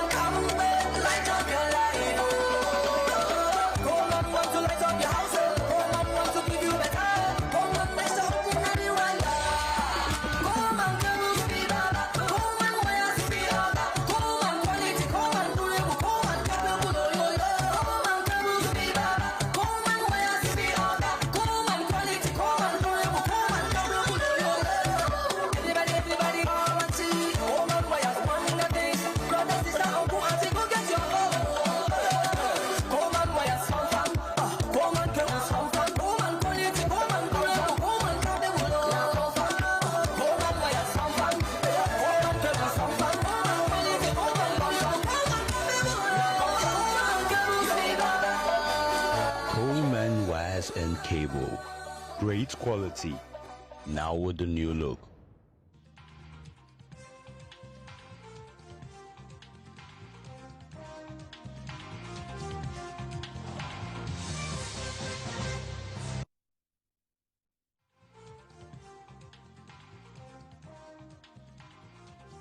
All right, if you just joined us, it's still Journalist Hangout. I still have Dr. Oladipo and Kaidi Ladendi right here with me. So let's move straight to our next conversation. The resurgence of terrorist attacks in the Northeast is raising questions among Nigerians. Some retired generals are worried over the development and are seeking ways to curtail it. Reacting to recent attacks in Borno State, Bashir Adewume blamed the country's porous borders for the inflow of terrorists.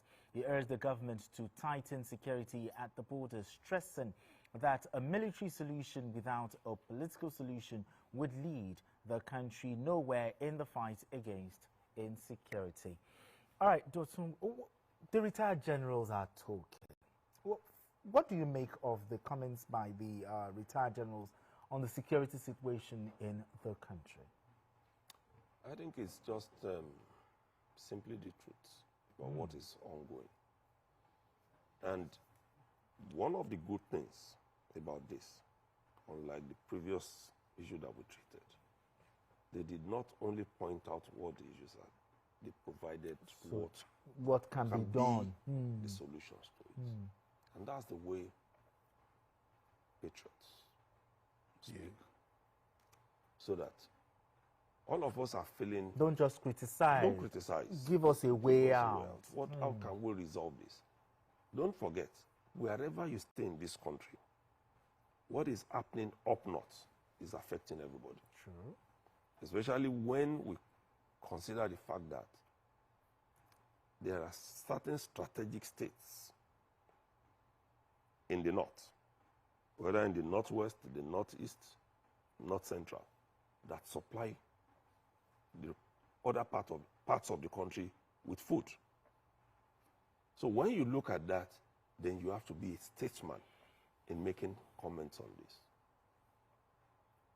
We've gone over this issue, and then these things keep coming back. Why? Because this is not a conventional war. It is more of a guerrilla war. Asymmetric.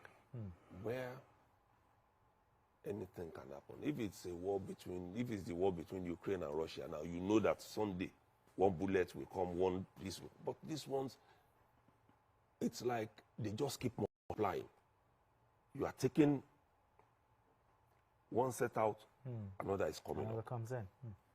And so what the generals have said, completely I agree with them. We need to look at how we can combine all systems, whether we are saying it's stick and carrot, is kinetic, anything we have, what we want is just to have peace in Nigeria. Stability. When I was a younger journalist, there was no part of this country that I did not go by road. No part. I know all the statistic states as they are.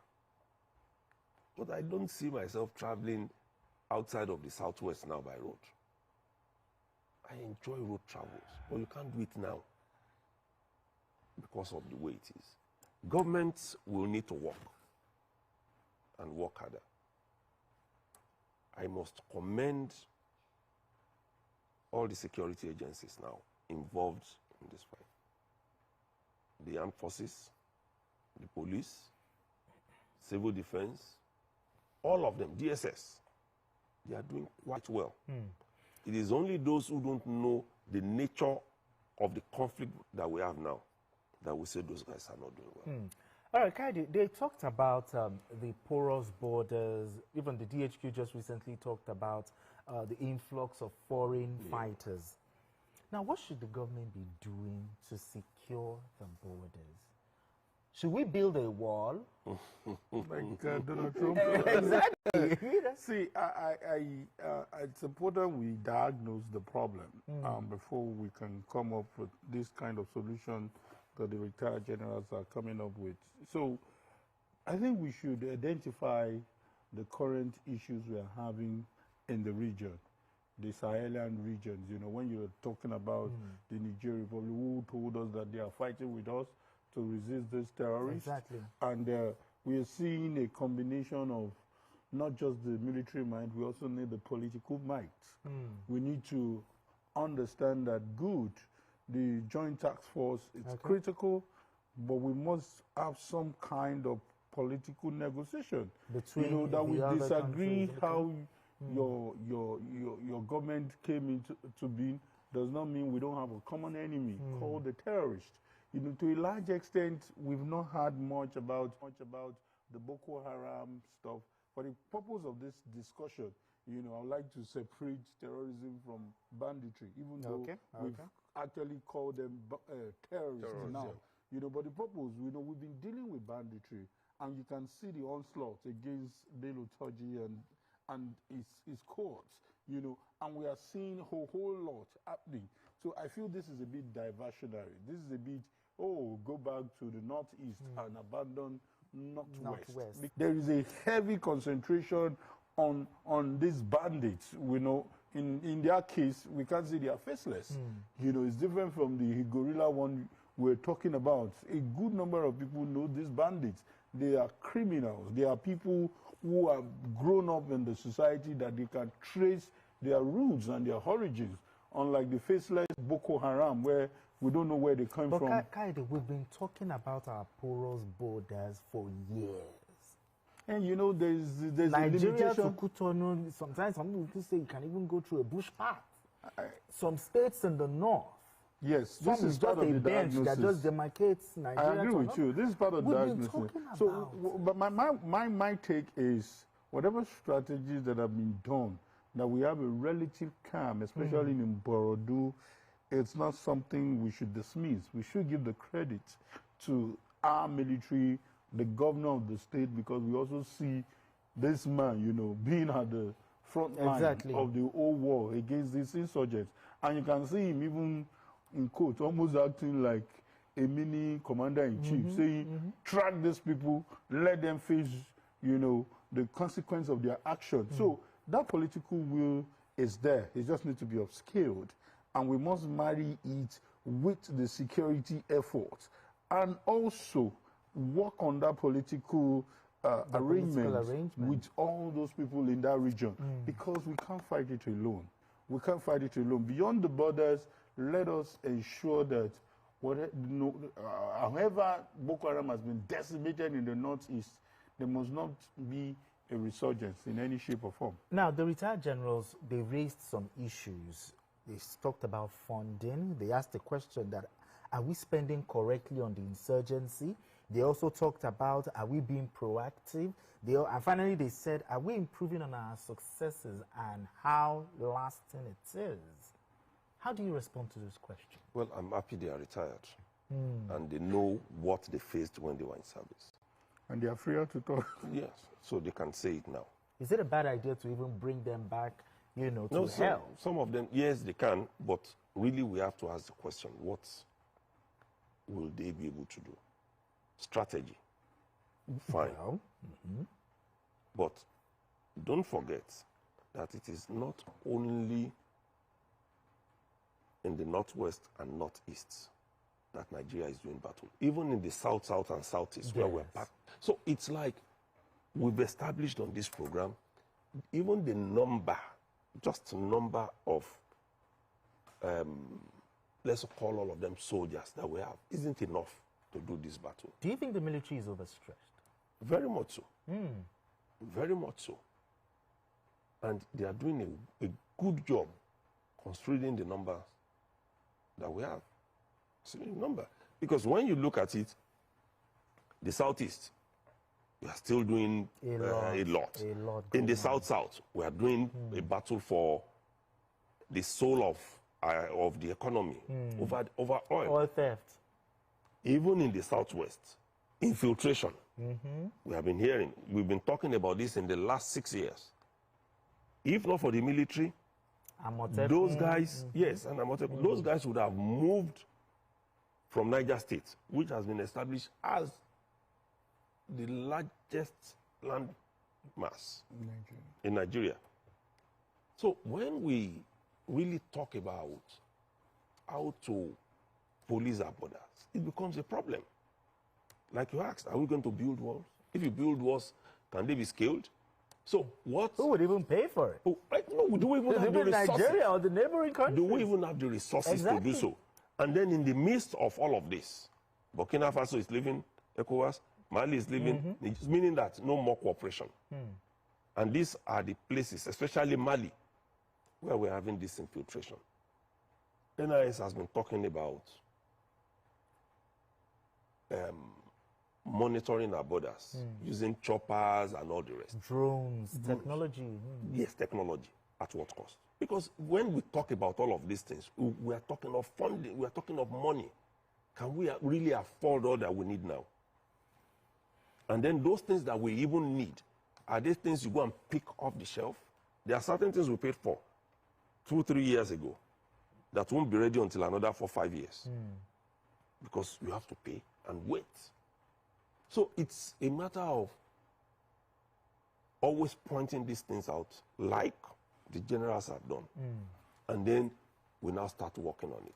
One of the things that came out from this ongoing budget defense was the fact that even the military was happy that the money that was budgeted last year was released. It's one of the luckiest sectors.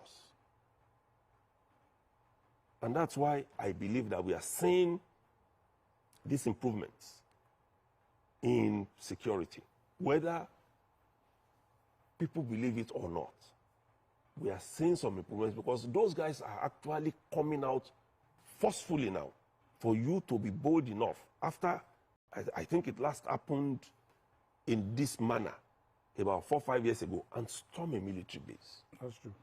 It has not been, meaning that they are also getting better equipped. Now, still talking about the issue of insecurity. Now, without sounding like a broken record, last week, the Chief of Defense Staff actually came out and reassured Nigerians that security will improve this year. I ask again, are you convinced? You see, because we are speaking within context, my answer is very clear. It's a yes, within context. Why do I say so? I'm a journalist, and I get stories every second. And I know how many insecurity stories I used to report. Now it has reduced. So what do we say? What about those people that were killed? They will say I'm being insensitive. But that's why within context. No, we don't deserve to die. Nobody deserves to die, no matter what the figure, whether 1 or 2. We must talk about improvement. And that's why you will not see the president saying that we will stop protecting lives. Everybody must work towards zero attack and everything that is possible. But having said that, it's just to say that a lot has been achieved, especially in the Northeast. And in the Northwest, I must give kudos, even though it may not sound right, for the Minister of Defense and the Minister of State for Defense, for whatever they are doing. I see people, going to the battlefield to say, hey, the president gives them a marching order. I don't want to hear this. Go straight to your state. Go straight to this region. Fish out all these bad elements and get them, So I think what they need from us is more support, more encouragement.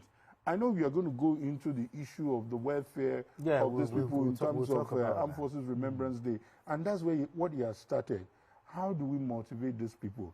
How do we give them the backings? As we speak, as I think the last count, about 28 to 29 states are being secured by the military. That should not be their primary job. Exactly.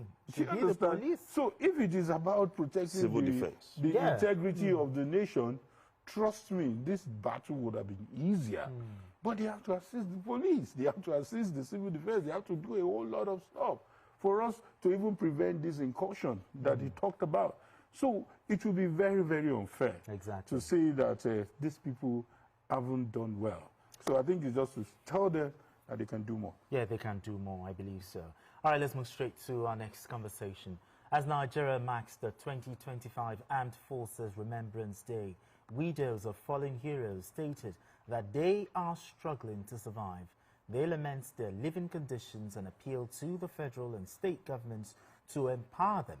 They said they saw the Armed Forces Remembrance Day as a painful reminder of their husbands' sacrifices for the country. Fallen Heroes Association in Gombe, Lagos, Cross River and other states expressed disappointment over abandonment by the federal and state governments. Doctor, the price of sacrifice, the predicament of families of fallen heroes. Some might even call them the unsung heroes. That's the families of the fallen heroes, neglected by the armed forces, the government, and by the country. How depressing is this? Well, I will also try to put this in context. Okay. When a man leaves service, even as, retires, we still have that kind of problem we're talking about. Why?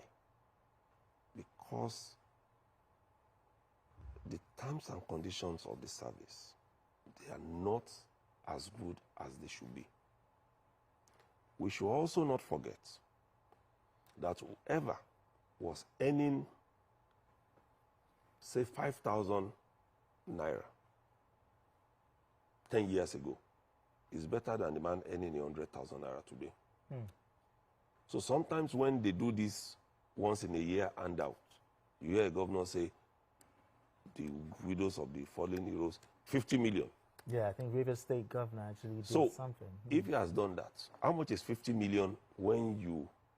So what, for me, we should focus on is to go back, like I said the last time on this program, and work on that harmonized, the improved conditions of service. When you look at what this has brought out now, it has told us what each person can get after retirement.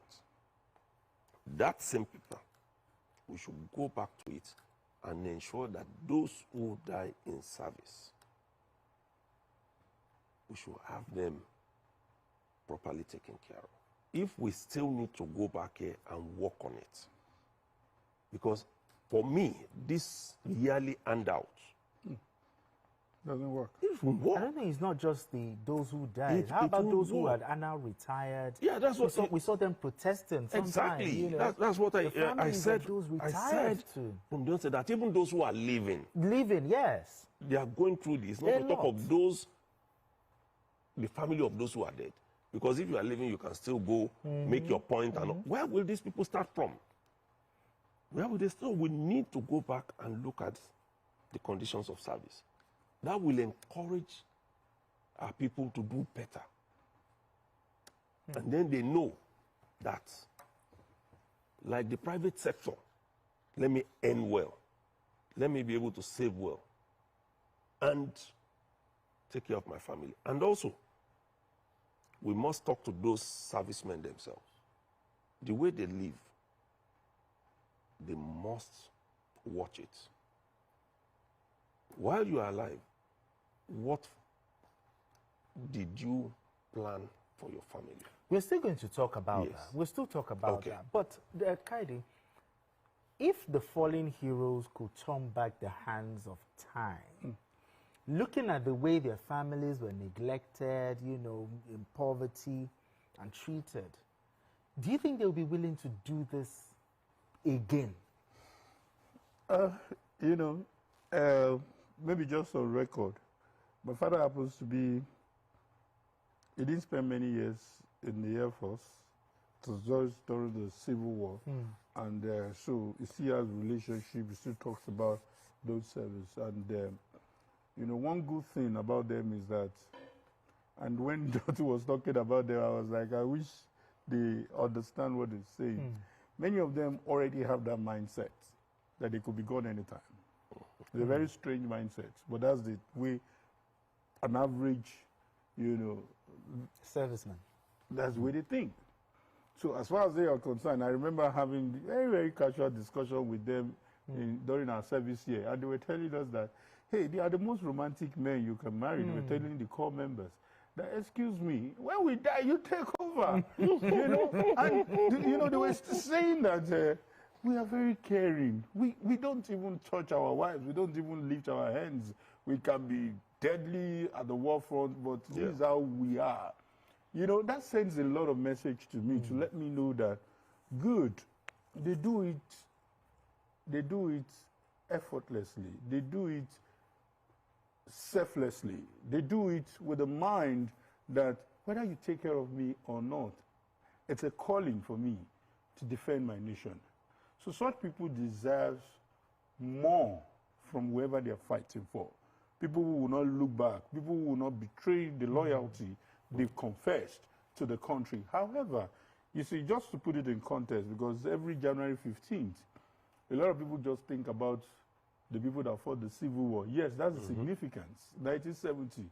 How many years back now? We're talking about 54, 58, I think. 54. Now 54, going to 55 years. So, but the big message is, what about those people that have been killed? Yes. In the insurgency Boko war. Haram. All of them. The number seems to even be more. That might be an exaggeration, but I'm not very accurate with my figure.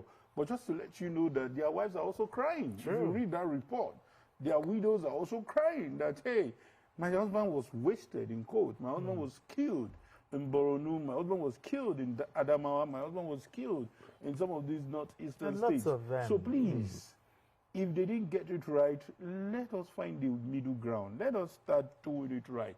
Let people join the army with so much pride, because a good number of people are running away now. And if some people want to join army, they don't want to be pushed to the war front. So why are you a member of the, you know, All right. But you talked about the way they live. Now let's talk about life insurance. Do you think the government should come up with some sort of special life insurance policy, or some sort of benefits, you know, for members of their families, so that they can? I saw a documentary, and it was really sad. Those things are there. It was really sad. Those things are there. If you follow the news, you see that virtually every month the police present checks to families of. But the big question is, how much is it? That's the point I was making. Because if you say this insurance, you are distributing, say,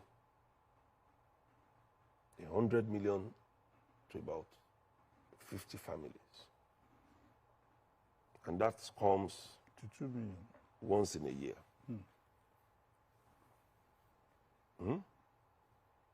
How significant is that? One of the things as a civilian that I made up my mind about when I was going to get married was that my wife must be working. And she must learn how to make money. Till now, we still have our differences over that. Because it's not only the people in service who carry guns that know that they can die any minute. I also know. Because I keep saying to my family, when you go out in the morning and you come back, especially in our climb, it is a bonus of one day. So if I die today and my wife can't make money, what happens to the family? So that's why I said these things must begin from proper investments in your family. So that when something happens, there's somebody who is taking over. Because no matter what the government is going to do, you are only, they are very important, but only also a fraction of the population. And they can't get all that they need. So as we are clamoring for this insurance, we should also be telling ourselves that investment is important for these people too. To make sure like entrepreneurship and all of that. You know, trade, just... There was a time they used to also say we journalists are reckless people in terms of living. When a journalist dies, the wife is, in those days, probably not working, and then there is a problem. So we who are coming up now are now saying, see, things must be done differently. A journalist doesn't want to be a tenant forever now, because he knows that one day something can happen, and nobody is going to look back. Okay. Now, to wrap it up, yesterday was Armed Forces Remembrance Day, and we'll always celebrate them. I saw somewhere that even in America, the UK, once they see a serviceman, an average American would say, thank you for your service. But in Nigeria, when you see a serviceman, a soldier, do we as Nigerians even say thank you? Now, yesterday we celebrated them, but I just want to ask you, maybe just in 30 seconds, do you think our armed forces, do you think they are celebrated enough? Yeah, it's a combination of two things, and unfortunately, we just have to say it the way it is. The American history is different from our history. True. We came out of them in 1999, and the experience generally wasn't palatable. You know, we see them as people who were brutal. We see them as people who do not have respect for human dignity. But the civilians have been able to change it. They are changing the narrative. Let me know that they have changed. They're changing the narratives, and the military is also proving to us that they are subservient to the civilian government. The Constitution. So until we see that clearly stated out, because we still see them misbehave. We must say it the way it is. We see some of them, especially those on the road. Exactly. We see some of them and say, how dare you make call when ask your car to stop. Yes, it might be the normal thing, but do it with respect. So that American that is doing like this to a military man, that American knows that the military man will respect him. That American man knows the military man respects democracy above every other thing. So it's a two-way So I guess the military should do a lot of reorientation, rule of engagement. The military civil department. Exactly. Establishes. Exactly. I do something. I don't need to say thank you to you when I see you in uniform. When we're on the queue, I allow you to take your turn first. Exactly. It's something I don't shy away from. That shows you that and we should be able to pick them on the road when they're on the road too. I respect you. Unfortunately, picking them on the road is now dangerous. Because you don't even know who's an armed robber wearing a uniform. It's a Nigerian problem. Yeah, it's a function. But the other things that we see, you are at the airport, you are at the eatery, you see them. Sometimes pay the abuse. Pay the abuse. I say that some transporters even. They don't even take money from them. My dad died as a commissioner of police some years back. Active service. Yes. And I knew how much we got. All right, gentlemen. it's a fine place for us to live. Dr. Oladipo, thank you so much for joining us on the show. To have this beautiful conversation. Kaide Oladide, appreciate you. Always a pleasure. Appreciate you. Thank you so much for having this conversation with us. We also want to say thank you to the gentlemen and women in the back room, pressing the buttons, as always, for us to have a beautiful show. And that's it on Journalists Hangout today. Join us tomorrow for another episode of the program. You can watch the repeat broadcast of this episode tonight at 11. Join us on Sunday from 1:30 to 3:30 p.m. for Journalists Hangout on Sunday. We are on YouTube at youtube.com/TVC News Nigeria. I am Benga Oreshegun. Bye for now, and God bless Nigeria.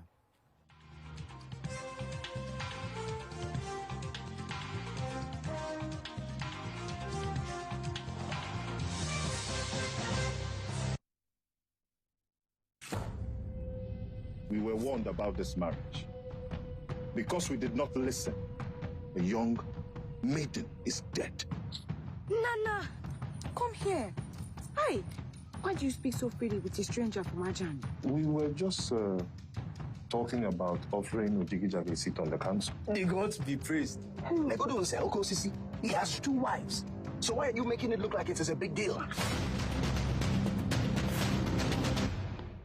The following is a paid presentation by ShopX TV. At ShopX TV, our customers are the heart of everything we do. As a special thank you for your continued support, we are offering our customers 10% off on selected products from now till November 15th. That's right, shop now and save big on some of your favorite items while stock lasts. Don't miss out on this opportunity to grab amazing products at unbelievable prices. First is our amazing 4-in-1 Cook-X blender. It's a food processor, a grinder, a blender, and a juicer all in one. The Cookex 4-in-1 blender comes with 3 versatile cup sizes, each crafted to handle special tasks perfectly.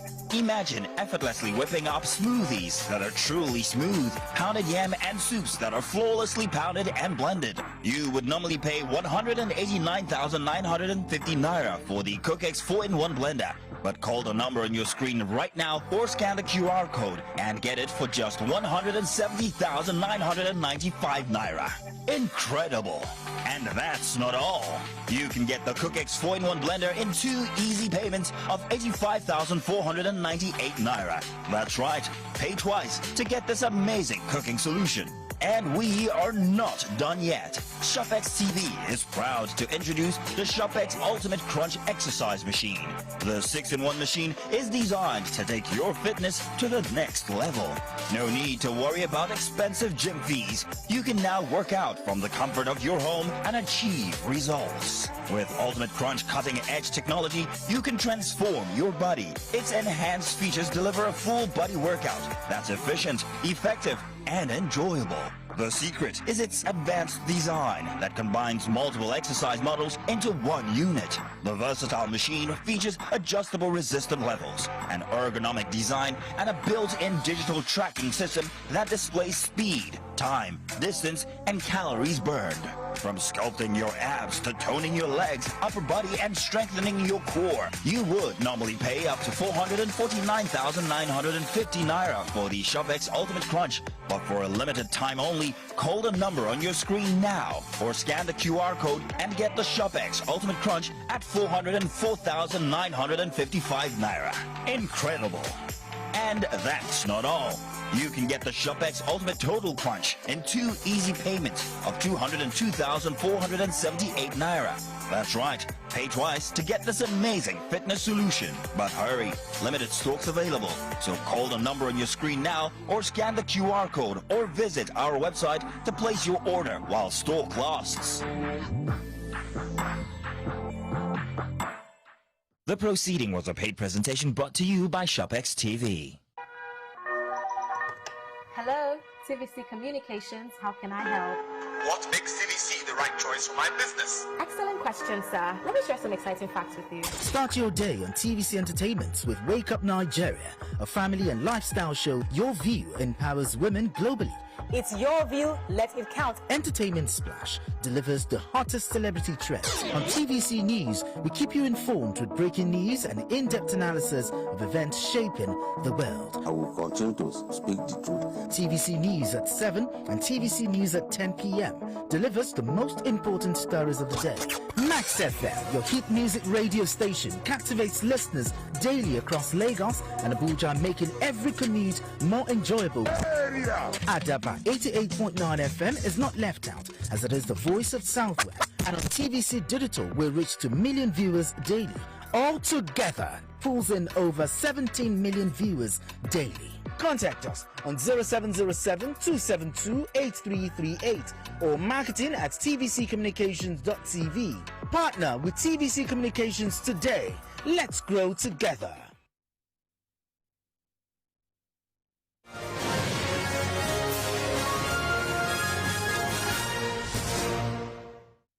Ogun State, the gateway to Nigeria, is setting the pace with groundbreaking infrastructure projects and innovative social programs for economic development.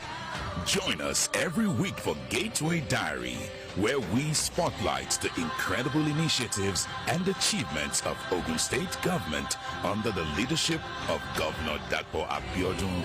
Discover how Prince Dapo Abiodun and his team are empowering communities, fostering economic growth, and enhancing the quality of life for the good people of Ogun State.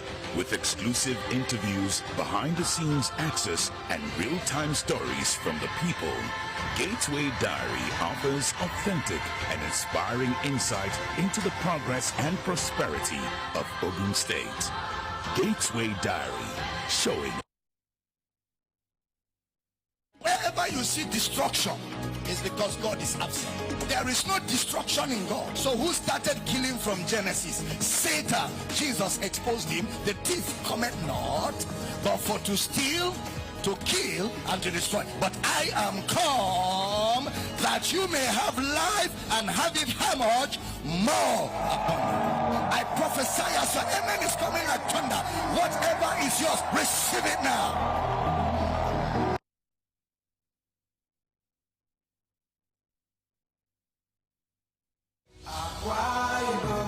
Is my fatherland. God bless Aqua. We will invite all appointments to arise to the faith of greatness with our Rise agenda. The sun is rising, the land is peaceful. It's so amazing that I can see. I want you to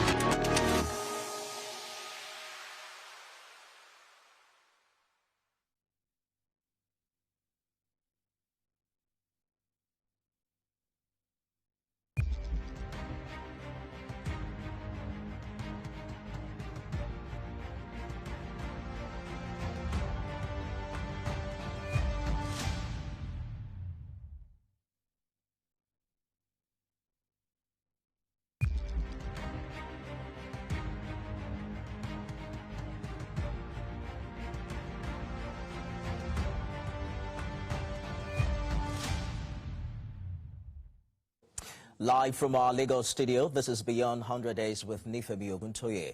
On the program today, our attention is turned to the politics of opposition parties in Nigeria. But let's begin with breaking news.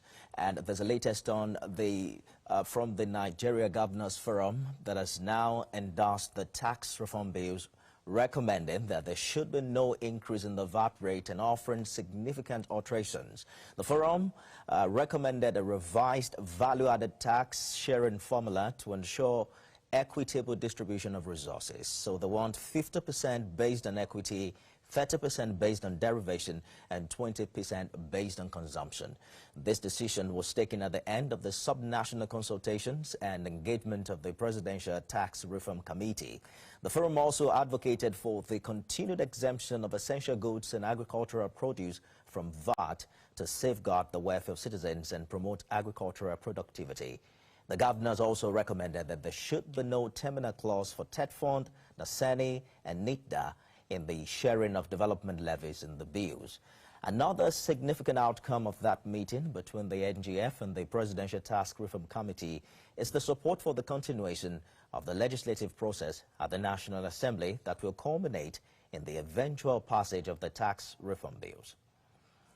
Let's also tell you that the federal government has now replied to the Emir of Kano, Muhammadu Sanusi II, saying his help is not needed to validate the reforms of President Bola Tinubu. The Minister of Information, Mohammed Idris, in a statement expressed disappointment that the monarch who once recommended, or rather commended, the removal of full subsidy and the unification of forex rates is now subtly condemning the policies because of what he termed a shift in loyalty. Emir Sanusi, who is a former governor of the Central Bank of Nigeria, had on Wednesday at the memorial lecture of Gani Fawemi in Lagos, said the President Tinubu administration would not get his help on the economic challenges confronting the country.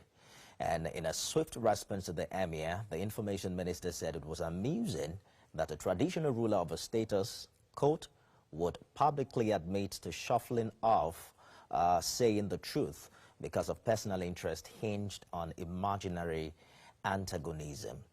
End quote. The United Arab Emirates President Sheikh Mohammed bin Zayed has accepted President Tinubu's invitation to visit Nigeria this year. The president extended his invitation during bilateral talks on the sidelines of the Abu Dhabi Sustainability Week earlier on. He delivered Nigeria's position on climate and other challenges and congratulated the UAE leader for the successful event.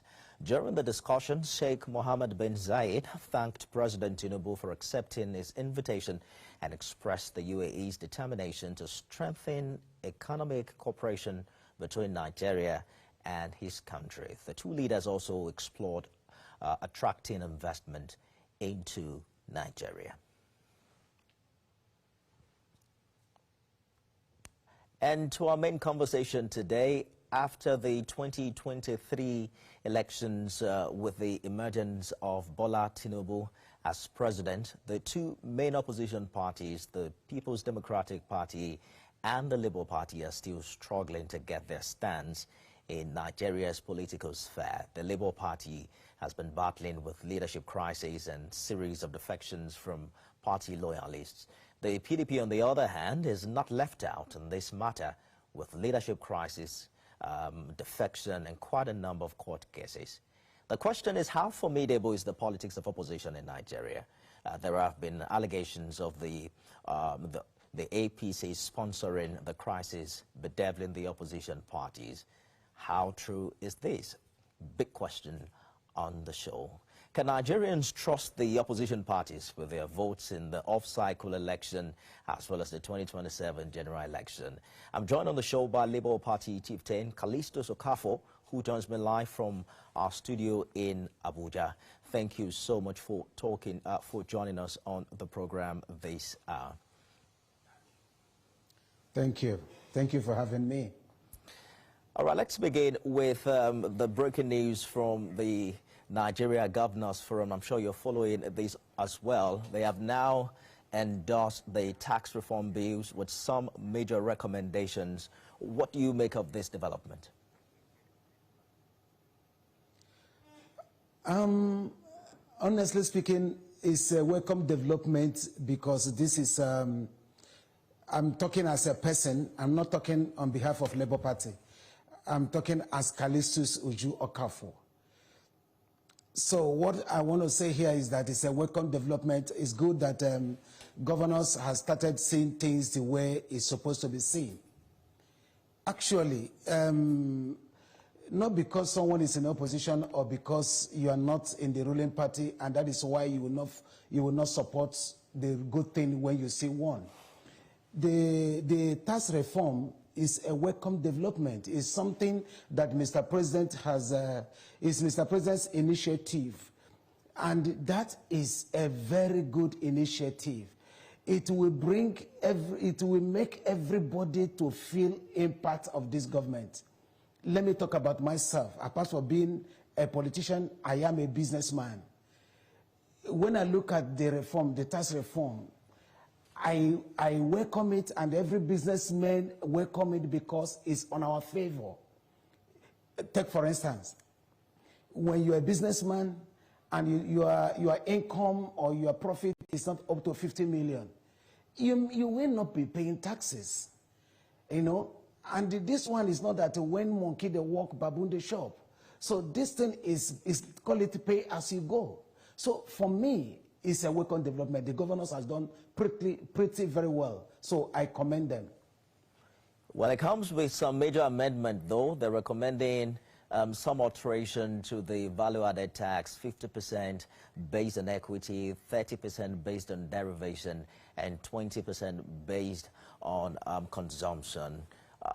You don't think this alters anything, do you?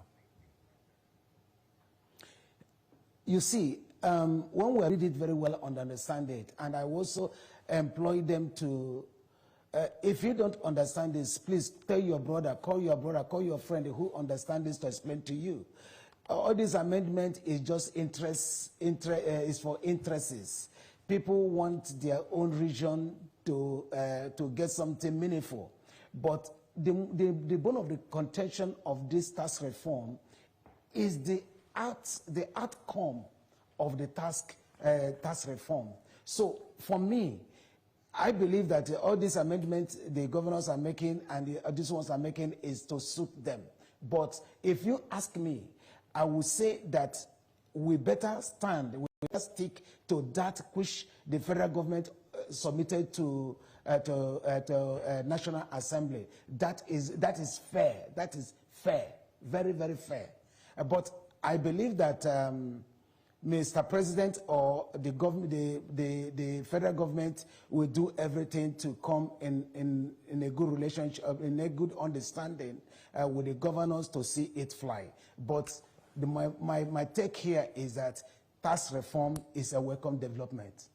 While the federal government is getting some form of support from the Nigeria's Government Forum in the area of tax reform, there is a back and forth and exchange of words between the federal government, the presidency really, and the Emirate of Kano. You heard the Emir of Kano saying that it is no longer going to help this administration. How are you reacting to this?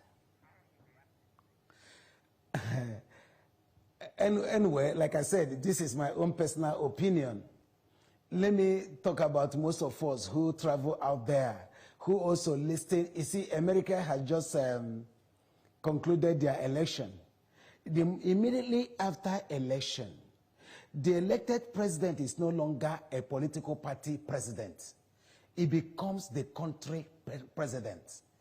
It means that at this point, everybody, if you know the one you can do, you can join hand to make it happen. Remember, you are not doing this for Mr. President. You're not doing this to APC. You are doing it for the nation. You are doing it for your country, for the masses. Honestly speaking, it breaks my heart for a man I respect so much, His Royal Majesty, Sanusi Mohammed, to say that he can't support Mr. President. For what? He's not supporting. I want to let us know that we're not supporting Mr. President. We want to support Nigeria. We want to see our country, the only country we call our own. We want to see it work. We want to see the policies, all the policies Mr. President bring. We want to see it work for the betterment of Nigerian masses, not for individuals. So for a man like him to make that statement, honestly, for me, it's not a welcome development. It's really, for me, I've seen it in a position of personal interest. But I'm seeing it as a man who has shifted his loyalty to somewhere else. It's all about loyalty. It's all about. It sounds a lot like. It sounds a lot like if you don't support me, I won't support you. The Minister of Information calls it perceived antagonism, but perhaps it has to do with whether or not he's getting government support in holding on to the stool of power in Kano, in light of the legal tussle that is faced with. But that is what it seems. If I were to be him, I won't make this public declaration. I won't say this publicly. I will put it in my heart. Me as a person, I see it as that is exactly what it is. Because if federal government has supported him, you see he would have come out that day on Wednesday to sing the praises of federal government. But because maybe the federal government has not supported him, and that is why he is saying this. But why we should all condemn his statement is because this is an elder statesman. This is a first-class citizen of this country, a man who has held a position of central bank governor. Shouldn't have come out to say this. You see, and one thing with this government I see is that they try to bring in professionals. It doesn't matter, irrespective of your party affiliation or what you believe in. But because we are all Nigerians, because we are all fighting for a common goal, Sanusi Mohammed should be that one who's supposed to volunteer himself for what he knows and he would do better to help the federal government, to help the economy of this nation. But he decided to say this. So for me, I condemn that. It's not a work, for me as a Kalisis or CAF, it's not a work on development. It's a very selfish statement, honestly. Mr. Okafo, you're sounding very different this evening. The last time I checked, you were a member of the Labour Party. We're also following the gale of defection hitting your party. The last count, about 5 out of 35 members of the House of Representatives have now joined the All Progressives Congress. As at March 2023, Julius Abure could swear that that wasn't going to happen. It also sounds a lot like you are now in support of this administration. Is the Labour Party now the new APC? You see what I'm talking about, because and whenever someone is saying things the way they are or expressing his own opinion, if you're not APC, APC is sponsoring you. Before, everything and everywhere I was fighting for my position as a deputy national chairman who's supposed to take over from the late chairman, what I heard everywhere is that APC was sponsoring me. You know, it's really disheartening to hear this kind of thing from people. This is our government, like I said before. The moment after election, the next thing to do is the president-elect is the president of the Federal Republic of Nigeria. It's not the president of APC. It's not the president of any other. So whatever we can do or we can say to support the government, you say it and do it. I hear you, Mr. Okafo, government, and I understand your position. It sounds accurate as well. But some would say you went to the Supreme Court, you know, to claim the chairmanship seat. You know, what your detractors are saying is perhaps because you did not get that position, that is why you have turned around to support the incumbent government. How do you react to that? That is funny. And who says that I am done in Supreme Court? Who says so? Who says I'm done in Supreme Court? You see, I am a man who respects the rule of law. If a competent court says that Abure is a national chairman of Labour Party, as a good citizen, I have to respect the rule of law and wait until another court says otherwise.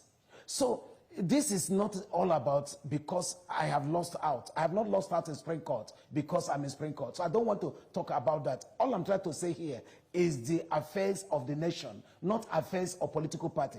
And again, when you talk about people defecting from Labour Party to another, I read in newspapers, I read in social medias where Abure is going up and down. They said, according to them, that's what I read in social media. I don't know how true it is, that they have gone to the floor of the House to serve those people who are defected. You see, if Nigerians, if a PDP man deferred to APC, or APC man deferred to PDP, or vice versa, how they have been doing it, it's like it become a normal. It become everyday thing. Labour Party own won't be different. Don't forget that the reason they defeated because of this quarrels, because of this fight, because of the leadership crisis, because of legislative tussle. But what the Labour Party is saying under Abure, Mr. Okafo, is that as we speak, there is no significant division within the party. You just mentioned yourself that the court is in favor of the Abure leadership, and they are contesting that provision of Section 68 and I think Section 109 of the Constitution that gives room for defection of members of the House. Okay, what you will ask yourself now, if all of us were in court, Abure was given, court had declared Abure and the chairman of Labour Party, and the other people has gone to higher court, and this guy says, listen, we are tired of what is happening in Labour Party. Remember, when you say court, the court did not say.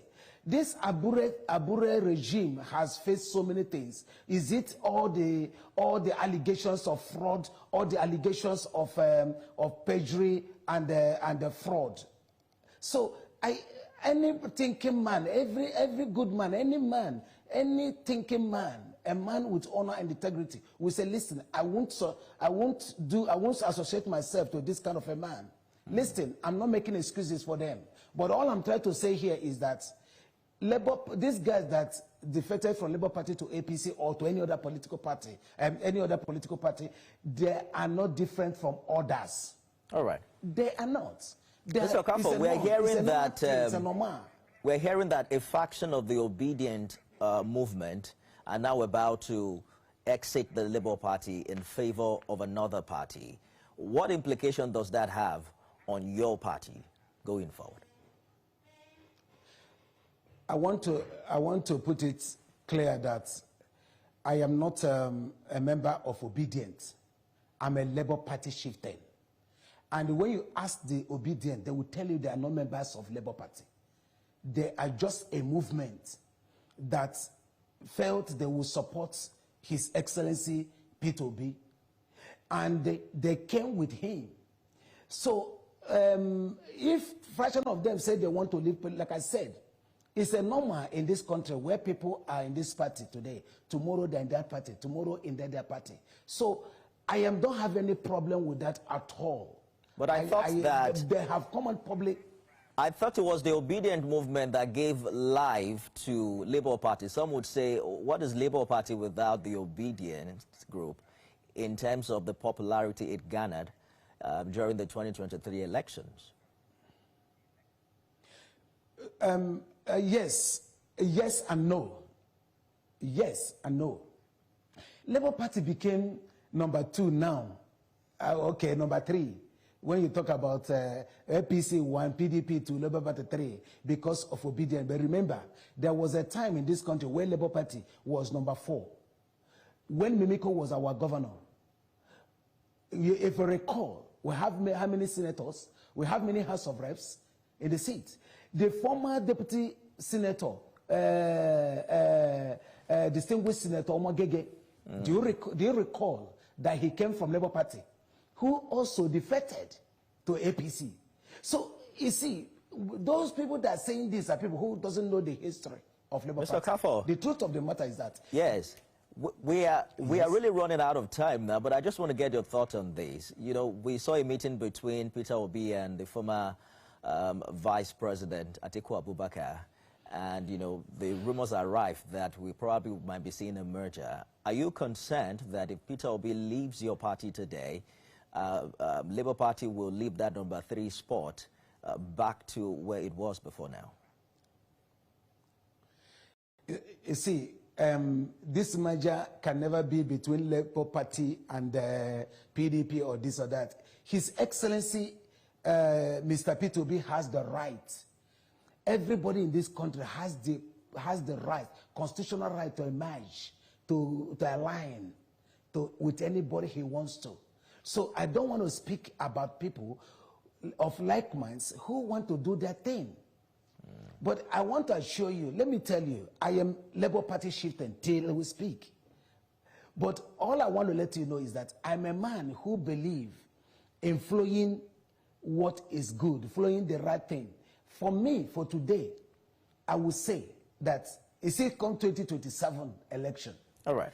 With what is happening in Labour Party, what happened in the PDP, these two parties with all this crisis cannot fight APC. That is the truth. Okafor, that is the truth.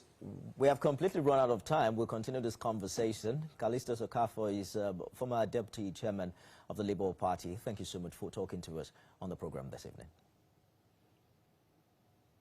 Thank you for having me. Thank you. And that's our show today, everyone. Thanks for being a part of it. We're back tomorrow, 6 p.m. with more. I am Nifemi Oguntoye.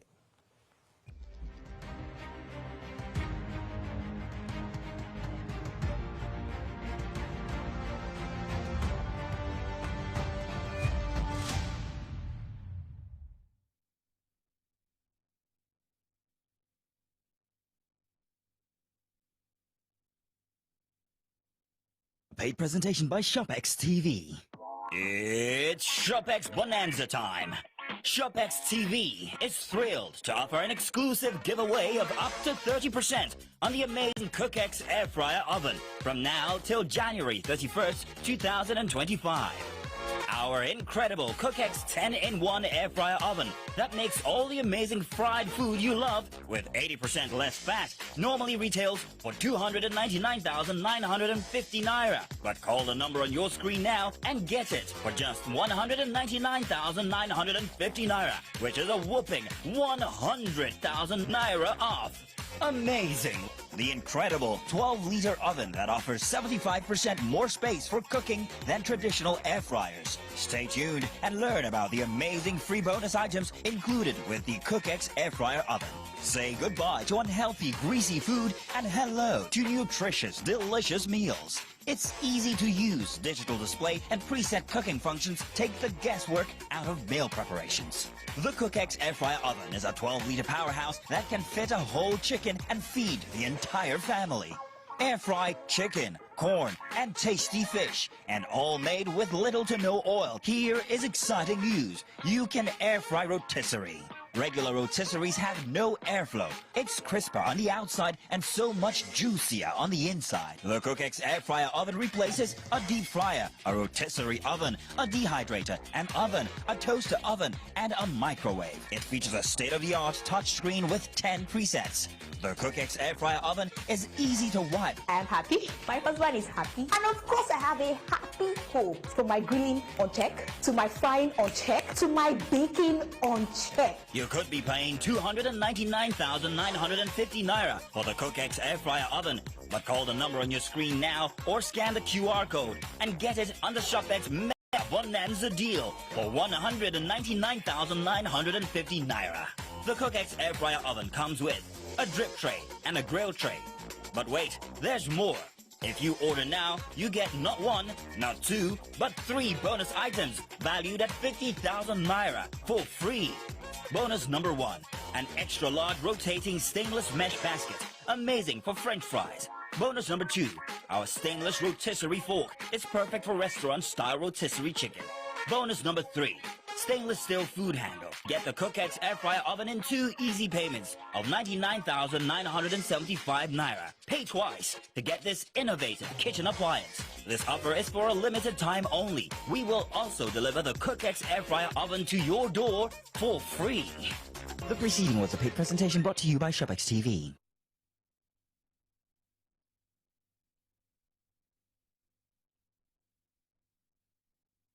TVC News Weekend Lineup. TVC Breakfast Saturday with Kemi Fola Adeyemo and Emmanuel Ajayi. Political Standpoint with Precious Amayo. Newsweek with Mark Otabo. Politics and Sunday with Femi Akonde. Community Forum with Sarah Yeku. Get ready for the biggest stories, fresh perspectives, and burning news discussions that round up the weekend. Only on TVC News. At TVC News, wherever the big news story is happening, we're geared up to break it. TVC News, first with breaking news. To the glory of God and the support of the good people of the state.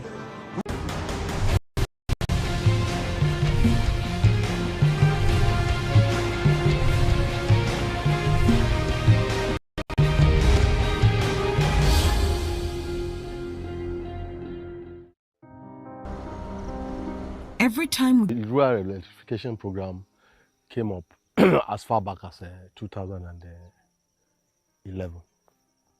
Right from that time when they came, the communities around cooperated, particularly this very rural community in Bariku, gave them esteemed cooperation. They did very well.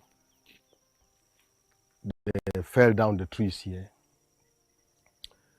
In fact, the falling of trees was almost a problem because they were economic trees. But because we really loved electricity, we have to let go the falling of the trees. That was done. They started erecting the poles. The problem we started getting from the electricity, which we loved, was the breaking down of the bridge. The fall of that bridge was as a result of the poles they were conveying to plant them over these areas. So, as a result, the bridge now sagged The walls, the columns that carried the bridge fell off.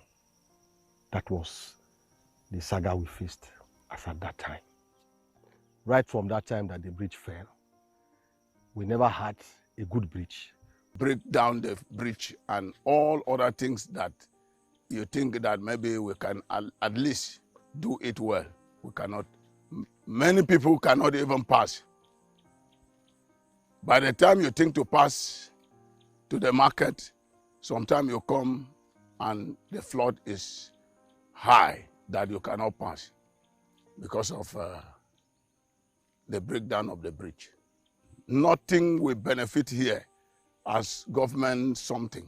Though we have a school that I would say we are benefiting from the school that they send us a primary school and a health center, but the road that at least will enable us to rush out, we cannot even know. The fear of crossing the bridge has left residents of the community isolated from Cross River State, or should I say, the people's paradise. When they need help, they are forced to rely on themselves, often leaving problems unsolved. We called on the management that are under this NEPA construction that look at what has happened. So they left us and they promised they are coming back to work the bridge back to us. Up till then, we have not seen them. And up till then, the NEPA, the light they even gave to us, the thing is not lighting. It's more than 7 years that they constructed this NEPA light. The thing is not working. So we are suffering from the bridge and suffering from the light. We are not benefiting anything. You only use motorcycles to convey your goods, your produce, right? That's the rice. Yeah. Down to the markets. Up to we cultivate okra, we cultivate rice, cassava, gari. This is the highest producers of gari inside here. This is the highest producers of rice inside here. In fact, if just it took imagine if you can give us up to 5 minutes that we work, you go and see marvelous rice, you go and see marvelous harvest that we do harvest. But it's machine. And in the process out of that machine, before you should convey a bag of rice from inside to the main road, we are paying a sum of 1,500. For one motorcycle? For each bag of rice. That if motorcycle be able to carry 5, which means if you plus 1.5 by 5, will give you definitely around 7,500 to convey 5 bags of rice to the main road. We lost a lot of souls in the process of the damage of this bridge. Last 2 months, we lost our small ones because we don't have a standard primary school inside there based on inability of the road. And some of them, we do convey them to the nursery school by trekking. You can't, because this place is right inside deep. So this one is a foot. I think we have been trying. This is how we've been managing the bridge for a period of about 15 years now when it got bad. These are people from different communities carrying timber from the forest to where the bridge is going to be at least managed for people to pass for commercial purposes. This here, why we took this photograph, in fact, we were very fast to have taken this photograph. This woman didn't make it on the attempt to cross here. In fact, she was not properly picked when she fell into the gap you're seeing. We lost that woman that very year. That was in 2015 that we lost that very lady you're seeing there. So the bridge has crossed. She fell. You see the part you're seeing here is open. So there was just only one plank that was carrying them. So she lost her step and fell into the bridge. She lost her life in 2015. Then when you watch this very photograph, you see the flood. During high tide, the place is not passable. During high tide, except you are a very, very good swimmer, nobody passes there again. Our children are being barred from going to schools. Market women are being barred from going to the market. And the commercial activities, in fact, does not go properly again as soon as we have the high tide. And there is no alternative? No alternative, just no alternative. We don't have canoes. We don't have canoes. The only thing is just stop going out. Hunger has been one of those things we've been suffering because we get out here to go and get some food stuff to take in the community. So within this period of high tide, we've been suffering a lot of problems. Watch here. There was a more dangerous space that was created. If you see the crowd that is left behind there, the reason was that we have waited for a very long period of time. We didn't see our children coming back. So we didn't know that there was problem there. Our market women refused to come back to the village. So what we did now was, as the committee now went down there, discovered that people were there and the bridge was so dilapidated that they cannot cross. There was a gap at the middle. So now we have to call some labor from other communities that came, and we did emergency job. That's why you see those people much there. And if you look at the crowd from behind, you see that the people that were left out there were over 500 people. So if 500 people will die in a community, you know that that community is completely gone. Mbaraku community is a farmer's dream. It has a vast land ripe for agriculture. For quite long that I have been cultivating my rice here. I've been planting my rice.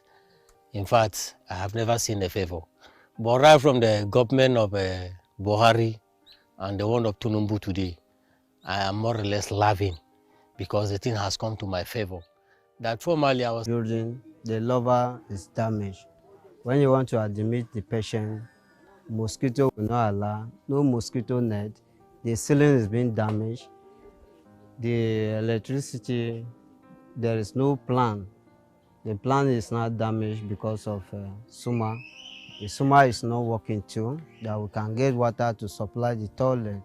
Even the toilet, because of long using of the toilet is not flushing well, which we need the government to service it. And the woman, the jacket, I see this one here. After we deliver her, we jack to the wards. So there's always even move patients to after delivery. We don't have pushing this thing now, pushing bed. We don't have that trouble.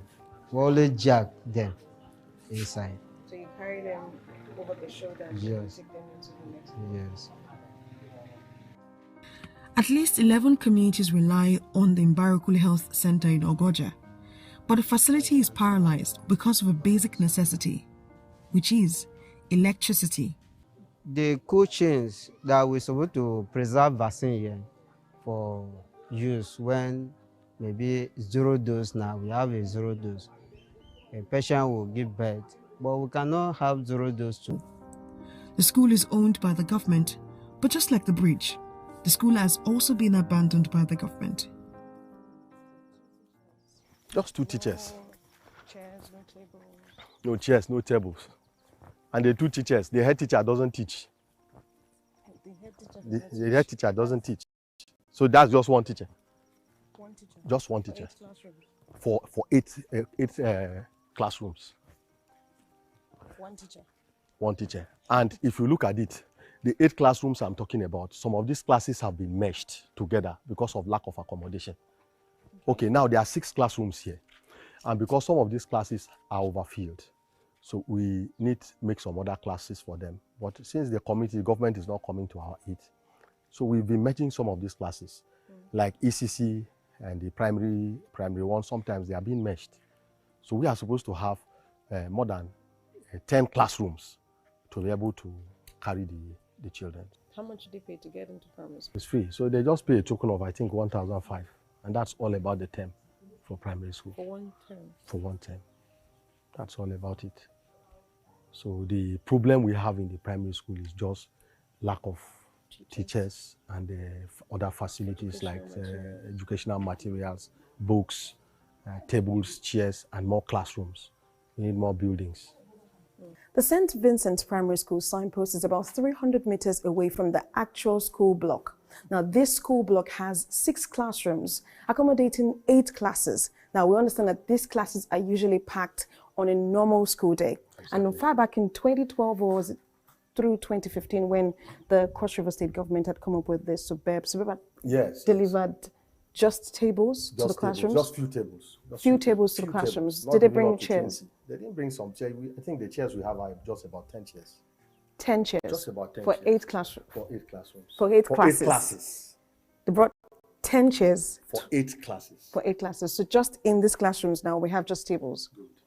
Just tables? Just tables. So when pupils come to school, where do they sit? When pupils come to school, they hang. They hang on the tables. No place to sit. And some will sit on the floor when they are tired standing. And that is why learning is not effective. That's why learning is not effective. So they've been hanging. Sometimes they sit on the floor. You see some will be sleeping because there's no conducive place for them to learn. So that's what we've been suffering in the environment. That's why we are crying for more facilities in this environment. At least you are an eyewitness. You're seeing the tables. Few tables. They are not even up to 30 tables for a school that has up to 6 classes. And the available classrooms are 6, which we need another school building. So the pupils here are about 500? The pupils we have here are about 500. And there could be more if these facilities are available. So you need more classrooms? We need more classrooms. This community can produce 1,000 pupils if facilities are okay, because it will create attraction for them to come down. So another question I have is, so since this is supposed to serve 5 communities? Yes, this is supposed to serve 6 communities in all. 6 communities. Yes. So when this is not available, where do the children go? When this is not available, schools that are away from here are about 30 kilometers. I think the least school is about 20 kilometers away from here. The primary school? The primary school. 20 kilometers away? 20 kilometers away from here. So you can imagine that. And so instead of these children trekking those ways, the parents here are scared of that they will go, they wouldn't know how to cross the highway. And even when there's no bridge for them to even cross to get to the highway. So they wouldn't want to lose their children on the bridge by the flood. And if they will even manage to pass, they wouldn't want to lose them by the highway there. It is like deja vu for Mbaraku community. The community is yet to get a bridge. The school has been abandoned. Refusing to give up, the community rallied together to save their primary school when it was on the verge of shutting down. First, they tackled the teacher shortage, hiring educators themselves to ensure the 500 pupils didn't miss out on their education. But that's just winning half of the battle. Next, they now have to figure out how to pay these teachers. But even with all these interventions from the community, the school is still faced with a lot of challenges. For those who find it difficult to access good education, agriculture and transportation are the means of survival. As an individual, I have tried to alleviate the sufferings of the people. I think government should aid us to do better for our people. I was not comfortable, really. When I came into this community, there were about 3 secondary graduates. You wouldn't imagine it, in 2005. Just 3? 3. But when I came in 2010, I was able to produce about 11 secondary graduates. But as I speak with you now, I have university graduates, polytechnics, and colleges of education that are produced by the same school. And sometimes we could cry that government should help us, the private sectors, because we are doing well. They should give us assistance to do well for communities like this. So how much does it cost to be admitted into your school? My admission is very small. Only admission alone, you pay 1,500. That's just your admission fee. My fee is just 4,000 naira. It's good to laugh. It's good to laugh it out. 4,000 naira? Yes, and even some parents cannot even pay. There are some that are owing. 7-year-old Augustine raises to bring his latest invention, a toy car made with scraps. At one corner, some elders sat watching Augustine show off his creation, wishing their schools were upgraded, wishing the talents and creative minds of children like Augustine won't be wasted. Why you know they go to school every time? If I go to school, teacher no there, and tear why they sit down no there. That's why my father can't go put for tailor. And bridge with the part go school. You know that way my father can't go put for tailor the day for us. But you won't go to school back? Yes. What do you feel the government will do for you? To bring teachers. Make government bring teachers for now. You won't go secondary school? Yes. For girls, marriage is the temporary escape from poverty. It's a cycle that's hard to break. Education here is very poor. Very, very poor because of lack of money, lack of finance. We don't have anything to further ourselves. On behalf of me, I stopped on the way because of the way the economic was with me. So I could not further up because of money. I stopped it on the way. That's why I gave birth earlier. I could not do anything again. You gave birth at the age of what? I gave birth at the age of 20. So that was when you finished school? Yes. Right? Yes. So how do you think that affects girls around the community? It The fact affects that us. there are no teachers in the primary school, and it's just a private school that we have. It affects us very well, oh. It affects us very, very well. We could not make anything. We are just village up and down. We just move up and down. We move around, giving birth. As we live in Barikul community, the creaking of the old bridge is a stark reminder of the struggles faced by its residents. Despite their resilience and resourcefulness, the community remains isolated, without basic necessities like electricity, a reliable bridge, and adequate healthcare. The promises of politicians have come and gone, but the people of Mbarikul remain hopeful. They're not asking for much, just a safe bridge, a reliable healthcare system, and access to education. Experience information and entertainment like never before as TVC Breakfast takes your weekends to a whole new level. Introducing TVC Breakfast Weekend Edition, your ultimate source of thrilling sports updates, insightful political analysis, and captivating entertainment news. Stay in the know with what's trending, catch up with the latest in sports, and immerse yourself in the latest buzz from the world of music and movies. Your weekends are no longer just days off, but moments packed with knowledge, excitement, and enjoyment. TVC Breakfast Weekend Edition, only on TVC News.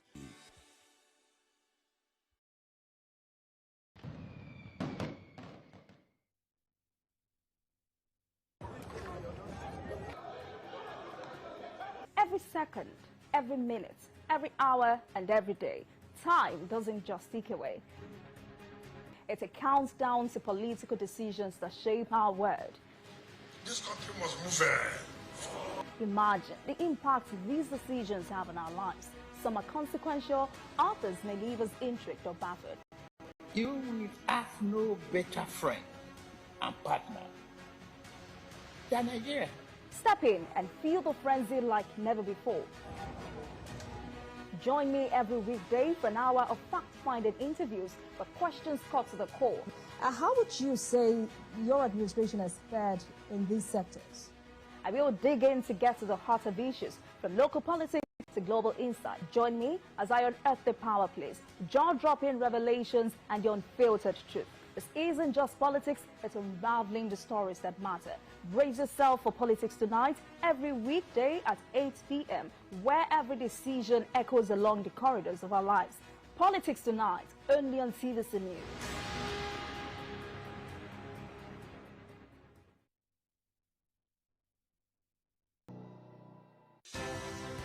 At TVC News, wherever the big news story is happening, we're geared up to break it. TVC News, first with breaking news.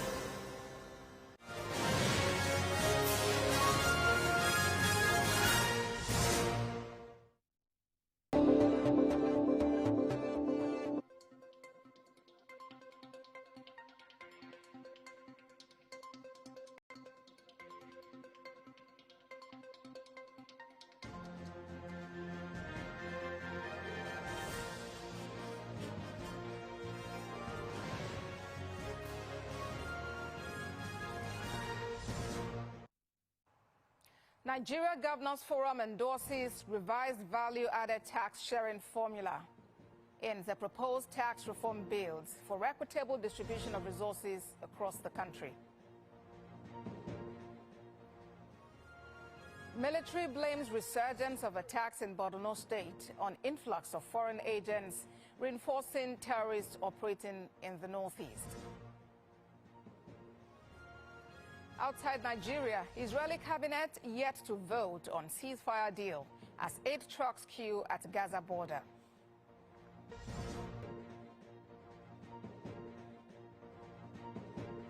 This is TVC News at 7. The Nigeria Governors Forum has endorsed a revised value-added tax sharing formula in the proposed tax reform bills, and it's to ensure equitable distribution of resources across the country. This decision is taken at the end of the subnational consultations and engagement of the Presidential Tax Reform Committee. They recommend that the sharing formula of VAT should be 50% based on equity, 30% based on derivation, and 20% based on consumption. The meeting to deliberate on critical national issues, including the reform of Nigeria's fiscal policies and tax system, also agrees that there should be no increase in the VAT rate or reduction in corporate income tax at this time. The forum advocates continued exemption of essential goods and agricultural produce from VAT to safeguard the welfare of citizens and promote agricultural productivity. The governors also recommended that there should be no terminal clause for TED Fund, NASENI and NITSDA in the sharing of development levies in the bills. Another significant outcome of the meeting between the NGF and the Presidential Tax Reform Committee is the support for the continuation of the legislative process at the National Assembly that will culminate in the eventual passage of the tax reform bill.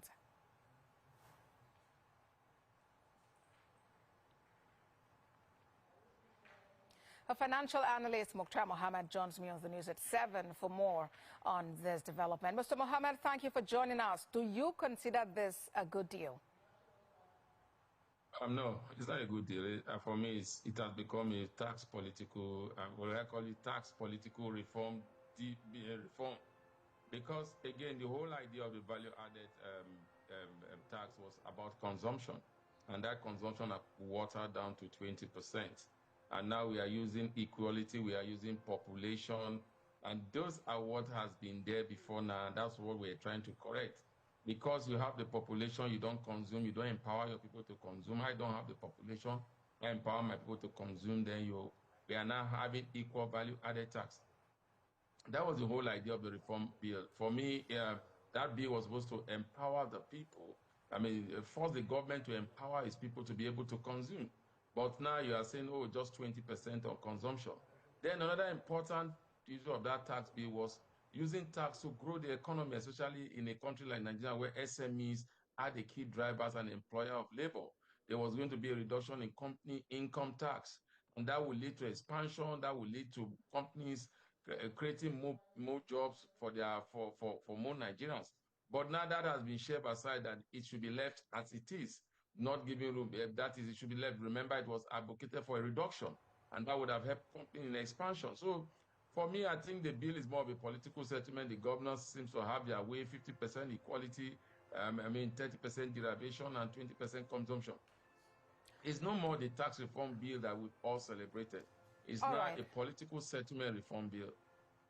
All right, Mr. Mohammed, you were talking about the distribution. Let's talk some more about that recommended distribution. What do you consider to be the implication of this to revenue drive in the country?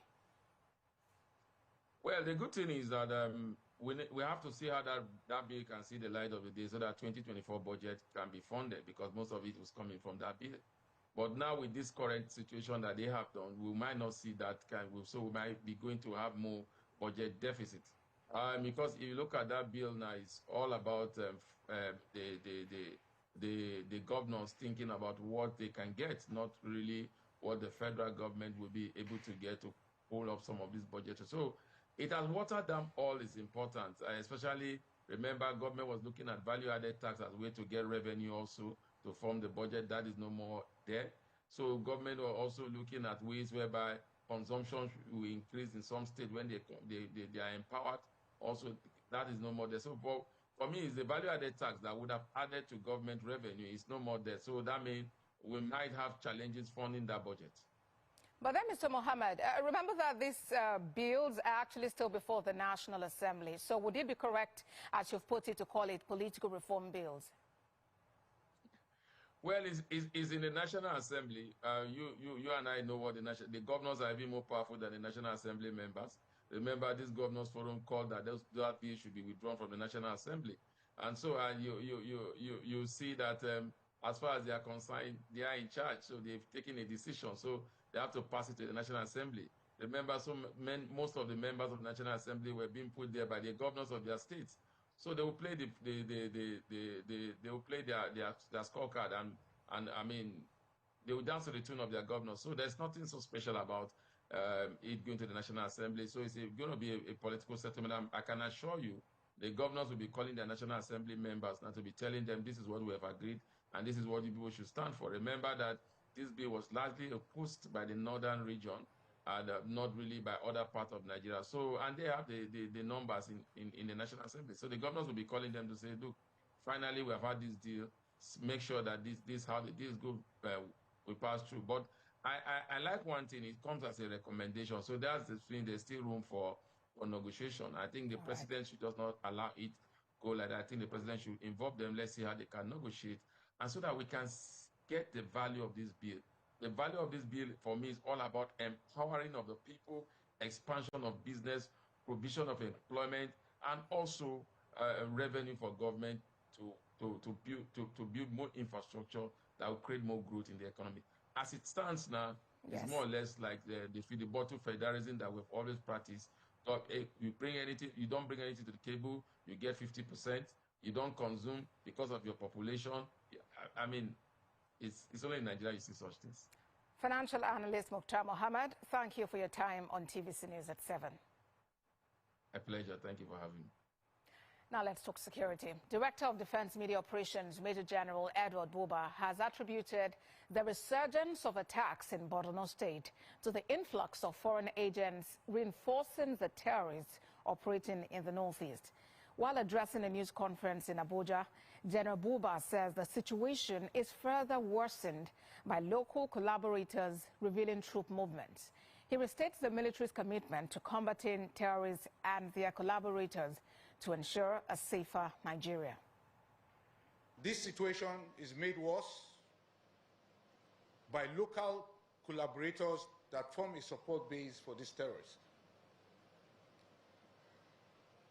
They serve as informants reporting on troops' movement to the terrorists. However, in spite of this situation, troops are profoundly conscious of their role and responsibility in ending insurgency and terrorism across our nation. Though we might record occasional tactical setbacks, our strategic objective remains unhindered, and it is to break the terrorists' will to fight. Elsewhere, a joint security operation in Day Pantaka Market has yielded results. Security agents recovered public infrastructure, including manhole covers and grading sheets, following a shop-to-shop search. Sifon Isien has more. A joint security task force begins a shop-to-shop search at the Day International Market, popularly called Panteka. Some sellers in the market, which has been shut for about 3 days, are believed to have received stolen public infrastructural items.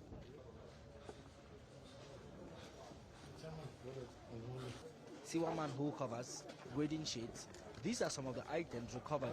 A lot of revelations have been made. We've recovered so many manhole covers that is for government infrastructures that have been removed.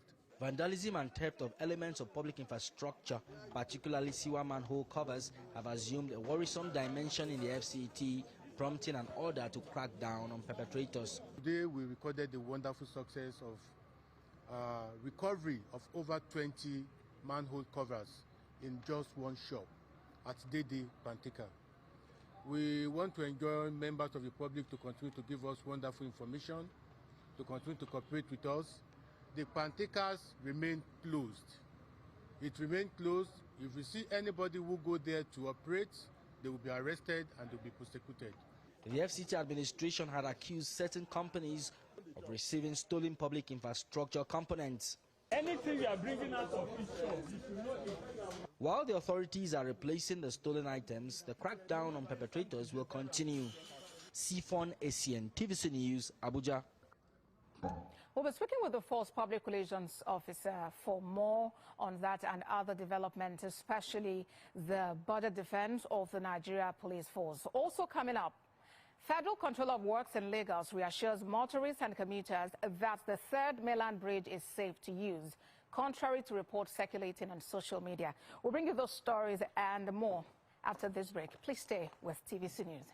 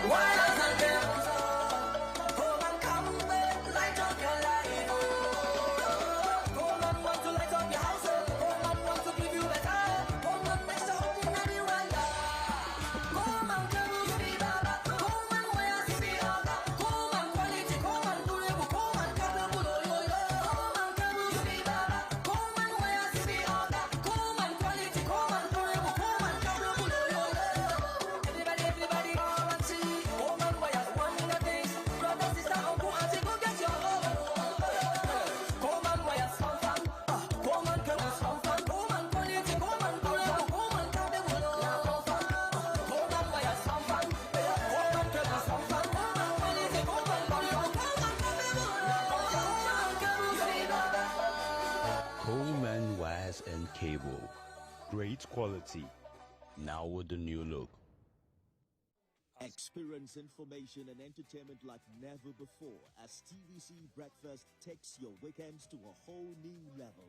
Introducing TVC Breakfast Weekend Edition, your ultimate source of thrilling sports updates, insightful political analysis, and captivating entertainment news. Stay in the know with what's trending, catch up with the latest in sports, and immerse yourself in the latest buzz and movies. Your weekends are no longer just days off, but moments packed with knowledge, excitement, and enjoyment. TVC Breakfast Weekend Edition.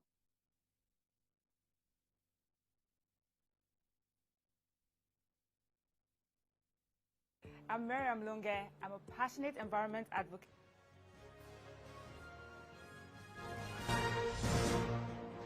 You're watching TVC News at 7, and here is a reminder of our top stories. Nigeria Governors Forum endorses revised value-added tax sharing formula in the proposed tax reform bills for equitable distribution of resources across the country. Military blames resurgence of attacks in Borno State on influx of foreign agents, reinforcing terrorists operating in the northeast.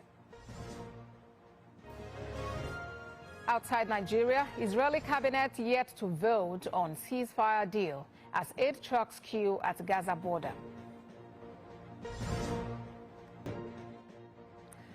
Now, the Inspector General of Police, Kayode Egbetokun, has established the police anti-money laundering units. He also appointed the financial expert, CP Hyacinth Edozie, alongside other officers of the rank of Chief Superintendents of Police, to lead the unit in all state criminal investigation departments across the country. The Force Public Relations Officer, Olumuyiwa Adejobi, says this initiative is a strategic move to strengthen the police's role in national security, specifically in combating financial crimes, adding that it is critical in countering the sophisticated methods used by terrorist organizations and other criminal entities to finance their activities. The police also recently made significant arrests in Kano and the Nasarawa states. The suspects were apprehended with counterfeit currencies. On Monday, the force arrested a suspect in New Kano, Nasarawa state, with counterfeit US dollar notes, totaling $160,000. Investigations are underway to determine the full scope of the suspect's involvement and identify accomplices. The Nigeria Police Force says it remains resolute to combating financial crimes, while the IGP calls on citizens to play active roles by reporting suspicious activities related to counterfeit currency.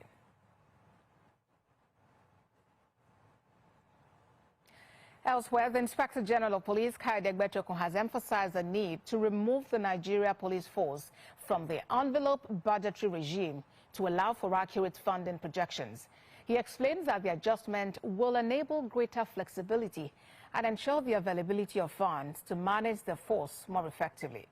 The IGP was speaking at the 2025 budget defense for the Nigeria Police Force before the Joint Committees on Police Affairs and Police Institutions at the National Assembly Complex, Abuja. IGP Egbetokun, in a statement by the Force Public Relations Officer, Olumuyiwa Adejobi, highlighted the need for the approval and creation of a special operations account dedicated solely to national security emergencies, as well as an increase in allocations for overhead and capital expenditure. He further proposed allocating funds for the construction of 5 new zonal headquarters, along with supporting tactical units critical to internal security. He also called for the approval of dedicated budget lines for police training institutions to enhance capacity building. Additionally, the IGP stressed that the prompt and full release of appropriated funds in 2025 would be essential for the smooth functioning of the entire force.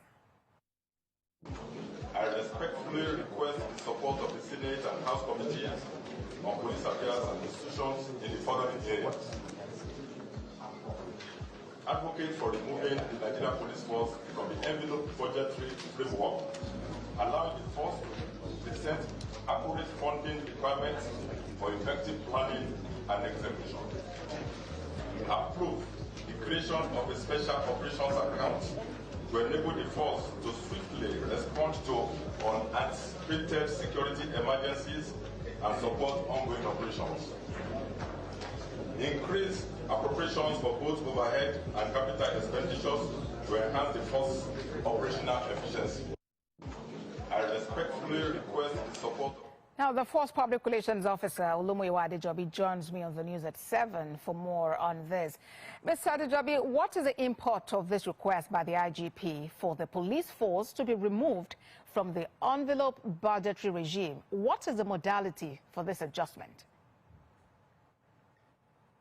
Thank you. Good evening, Nigerians. You know, the major challenge Nigeria police face is actually inadequate funding. This is not a new thing, it's a known thing in the news and everywhere that everybody knows that the police has not been adequately funded. And that's the premise on which the IGP made request today before the two committees of the Senate and House of Representatives, that the Nigerian police force should have more fund to run its activities, its operations, that if we have, with the little we have, with inadequate funding we have, the Nigerian police force has made significant strides and, of course, achievements in its operations. It's a good thing because in the year 2024, we were unable to enjoy good budgetary. Yet, Nigerian police force made significant strides, arresting more than 30,000 suspects, rescued more than 1,600 kidnapped victims, and we avoid many kidnap attempts on various schools, campuses, universities that were not even in the news.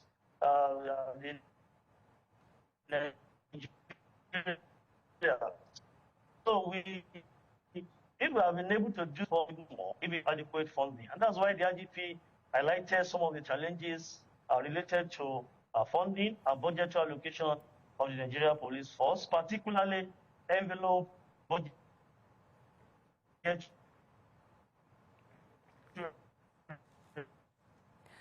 We will work on that connection and return to Olumuyiwa Adejobi, who is the Force Public Relations Officer, for more on the challenges of the police force and their request even at the budget defense session.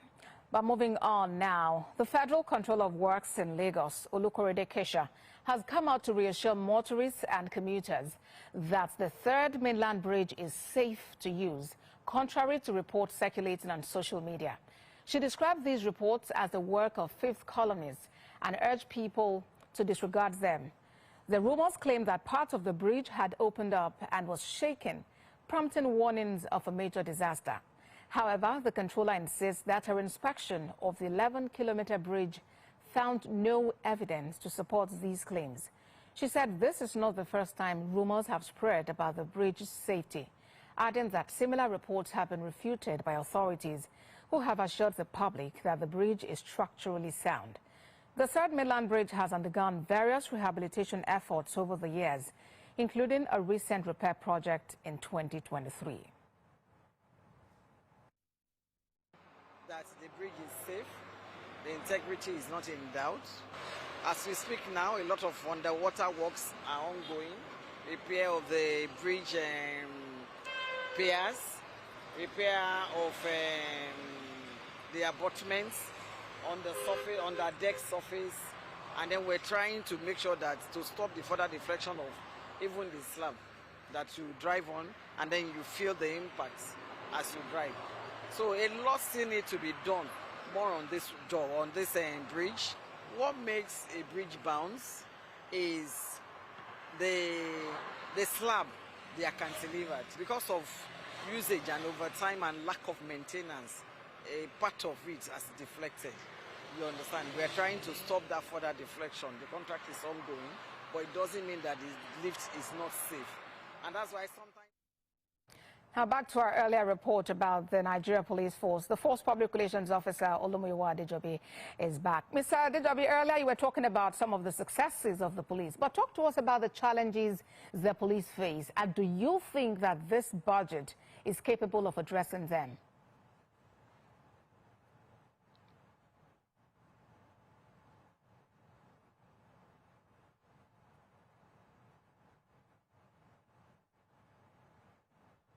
Yes, Ms. Adejobi, I was asking about the challenges the police face and if you think that the 2025 budget as proposed is capable of addressing them.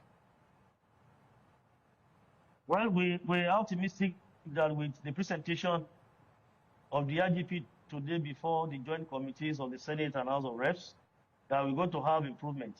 Like I was saying, the IGP made several demands today, particularly taking away police from the envelope budgetary regime, where we proposed 200 billion, for instance, and we'll be having like 50 billion naira. The IGP made it clear that this is not going to help us because if the police is adequately funded, we're going to do more. We're going to perform wonders because 2024 that we had inadequate funding, we were able to achieve a lot in many areas, rescued victims, foiled many kidnap attempts on schools and campuses that were not even in the news in the first instance. We were able to recover more than 1,700 arms and ammunition of various calibers, and 23,000 ammunition were recovered. So if we will do much in 2024 with this grossly inadequate funding, by the time we have better funding this year, we should be able to perform wonders. It's going to be as if manna has fallen from heaven. And the IGP made it again that made it clear that we should have separate operational accounts to attend to emergencies as a police institution in Nigeria. The IGP made several demands, and we hope that with this, the National Assembly will look into this major challenge on the Nigeria Police Force. IGP made special requests again concerning training and, of course, more manpower. Yes, Mr. Adejobi. We don't have enough manpower. Yes, Mr. Adejobi, talking about those, requests that the IGP made, including a special operations account, construction of 5 new zonal police headquarters, among others. Are these already included in the document the President presented to the National Assembly, or are they fresh propositions? No. The budgetary allocation is a different thing. But while implementing this budget, some of these problems were highlighted and identified. So the IGP was only trying to let them know that while we have made this proposal, while the 2025 budgetary allocation has captured some of these projects we want to do, they should not forget to take away the place from envelope budgetary regime, which of course is a very great problem. We have made our request known that Nigeria Police Force will need certain amount of money, and with envelope budgets, we will not be able to get this money, and that's the truth. So the IGP made this passionate appeal today to the Joint Committee, the National Assembly, to look into this. And of course, we have captured all the projects we want to do, overhead, costs, recurrent expenditures, and what have you in the 2025 budgetary allocation proposal. So we hope that the National Assembly will give express approval to some of the demands made by the IGP so that we can have better funding in the year 2025. And we want to assure Nigerians that if this is done, the police will take or will attain its primacy in internal security mechanism of this country, we'll be able to do more. Just consider that 2024, 2023, 2025 that we didn't have enough. We did excellently well. So if you have more allocation 2020, 2025, we want to assure Nigerians and the whole world that the Nigeria Police Force is capable of providing adequate security to all citizens of this country and bequeathing Nigerians a more secure environment that will assist the federal government in having proper social integration, economic recovery, and development in all areas in this country. I'm sure Nigerians can hear you and will be holding on you, by your word. Force Public Relations Officer Olumoyiwa Adejobi, thank you very much for your time on TVC News at 7. Thank you. Enjoy the rest of the day. Good evening. Right, let's take a quick break. When we come back, we have more on TVC News at 7. Please stay with us.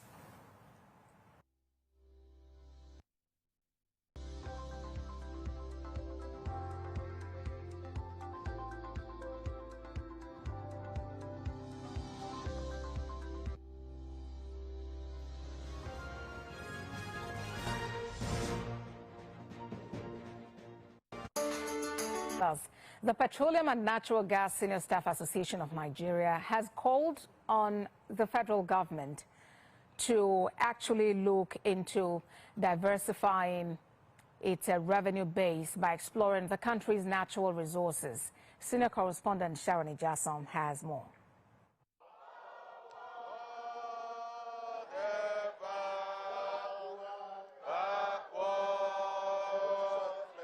It's the National Executive Council meeting of the Petroleum and Natural Gas Senior Staff Association of Nigeria. The oil and gas workers are gathered to discuss national issues and how the current policies are impacting on their industry. We are over 230 million people, depending on the statistics that you are looking at. And for this number, budget of $30 billion is very, very low for us as a country. Most especially when you compare that with what is obtainable in different parts of the world. South Africa has a population of just about 60 million, and their budget is over $120 billion. President of Pengasan, who also doubles as the president of the Trade Union Congress of Nigeria, spoke on the proposed tax reform bills. He, however, faulted the section relating to the value-added tax while advising that more people be included in the tax net to increase revenue. We looked at the issue of increasing the VAT. Increasing the VAT is going to impoverish Nigerians much more. When I talked about us getting expanded revenue base, I tied it to harnessing our material and mineral resources, not the increase in tax and VAT. Because today, the VAT is increased. It is actually passed back to Nigerians. We are the ones that will pay for it. But a lot of Nigerians are not paying tax today. So what that means is that if you expand that to about 80%, you are going to generate much more revenue. It was concluded after the opening ceremony of the National Executive Council meeting of Pengasan that it's expedient for all stakeholders to ensure that all the refineries across the country works optimally. Sharon Ijason, TVC News. Away from that, former Vice President Yemi Osinbajo has advocated debt relief for African countries, emphasizing its importance in enabling investments in climate action projects that can drive sustainable economic growth. He made the call at the 23rd Chief S.L. Edu Memorial Lecture, organized by the Nigerian Conservation Foundation, NCF, in Lagos. Esther Mokwariola reports.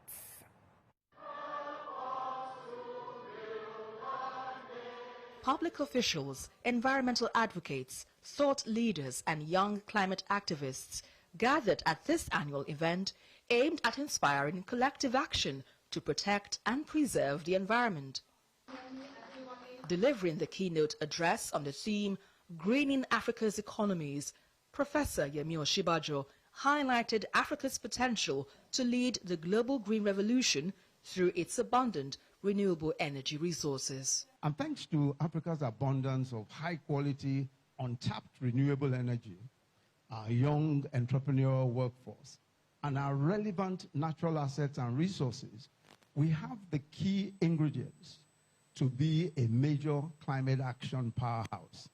And by pursuing an industrialization pathway using renewable energy, of which we have 60% of the world's potential, we can actually develop the first green industrial civilization. Other speakers at the event stressed the importance of shared responsibility in building a sustainable future for the next generation, despite the continent's numerous challenges. People that know better, Lagosians, conniving with some other individuals, chose to obliterate the path of the natural stream, and water must always find its level. Hence, our decision to be very firm and decisive when it comes to protecting this ecosystem. Because it's now been certified that climate change and environmental degradation is the biggest issue humanity has ever faced, and Nigeria and other African countries are actually very vulnerable. So we need to key in. We have to key in if we want to survive and leave a better place for our children. Apart from the plans that we have, we will need strong governance structure that will be able to ensure that whatever actions or activities we want to implement will be implemented. If we don't have strong governance, then whatever we are doing will just will wash down the drain. The discussions and ideas shared at this event are expected to influence policies and foster the collaboration needed for Africa's sustainable development. Esther Mokwariola, TVC News. To health matters, the Coordinating Minister of Health and Social Welfare, Professor Ali Pate, says President Bola Tinubu, who doubles as the chairman of the ECOWAS Authority of Heads of State and Government, will spearhead regional solutions to combat Lassa fever and other infectious diseases.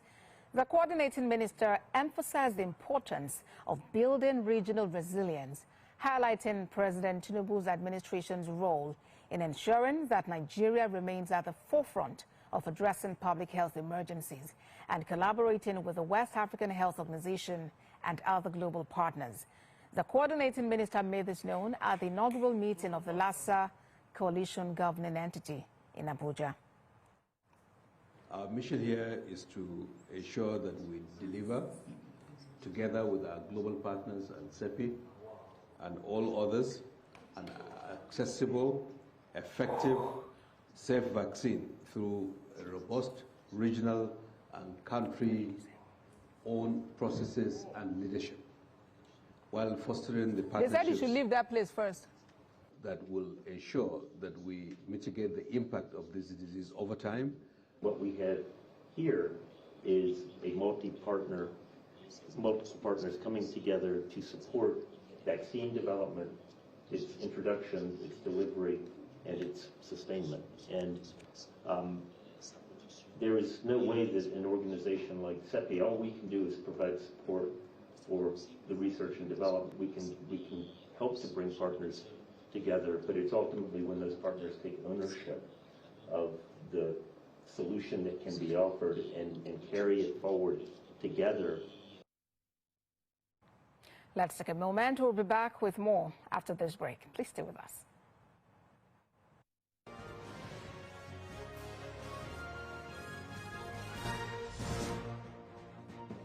Miriam Lunge, I'm a passionate environment advocate and a published author. I am the founder of Celebration, a businesswoman, and a fashion icon. I am a wealth coach and a real estate developer. I am Amako Arakwe. I'm a corporate commercial lawyer and an entrepreneur. Welcome to Oaxaca. I am Ramatu Shehu Oyibo, an entrepreneur and a business coach. I am the voice of an average Muslim woman, an hijabite, and a lawyer. I am a polymath and a serial entrepreneur. I am Murayo Afolabi Brown, Managing Director, TVC Entertainment. I'm a media consultant, producer, and broadcaster. The ladies of your view are made of women from different professions, tribes, cultures, and religion. Join us every Monday to Friday as we share our views on topical and social issues.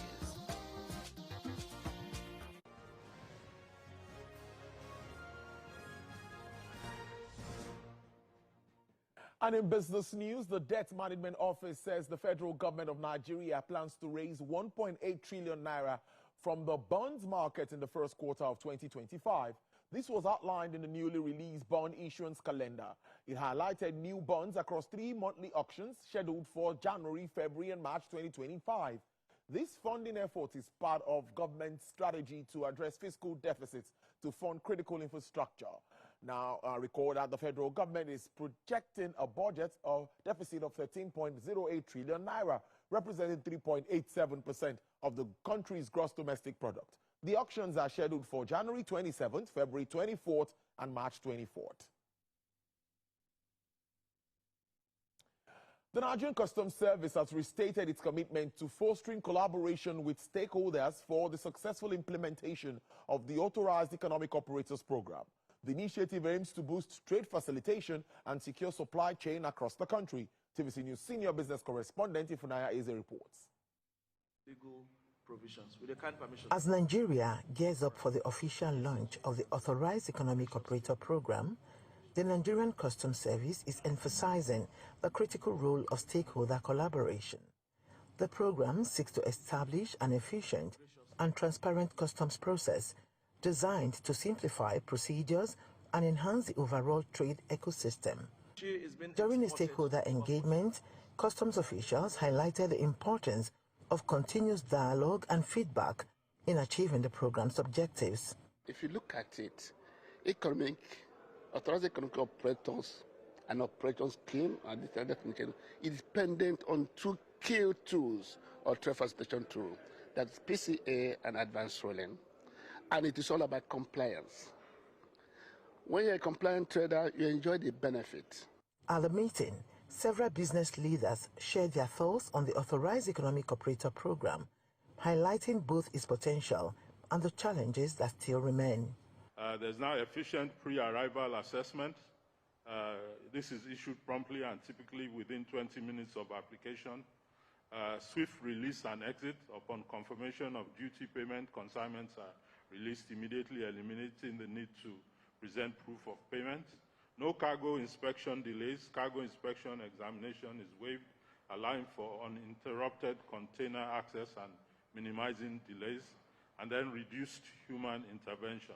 We're able now to restructure our company administrations, improves our record documentations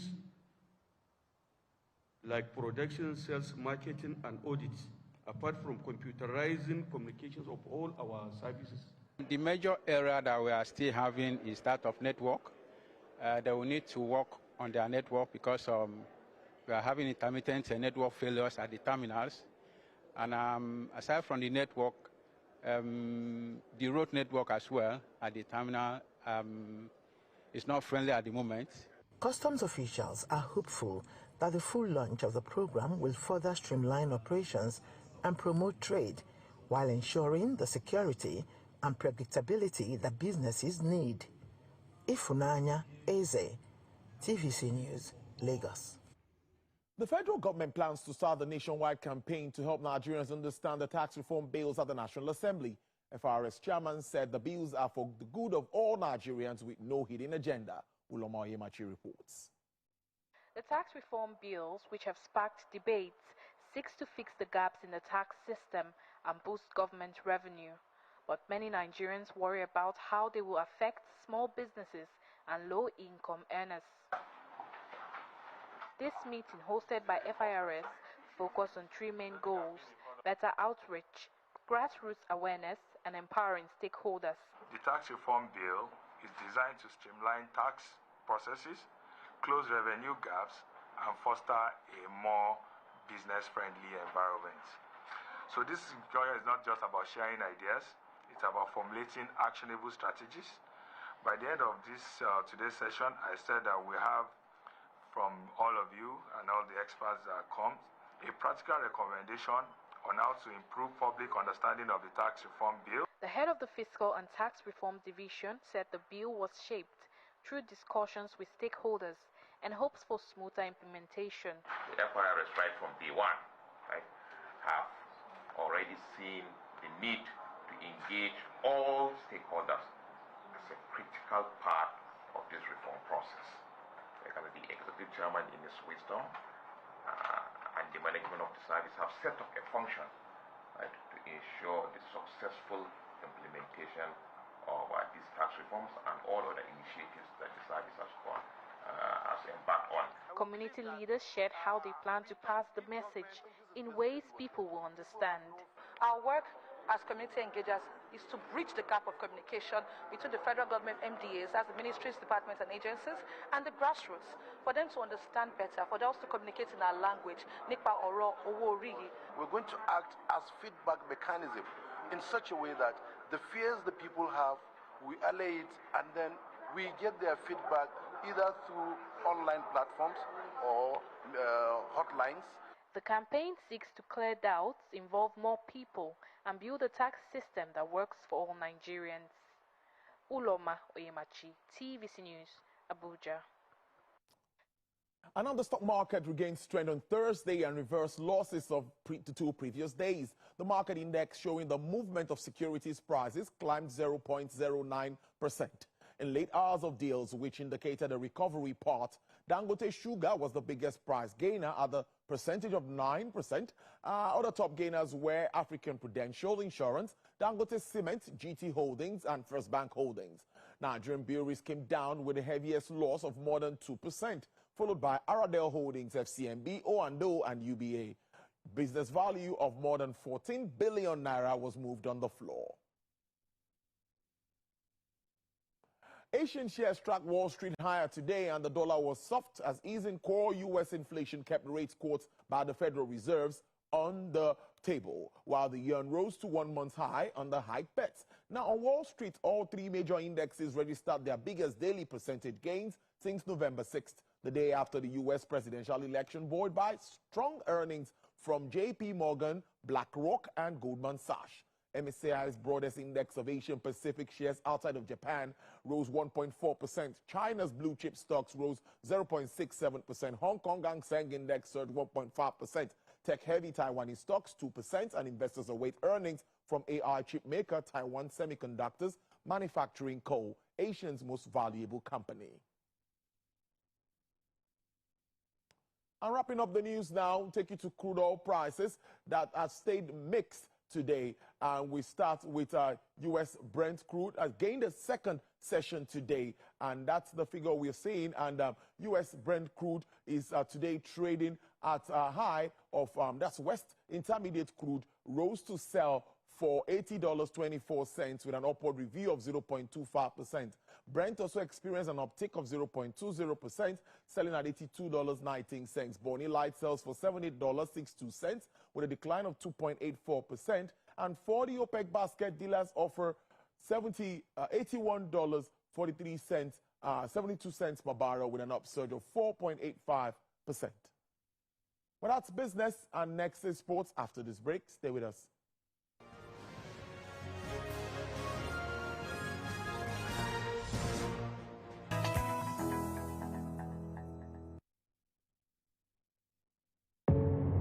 Doubt and fear doesn't occur at the canvas, it shows in the canvas.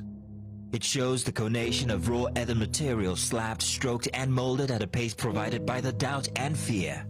Every move weigh in the struggle of one to the other, merging the past to the present, brushstrokes of colors seen but not known. For when the wailing stops, the pieces settle down in abject beauty, erected for a century of a century. Speaking, advocating, protesting as the arts are meant to be.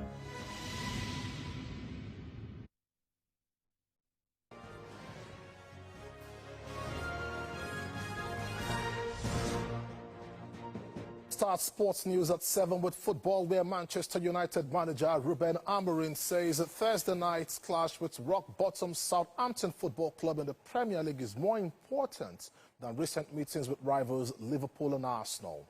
Amorim led the side to an encouraging 2-2 draw against the league leaders at Anfield on the 5th of January before edging into the FA Cup 4th round on penalties against Arsenal a week later. Those results eased the pressure on the recently installed Portuguese boss as they ended a 4-match losing run in all competitions. The coach says the crucial factor tonight will be the attitude of his players, who he wants to see take on Southampton with the same attitude.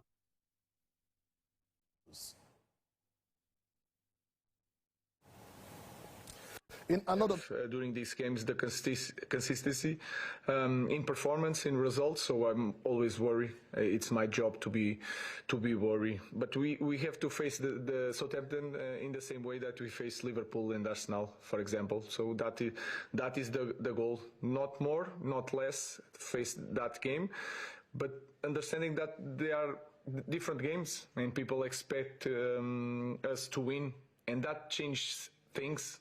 When you have the pressure to win, that is the pressure that we want, and sometimes it's harder to cope with that pressure, because against Arsenal and Liverpool, no one was expecting us to beat that teams, but now it's different. So we have to be prepared for that pressure. We need that pressure to improve as a team, and we need to face the game in the right way. In another Premier League match, Brighton will be searching for their first win since November, when they take on Ipswich Town at Portman Road tonight, after starting the season so strongly under young German manager Fabian Hüsler. Brighton have plummeted into the bottom half of the table following a winless December. And players of the home-based Super Eagles have returned to their club sides after the close of camp. Solomon Ajiziogu visited the camp in the Kenerem on Thursday, where he met only coach Daniel Ogumodede. We have details in this report. The Super Eagles players who had been training under the guidance of coach Daniel Ogumodede and Fidelis Ilechukwu left the Remo Star Stadium camp of the team on Thursday. During the festive period, we were unable to see our family because we were preparing, and now it's postponed. So we just need to go reset and maybe start again. Everybody has been waiting for this, and everybody has been, all countries have been preparing for it and all that, and postponing it, and at the dying minutes, I think it's not too good. Announcing the postponement, the Confederation of African Football, CAF, rescheduled the championship for August later this year.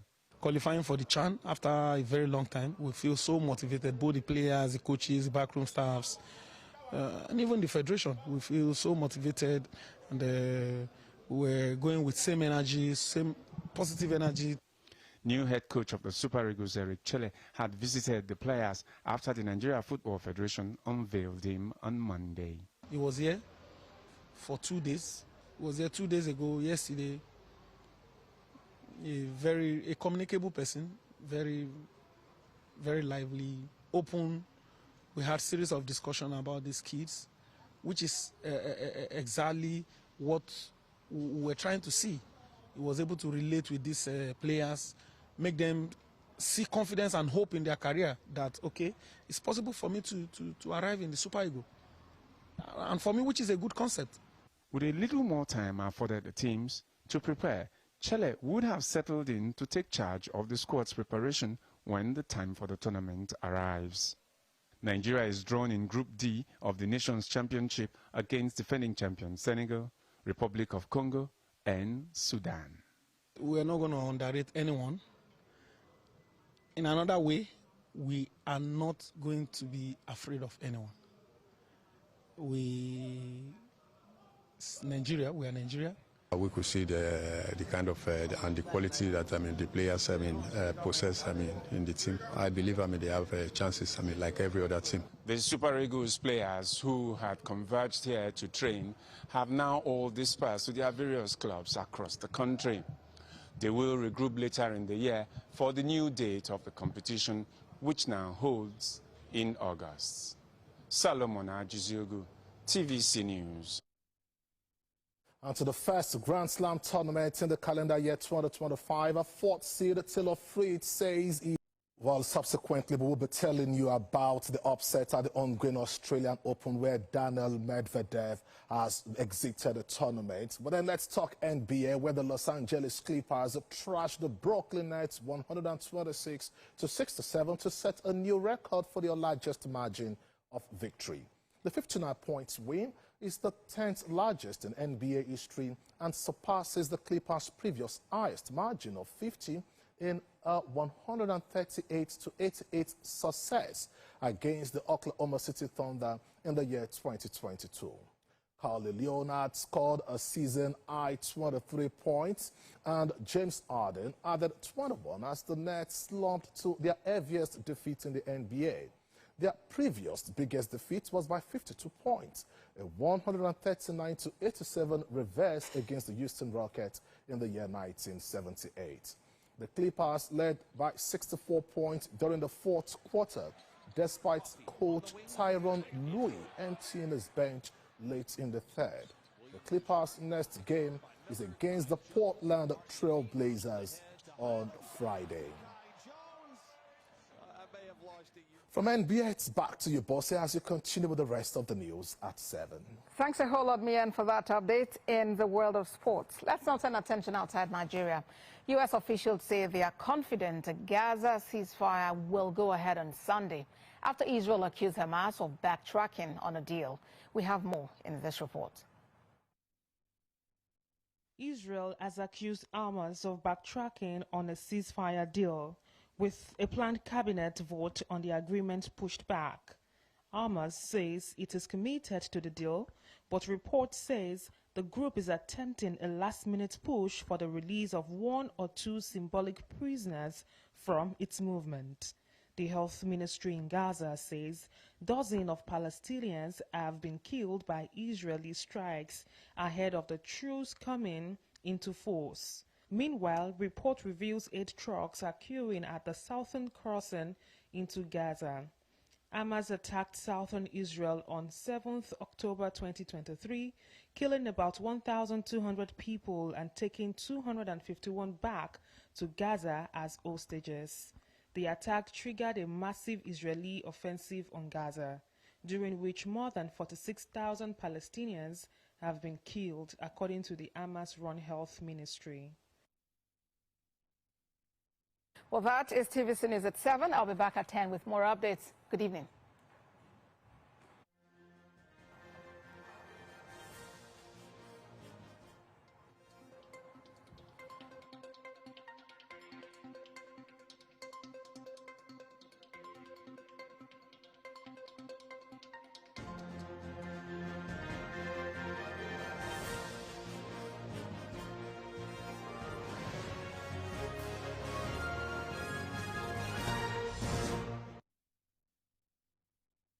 So, better time to save correct money. That's why Step Up now. Wahoo! If you don't top GoTV Max and upgrade to Super, GoTV go dash you GoTV Super Plus. Make you fit enjoy more Premier League, Africa Magic Showcase, and other ogbonge channels. Them sharply upgrade from Ginger, Jolly, or Max and get a higher package for this Step Up offer. Terms and conditions dey. Fantastic. GoTV, love it. We're live in the open market for Epic 10X Challenge. My people, today now, I will show you how the power of new Epic 10X gives your toilet a better cleaning than bleach. Than bleach? Yes, so. Impossible. Toilets have stains which bleach cannot clean effectively. But Epic is thicker and sticks better, which gives 10X better cleaning versus bleach and kills germs. Oh, wow. You can now see that Epic is better than bleach.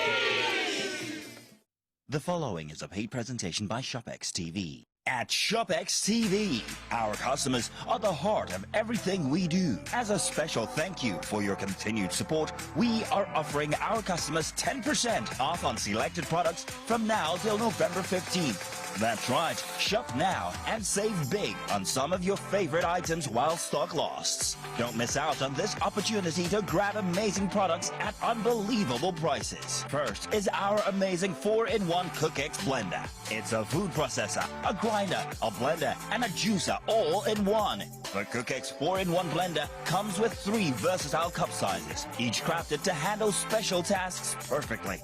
Imagine effortlessly whipping up smoothies that are truly smooth, pounded yam and soups that are flawlessly pounded and blended. You would normally pay 189,950 naira for the CookX 4-in-1 blender. But call the number on your screen right now or scan the QR code and get it for just 170,995 naira. Incredible! And that's not all.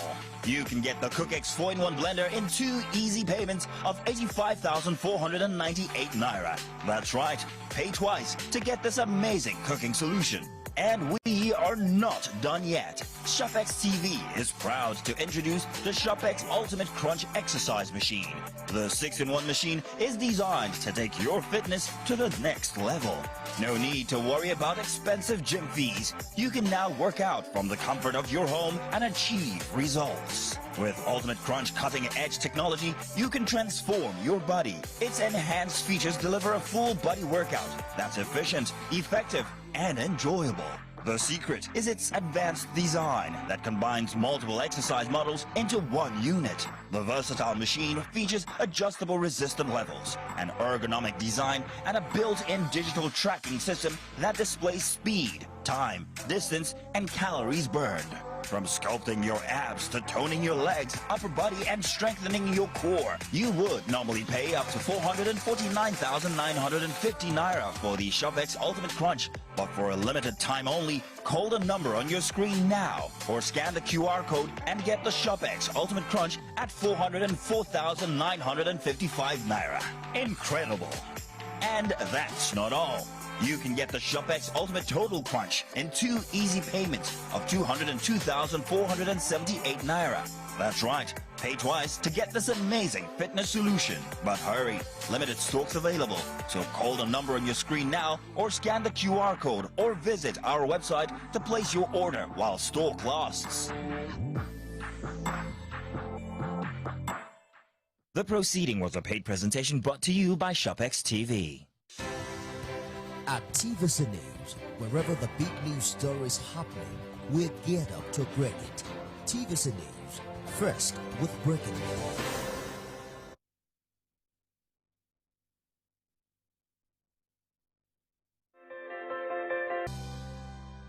Thank you very much for staying with us. Now let's bring you some political developments. The Director of Defense Media Operations, Major General Edward Hoover, attributes the resurgence of attacks in Borno State to the influx of foreign agents, reinforcing the terrorist operating in the northeast.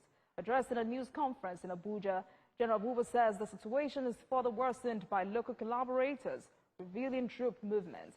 He restates the military commitments to combating terrorists and their collaborators to ensure a safer Nigeria.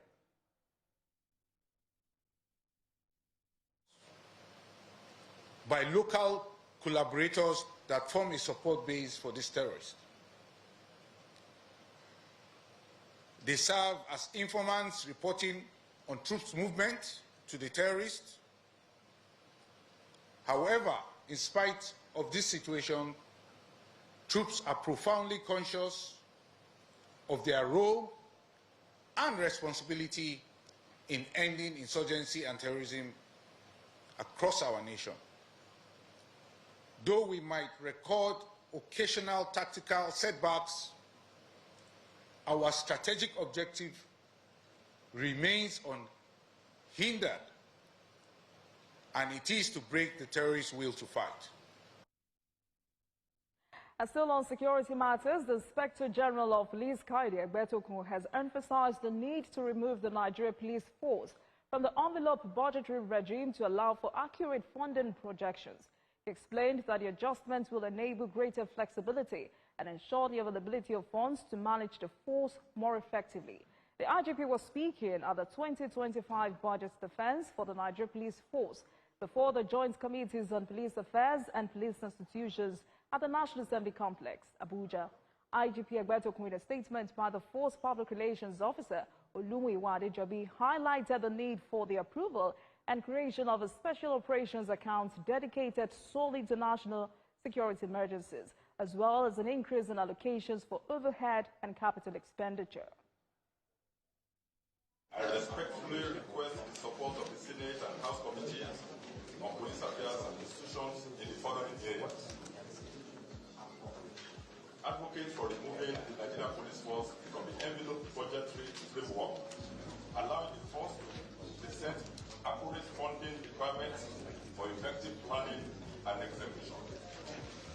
Approve the creation of a special operations account to enable the force to swiftly respond to unanticipated security emergencies and support ongoing operations. And to other matters, the Petroleum and Natural Gas Senior Staff Association has called on the federal government to expand its revenue base by exploring the country's natural resources. Senior correspondent Sharon Jason has details in this report.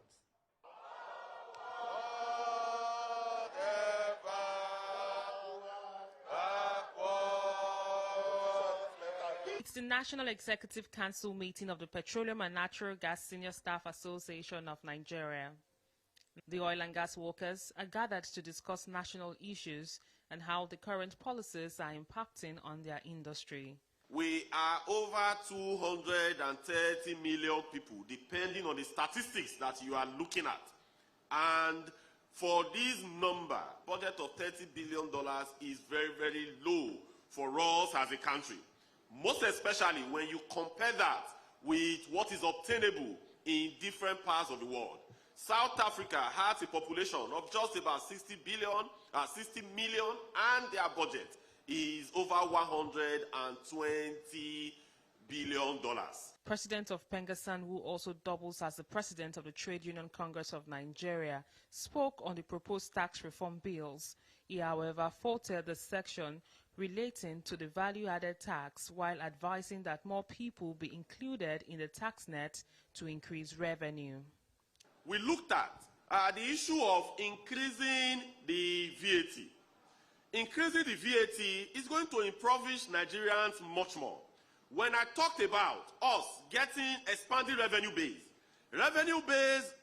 I tied it to harnessing our material and mineral resources, not the increase in tax and VAT. Because today, the VAT is increased. It is actually passed back to Nigerians. We are the ones that will pay for it. But a lot of Nigerians are not paying tax today. So what that means is that if you expand that to about 80%, you are going to generate much more revenue. It was concluded after the opening ceremony of the National Executive Council meeting of Pengasan that it's expedient for all stakeholders to ensure that all the refineries across the country works optimally. Sharon Jason, TVC News. We'll take a break now, and when we return, we'll get straight into our conversation for tonight. Please stay with us, everyone. TVC News Weekend Lineup. TVC Breakfast Saturday with Kemi Fola Adeyemo and Emmanuel Ajayi. Political Standpoint with Precious Amayo. Newsweek with Mark Otabo. Politics on Sunday with Femi Akode. Community Forum with Sarah Yeku. Get ready for the biggest stories, fresh perspectives, and burning news discussions that round up the weekend. Only on TVC News. Doubt and fear doesn't occur at the canvas, it shows in the canvas. It shows the conation of raw earthen material slabbed, stroked, and molded at a pace provided by the doubt and fear. Every move way in the struggle of one to the other, merging the past to the present, brushstrokes of colors seen but not known. For when the wailing stops, the pieces settle down in abject beauty erected for a century of a century. Speaking, advocating, protesting as the arts are meant to be.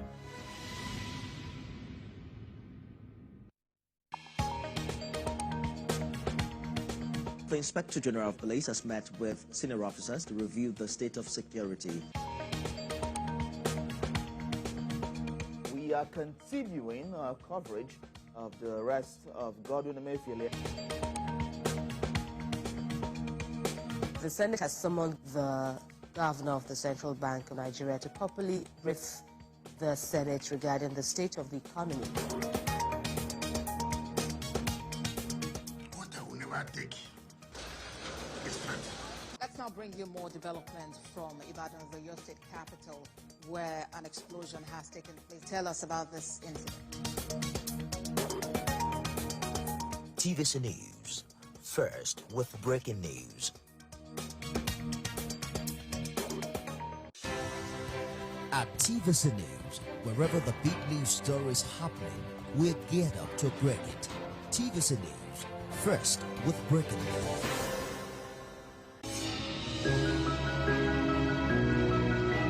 Sometimes it's the story that calls. At other times, the people just want to be heard. School, I need students, but I need teacher. Can't continue like this. Their voices re-echoing through time itself. We haven't done anything. If the tide is high, everybody run for safety. Their tears leave a sweet, sour taste for all. Their demands, a familiar call beckoning for change. In our world, no one expects a disaster to happen.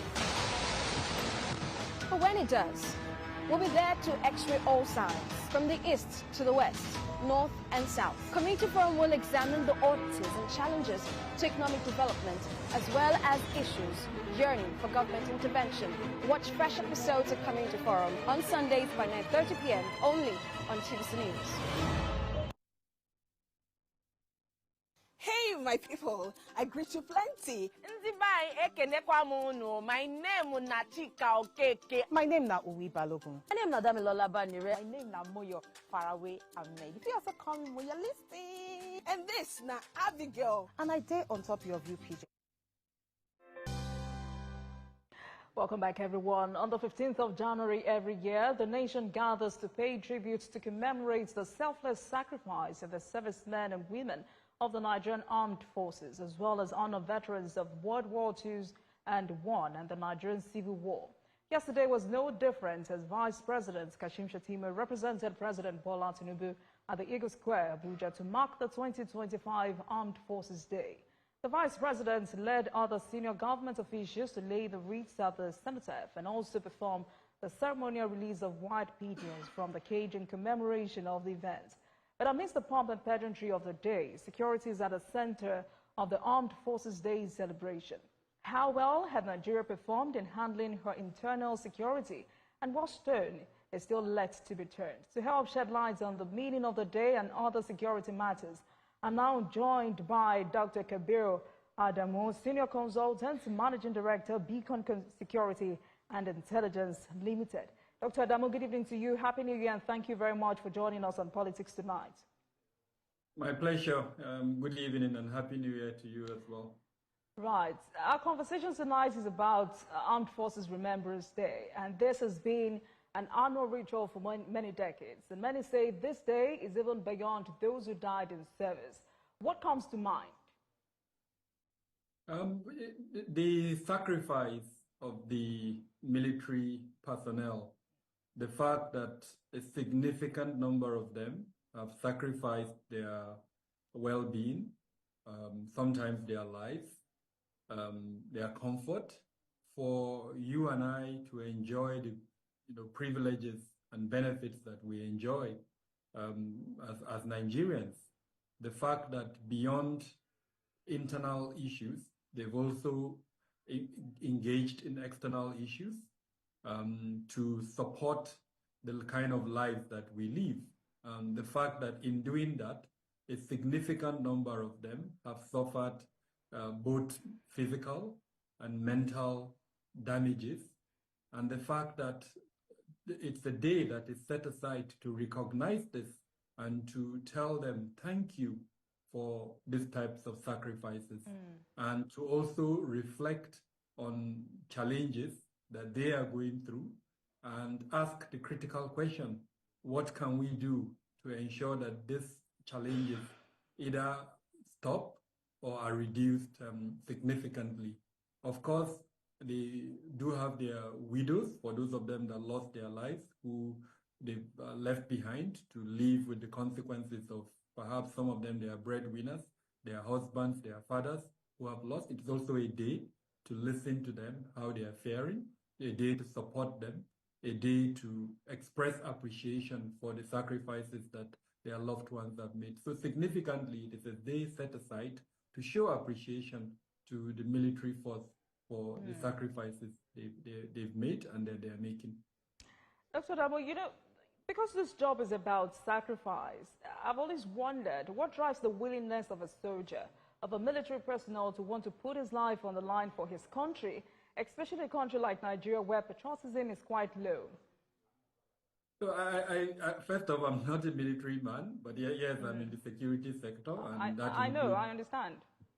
conversation. So my understanding is that it's a professional calling. If you have to have that calling, and that is why the attrition rate within the recruitment process, kind of culture that have evolved with military weddings, is something to admire. So there are several reasons. If you love discipline and see the disciplined structuring of the military profession, then that would also be an attraction. Of course, for the average Nigerian, the fact that it also provides job security, it's also perhaps one of the most stable professions within the Nigerian context. The fact that it's also, a steady income is also another reason why some people join. But I think principally it is a profession, and anyone who joins it is joining a profession that perhaps would, for the rest of his life, or maybe 35 years or 60 as the case may be, he would be in that profession. Yes, you mentioned a stable profession, steady income, because for many of us it's always heartwarming to see many of them prioritize the choices in above any other interest. I mean, this is a high-risk job, but I'm concerned about welfare, what our servicemen go home with at the end of the month. For the police, it's still a battle and continuous effort to improve the welfare package of the NPF. But for the military, is it commensurate with the amount of work and sacrifices they put in defending the territorial integrity of this nation, putting into consideration the economic realities? In my understanding, unfortunately, no. It is work in progress. The welfare of the average military man, especially as you go lower the cadre, you find out that it's nothing to be proud of, given the sacrifices that they make, especially for those of them in the battlefront. And as you're aware, there are several theaters of operation at the moment in the country. Some more preferable than others. If you speak of the Northeast, the harsh weather conditions, the difficult terrain, the fact that rotation is sometimes very difficult. Some of them stay longer than what should, in the standard practice should be, stay in those locations. So welfare is unfortunately extremely low. I know that in the renewed hope agenda of the current administration, this is one of the elements that has been highlighted by the Bola Tinubu administration to improve the welfare of especially frontline security personnel. So they have recognized it as a challenge, but again, it's work in progress. It requires a lot of funding. It requires reform to change the structure, as it were. And I think that is what this government is trying to do. And we're hoping that we would see more progress in that regard, because I agree with you totally. There is no amount of money that will pay the military for the sacrifices that they are making to keep us sane. I want to remind the listener that we had a sitting president whose wife came on air in a public statement, and said her husband, who was the president, the #1 citizen, is suffering from post-traumatic stress disorder, PTSD. Every time he hears a loud bang, she sees his reaction. He was the president at the time she made that statement. And so, and of course, he had retired so many years, but he's still living with it. Even some of us who were never in the military but served in some capacity, we still suffer that consequence. How do we get paid for that? How do our families who have to live with that get paid for that? So there is no amount of money, frankly. The welfare component is significant, but I'm happy that this administration is prioritizing it. It is part of the policy imperative as contained in the renewed hope agenda. Because the next question would be, what more needs to be done? I mean, we've seen veterans protesting, and it's quite shameful for me that people who sacrificed so much to hold this country together promise their entitlements, but government goes back on its word. I mean, wife of the president, Senator Oluremi Tinubu, between 2023 and 2024, disbursed about 1.9 billion naira to veterans and their widows. But what more can be done? What do you have to say to those responsible for this? I know it moves from the Ministry of Finance to Military Pension Board. So what do you have to say to those responsible for disbursement of these entitlements? I would just say stop the irresponsibility. A few weeks ago, we saw military veterans protesting in the Ministry of Finance here in Abuja. So I'm not manufacturing this. You're not manufacturing it. It is a reality. And just yesterday, during the course of the celebration, some veterans did claim, it's a claim, it's left for the Ministry of Finance to clarify that. They are claiming that that payment has still not been made in spite of the protest, in spite of the intervention by the presidency. That veteran claimed on national TV that he's yet to be paid. So I would just tell them to stop the irresponsibility.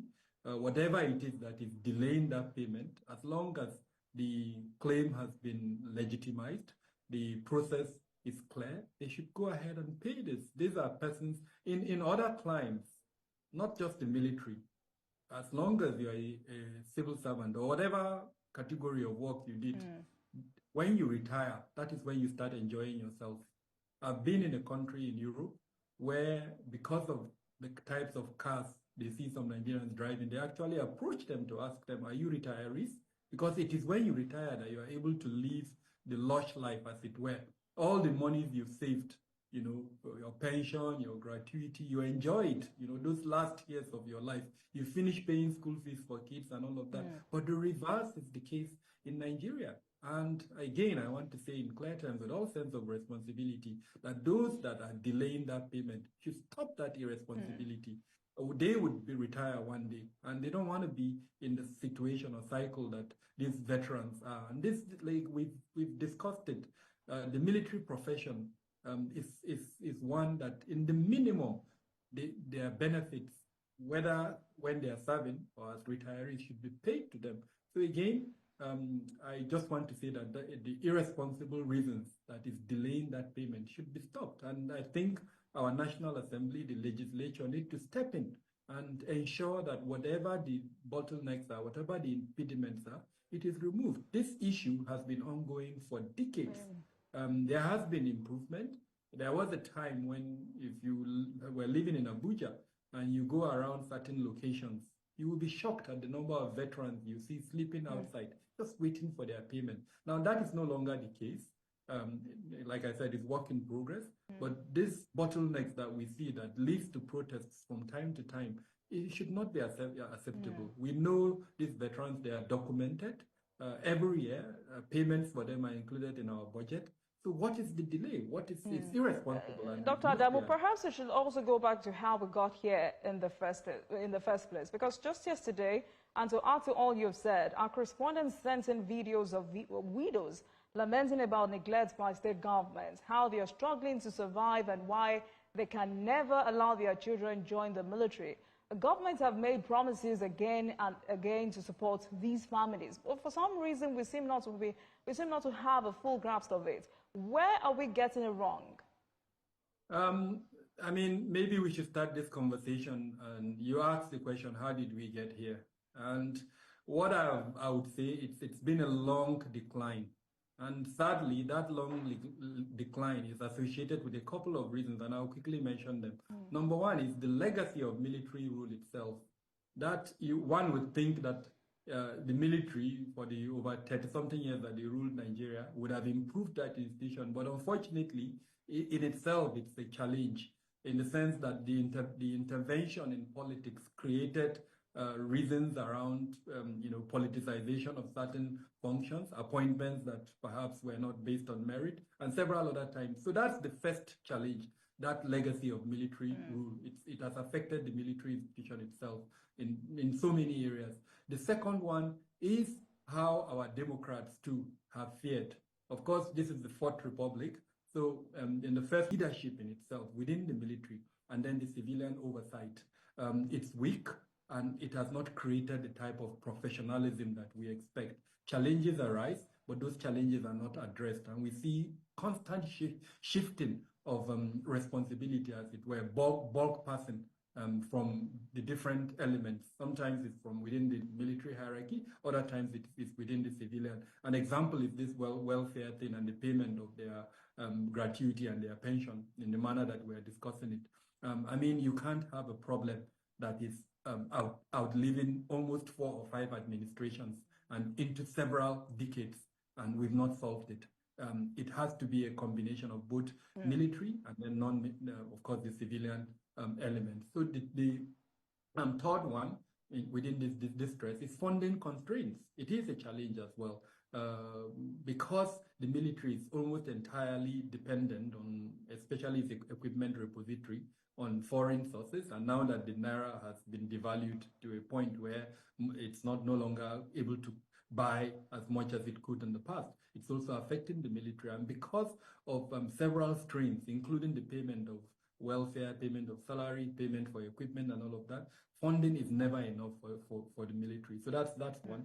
Number three is corruption and lack of accountability, both financial accountability and operational accountability. I can spend the next 24 hours speaking about this issue. It's well documented. The number four is equipment and logistics deficit. It's also affecting the military, and of course, also, to an extent, also affect the issue of the morale and the welfare of the military. There is no reason, and I say this with all sense of responsibility, that our troops in the battlefront should be moving around in soft-skin vehicles that bullets can pierce. No army or no military, what it's only on salt, can be moving around in light skin vehicles that bullets can pierce. And we've accepted it as a country, and we've allowed it to stay. They use the same, most of them actually, not all, use the Hilux Toyota van that you and I as civilians would also use. So what protection does that give them? And this is just one element of personal gear that I'm talking about. It reflects around so many things that shouldn't be the case, but it is the case today. The next one is personnel and training gaps. We just have, to my knowledge, probably, anyway, let me not go into that, but in terms of the number of military personnel that we have, the number is not enough when you look at the theaters of operations and the responsibility on the military at the moment. And of course, there are the training gaps. How many training schools do we have, even for the military? And then what is the capacity and civil-military relations? This is well documented. Your station has spoken about that.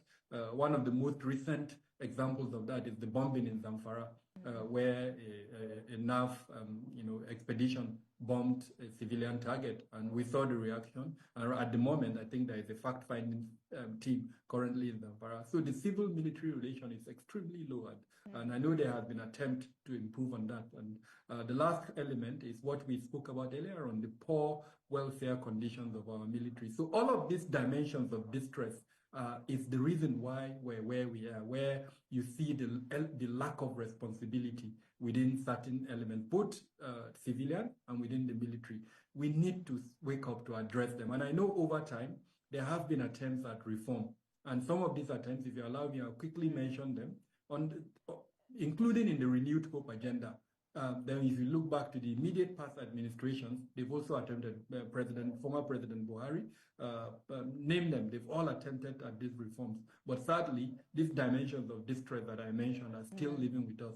Now, what are the priorities for reform in terms of getting us out of there? Number one is to strengthen leadership and oversight, especially by the National Assembly, because we're in a democratic setting. They pass the budget. They know what the contents of that budget. Why is it that we have an army school in Biu when our military are still moving around in soft-skin vehicles, like I mentioned? If you put the priorities side by side, which should have been more important? Is it the building of that university, or making sure our military now have the right equipment to carry out their operations? Number two is to improve and sustain the funding for the military in different ways. The same way we've created, for instance, the police trust fund, and then we've set aside certain taxes. Why are we not doing the same for the military? So that needs to be looked at, clearly. Then number three is to improve staffing and training arrangements for the military. Number four is to rectify the equipment deficit. I know this administration is doing a lot in that regard. The Nigerian Air Force, as an example, we've seen them purchasing significant platforms, becoming one of the best Air Force in the region at the moment. And after that is to curb corruption and improve accountability, as well as promote transparency. Now, in doing this, we need to look at two departments, principally within the Defense Headquarters and then within the Ministry of Defense, as well as the services. And that is the Planning, Research and Statistics Department, as well as the audit function. Most of them are manned by civilians at the moment. But should that be the case? What is the case in other climes in the world, including the US, that we copy most of these things from? Is it civilians that are manning that department, or should we now have trained military personnel who should now man those departments together with civilians? And then, of course, quickly, is to improve on civil-military relations. I know a lot is being done in that regard. And then lastly, is to ensure the support we're getting from international partners are geared towards these elements that I've mentioned. This should be the priorities for reform. And like I said, a lot of it is contained in the Renewed Hope agenda. We need to move from having it in that agenda to actually implementing it, so that we see a reformed military where welfare is prioritized. And then, of course, those widows that you talked about now allow their kids to join the military. All right, Dr. Adamu, thank you very much for highlighting the challenges and offering these recommendations. But let's talk about, or let me single out for fortification of our soldiers, because recently 6 soldiers were killed in Savangeri base in Borno State. And I want to take you up on the protection of our military men on the battlefield. How fortified are they? Are they well protected at all? What kind of artillery do they have whenever they're out there protecting this country? And I ask because of the number of ambush attacks we've had or recorded in recent times. So it's a combination of several factors. Let me start with their, like you said, amplifying their protection, as it were. What kind of protective gear do they have? I gave you the example. I know this is a public forum, so I'm being careful what I say, because the bad guys are also listening. But I just gave the example of them moving around in soft-skinned vehicles. It is a misnomer that we've accepted as a country. In a battleground such as the Northeast, where the bad guys will hide in thick foliage, they would plant IEDs. They can also send drones that have contrived IEDs on them to the military. Why are we still allowing our military to move around in soft-skinned vehicles? It is unacceptable. And so this is an example of the fortification, the failure of fortification. Then the other one is intelligence, and there are different ramifications of intelligence. Intelligence needs to be actionable. It needs to be efficient. It needs to be effective. And of course, it needs to be live. Just because you've provided intelligence a few minutes ago does not mean in the next 30 minutes that intelligence will still be actionable. So it has to be live, it has to be monitored, it has to be constantly being updated for it to be effective. So that means, for instance, using the Air Force, their intelligence, surveillance, and reconnaissance capabilities should be 24 hours. If we have troops in a theater of operation like the Northeast, we should have eyes and ears in the sky and on the ground that shows clearly. Now, this attack you used as an example that happened in Namboa, it was a forward operating base. And it was the only forward operating base in that particular location. It was a flank that was covering part of this southern half of Borno. And the enemy knows that once it brings down that flank, it is exposing a significant portion of southern Borno. And so it's not surprising that after that FOB attack, we've seen several attacks in Chibok. Churches have been burned in the last few days and all of that. So frankly, it's a failure of intelligence and failure of a strategic operation that is leading to this type of non-fortification. But remember all of the constraints I talked about earlier when I mentioned the dimensions of distress within the military. Perhaps it's a function of the number of personnel. Also, perhaps it's a function of the several theaters of operation that our military has. As you're probably aware, a new theater has been opened in the Northwest under Operation Fansanyama. So maybe equipment has been moved from the Northeast to that location, now exposing certain flanks. So there are so many dimensions to this. Even the civil-military cooperation that I talked about earlier on that would allow civilians like you and I, especially those in the Northeast, to be making information available to the military as and when they need it, that would reduce their exposure to the bad guys. It's also a contributing factor. Then, of course, communication. I don't want to go into that area. Again, it's a public forum. But what communication channels that our military using? Is it an open one that can easily be intercepted by the bad guys who know how to do that? Or are there provisions to fortify and ensure the confidentiality of that information? So there are so many dimensions really for the reason of the type of ambushes and attacks on our military that you are seeing at the moment. All right, Dr. Adamu, let's take a break. And when we come back, we'll talk about the importance of the right leadership in our uniform command and whether or not there should be some lasting commitment to honoring the sacrifices of slain heroes. Please stay with us, everyone. Welcome back to Politics Tonight, everyone. Thank you very much for staying with us on the program. Tonight, we're taking another look at the importance of the Armed Forces Remembrance Day and sacrifices for sovereignty. And I've been speaking with Dr. Kabir Adamu, as a security consultant, managing director, Beacon Security and Intelligence Limited. Dr. Adamu, thank you very much for staying with us on the program. Now, let's talk about the importance of the right leadership in our uniform command. For instance, the immediate past Chief of Army Staff, late Lieutenant General Tarid Lagwaja, was described as a round peg in a round hole. What does the right leadership do to the overall success of the Army, Police, Naval and Customs? Now, because the military or the Army is a hierarchical institution, and it's an institution that is dependent on command and control, as it were, the right leadership galvanizes unity of purpose. It galvanizes action, it galvanizes morality, it galvanizes patriotism, and it ensures commitment to the single purpose for which a mission is set out to achieve.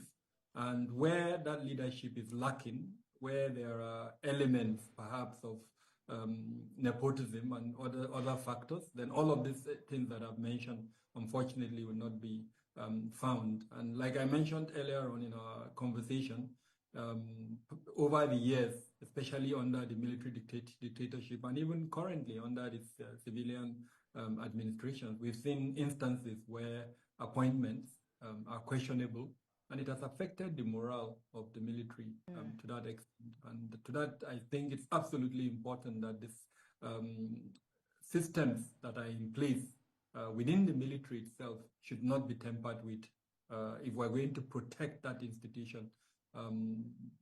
As far as I know, all the three services do have systems in place to allow succession and to ensure that professionalism is merit actually determines leadership succession. I think it's the politicians that I'm going to really call on to be mindful and not to allow their interest, especially personal interest and sometimes political interest, to affect these standards and qualities that have been set within the services. As far as I know, if the services are allowed, untempered by the actions of politicians, then we're not likely to have any challenge in terms of leadership, succession, and all of that. But occasionally, the challenge is where politicians, interfere, and you see grumbles here and there arising. But I must emphasize that leadership is absolutely important in an organization or institution like the military, where command and control and all the things that I mentioned are significant. We're talking about lasting commitment to honoring the sacrifices of slain heroes. As a nation, where do we begin from? Also, the matter of synergy is another issue here. The current leadership under the supervision of the Office of the National Security Advisor has shown collaboration, respect, and dependency. I want you to speak to the impact of this in fighting insecurity. Now, let me start from the current service chiefs and what they've set out to achieve. If you look at their goals and objectives for all of them, starting from the Chief of Defense Staff to the various service chiefs, you see the element of interoperability mentioned there. And so they all recognize the relevance and importance of the 3 C's: cooperation, collaboration, and coordination. I always, remind anyone who wants to listen that there are, in the minimum, 27 ministries, departments, and agencies that are responsible for security. And this is just the direct ones. You can even expand it, and you get almost about 36 or 37 of such agencies if you expand it. And no single one of them is more important than the other. They all work to achieve Section 14, subsection 2 of our Constitution, which is the protection of lives and property of the average Nigerian who is law-abiding. Not one of them can achieve that. Neither can 10 of them achieve that. It has to be a coordinated function by all of them. Let's use border porosity as an example. It is not the work of the military to go and protect the Nigerian borders. There are two principal organizations whose responsibility is on border protection, and that is the customs to an extent, even though they can argue with you that they are more finance-based, but they do have a security role, and we constantly want to remind them of that security role. And then, of course, the immigration. They also have that responsibility for protecting our borders. Now, without the effectiveness of their function, the military can never be effective. And so this is what coordination means. And this is why I hope the president is listening and on this, or someone who is close to the president is listening in on this. This element that you just highlighted, that is the element of coordination, is the only way we can get out of where we are at the moment, where the elements that are responsible for coordination within the national security sector, and that is the Office of the National Security Advisor, the Ministers of Interior, Ministers of Defense, Ministers of Police Affairs, and to an extent, the Secretary to the Government of the Federation. There is a very important office there, the Permanent Secretary, Special Services Office, that also plays that role to an extent. And then you can also bring in the presidency, and maybe depending on each administration, I'm not sure under this administration, but there is an element within the presidency that also performs that role, of course drawing his or her authority from the president.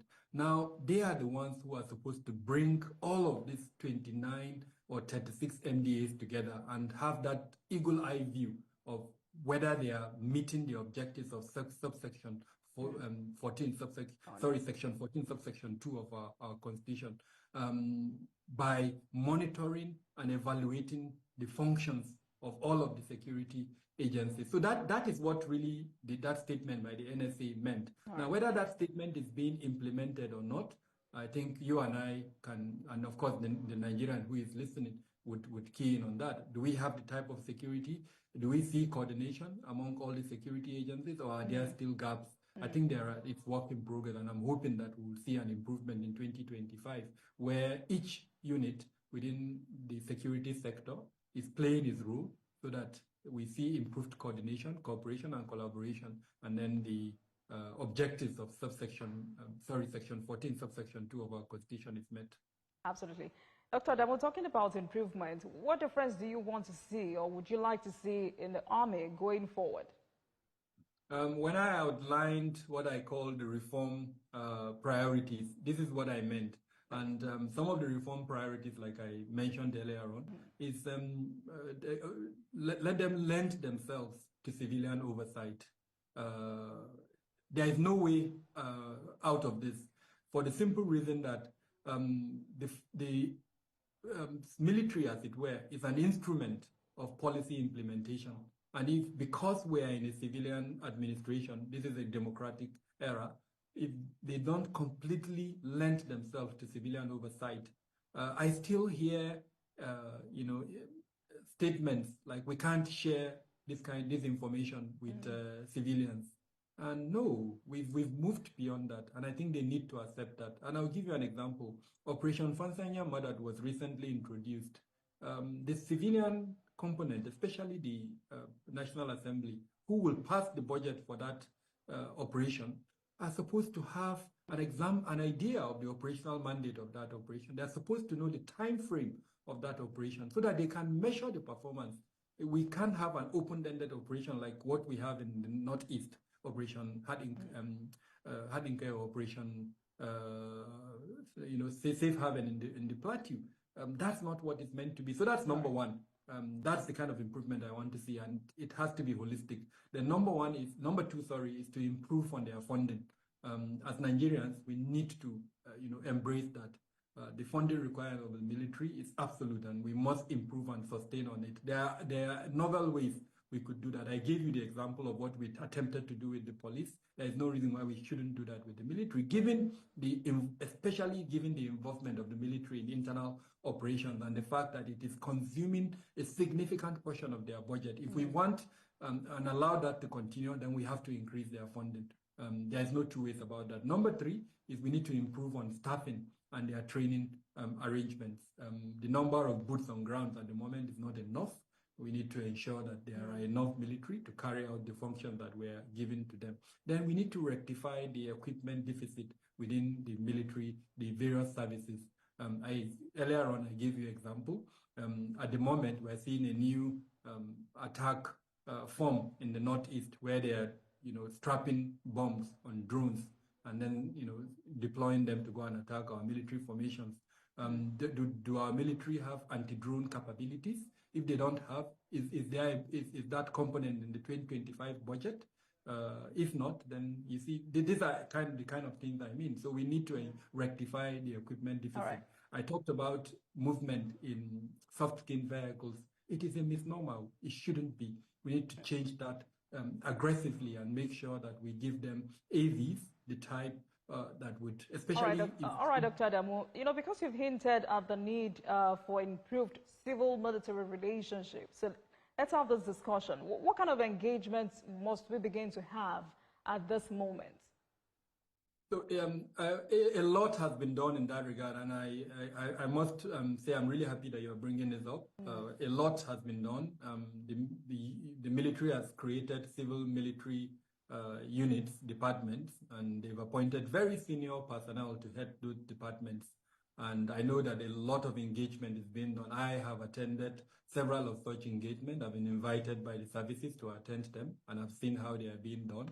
And so I must comment that. But beyond that, I think what is absolutely important is especially on the protection of human rights. Military functions, all operations should have at the back of their mandate, whatever other mandate they want to achieve, that the innocent civilian who is law-abiding should never be a victim of any military operation. All sorts of forms of human rights must be protected as part of that.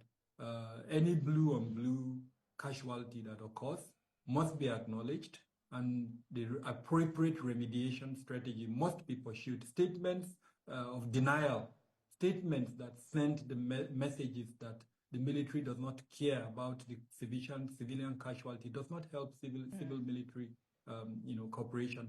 So human rights must be ensured, and then of course they must seek to cooperate the media into the strategic communication components that they have.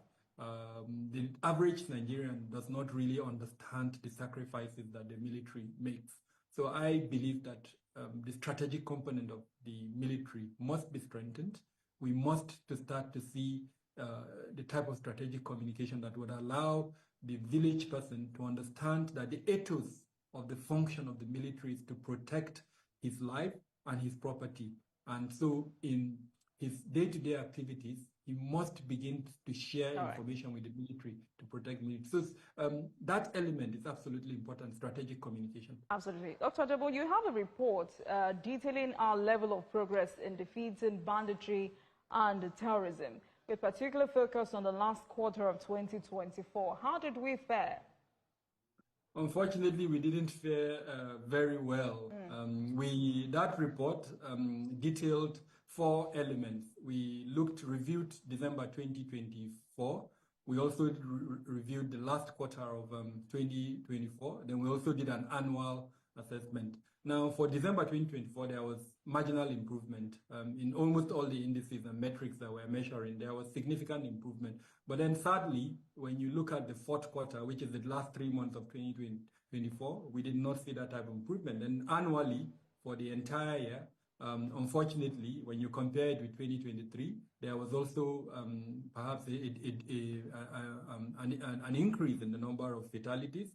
And then it is abduction that even worried us. There was about 138% increase in the number of persons that were abducted in 2024 compared to 2023. I'm hoping that perhaps you will invite me again, where we would go into details so that we can see these figures one after the other, look at the 6 geopolitical zones, and then discuss them. And then more importantly, what we did in that report is to provide mechanisms for addressing this deterioration that we've seen. Mitigation measures, encouraging the federal government to reach out to the state governments, and ensuring that the drivers of insecurity, poverty, unemployment, climate change, and things like that are being addressed. All of that is contained in the report. All right. We should have another conversation next week. Thank you so much for joining us on the program. Dr. Kabiru Adamu, Senior Consultant, Managing Director, Beacon Security and Intelligence Limited. Thank you so much for your time and politics tonight. Thank you for always. Pleasure. Thank you. Thank you for having me, and I look forward to the conversation where we look into the... Absolutely. And thank you very much for watching, everyone. You know, the basis of tonight's conversation is for us all, especially government at all levels, not to forget the importance of supporting the families of these fallen heroes and the veterans who fought so that we can all go to sleep and who still bear the scars of their service to the nation. Their resilience and dedication must remind us of our responsibility to ensure their well-being. By doing so, we honor their sacrifices and demonstrate our gratitude for their unwavering commitment to our nation. On Politics Tonight, we honor and celebrate our fallen heroes, and we thank the military for their service. Thank you so much for watching, everyone. I'll see you. Following is a paid presentation by ShopX TV. It's ShopX Bonanza time. ShopX TV is thrilled to offer an exclusive giveaway of up to 30% on the amazing CookX Air Fryer Oven from now till January 31st, 2025. Our incredible CookX 10-in-1 Air Fryer Oven that makes all the amazing fried food you love with 80% less fat normally retails for 299,950 naira. But call the number on your screen now and get it for just 199,950 naira, which is a whopping 100,000 naira off. Amazing! The incredible 12-liter oven that offers 75% more space for cooking than traditional air fryers. Stay tuned and learn about the amazing free bonus items included with the CookX Air Fryer Oven. Say goodbye to unhealthy, greasy food and hello to nutritious, delicious meals. Its easy-to-use digital display and preset cooking functions take the guesswork out of meal preparations. The CookX Air Fryer Oven is a 12-liter powerhouse that can fit a whole chicken and feed the entire family. Air fry chicken, corn, and tasty fish, and all made with little to no oil. Here is exciting news. You can air fry rotisserie. Regular rotisseries have no airflow. It's crisper on the outside and so much juicier on the inside. The CookX Air Fryer Oven replaces a deep fryer, a rotisserie oven, a dehydrator, an oven, a toaster oven, and a microwave. It features a state-of-the-art touchscreen with 10 presets. The CookX Air Fryer Oven is easy to wipe. I am happy. My husband is happy. And of course, I have a happy home. From my grilling on check, to my frying on check, to my baking on check. You could be paying 299,950 naira for the CookX Air Fryer Oven. But call the number on your screen now or scan the QR code and get it on the ShopX Mega Bonanza deal for 199,950 naira. The CookX Air Fryer Oven comes with a drip tray and a grill tray. But wait, there's more. If you order now, you get not one, not two, but 3 bonus items valued at 50,000 naira for free. Bonus number 1, an extra large rotating stainless mesh basket, amazing for French fries. Bonus number 2, our stainless rotisserie fork. It's perfect for restaurant-style rotisserie chicken.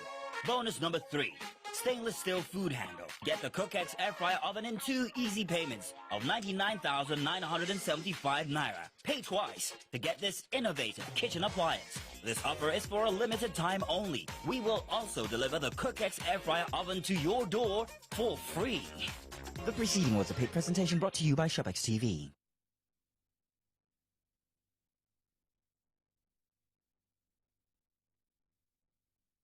Happy New Year, everyone! May this new year bring you joy. Here's to a fresh start, everyone. May this year bring you love, laughter, and happiness. Happy New Year! Wishing you a year of growth and success. Happy New Year! A new year, a new start, way to go. Just as sports is exciting to fans, may the new year excite you all. Wishing you a memorable and joyful New Year. Happy New Year! Happy New Year! Yes, wishing you a year of growth and success. Happy New Year! Happy New Year! Happy New Year! Happy New Year! Here's wishing you a profitable New Year. Cheers to an open fresh year 2025. Happy New Year once again. I wish you well.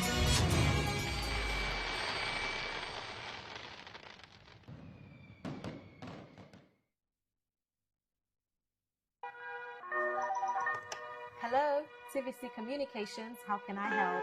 What makes TVC the right choice for my business? Excellent question, sir. Let me share some exciting facts with you. Start your day on TVC Entertainment with Wake Up Nigeria, a family and lifestyle show. Your view empowers women globally. It's your view, let it count. Entertainment Splash delivers the hottest celebrity trends. On TVC News, we keep you informed with breaking news and in-depth analysis of events shaping the world. I will continue to speak the truth. TVC News at 7 and TVC News at 10 p.m. delivers the most important stories of the day. Max FM, your hit music radio station, captivates listeners daily across Lagos and Abuja, making every commute more enjoyable. Adaba 88.9 FM is not left out, as it is the voice of Southwest. And on TVC Digital, we reach to million viewers daily. All together, pulls in over 17 million viewers daily. Contact us on 0707-272-8338 or marketing at tvccommunications.tv. Partner with TVC Communications today. Let's grow together.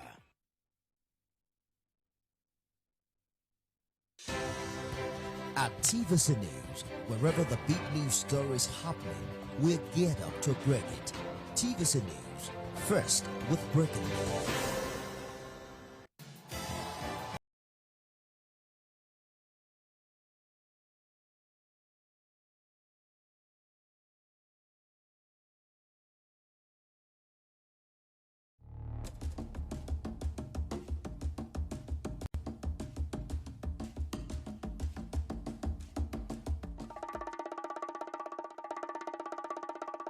Winston Churchill once said, "Happy are the painters, for they shall not be lonely. Light and colors, peace and hope will keep them company till the end of day." Welcome to another edition of the Art Express.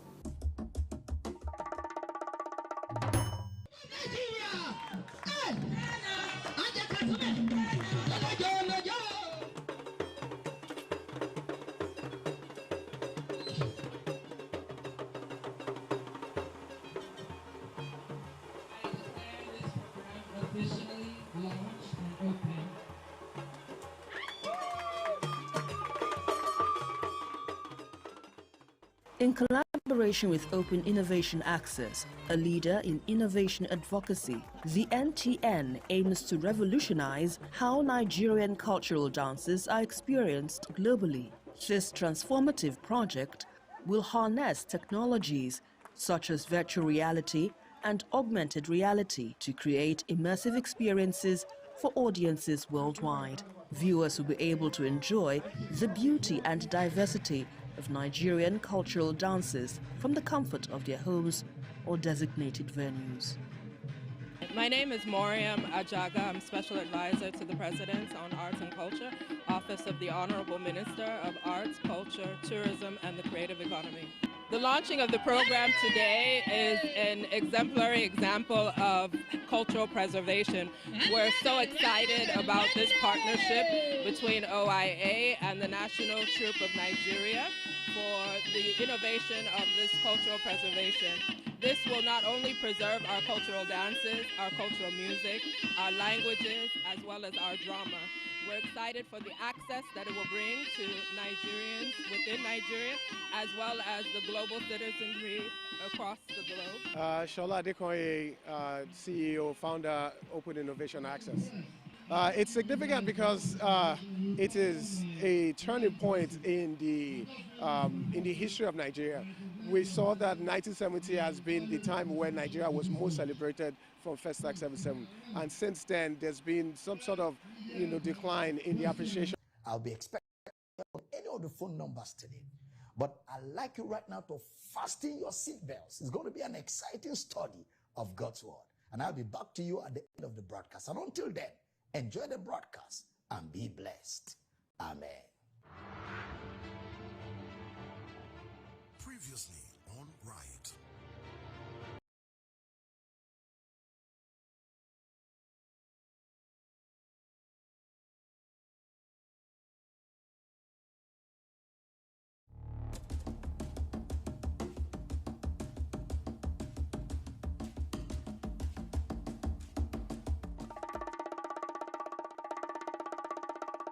Winston Churchill once said, "Happy are the painters, for they shall not be lonely. Light and colors, peace and hope will keep them company till the end of day." Welcome to another edition of the Art Express.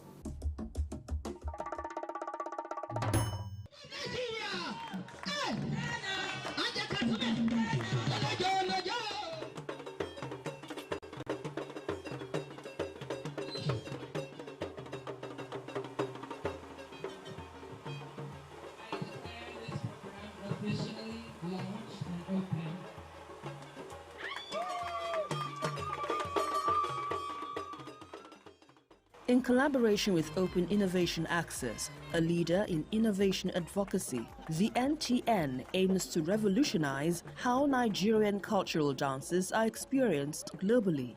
This transformative project will harness technologies such as virtual reality and augmented reality to create immersive experiences for audiences worldwide. Viewers will be able to enjoy the beauty and diversity of Nigerian cultural dances from the comfort of their homes or designated venues. My name is Moriam Ajaga. I'm Special Advisor to the President on Arts and Culture, Office of the Honorable Minister of Arts, Culture, Tourism, and the Creative Economy. The launching of the program today is an exemplary example of cultural preservation.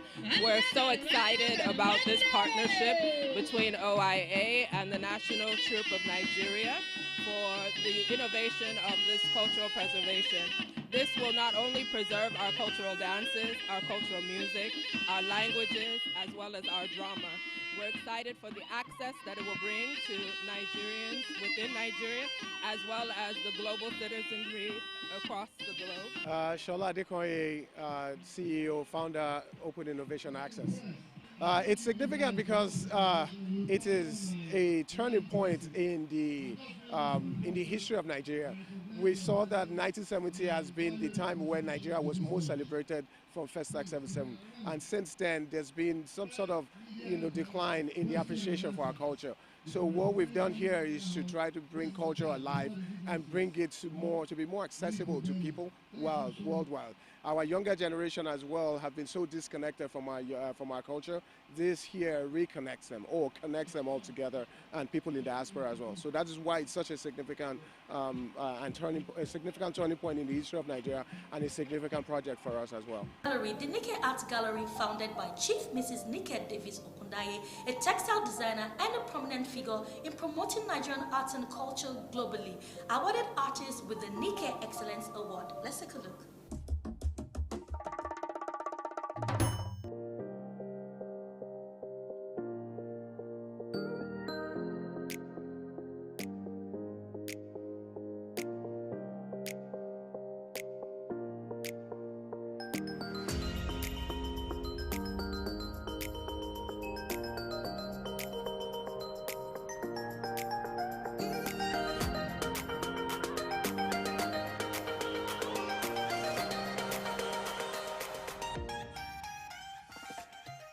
This is a very laudable initiative, because when you see people who appreciate your effort by wanting to celebrate you, that gives you a lot of encouragement and will want you to do more. And for Nike, wanting to celebrate the artist, recognizing the effort of the artist over the years, I think it is a welcome idea, and at the same time, how will I call it now? A situation whereby they say that it takes a great mind to appreciate greatness. So Mama Nike, in her own world, she is a great personality.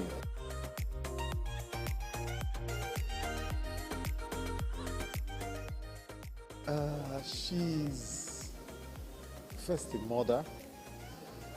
She's a fantastic person. She's an art promoter. She's a supporter of the arts, and she's a pillar in Nigerian art.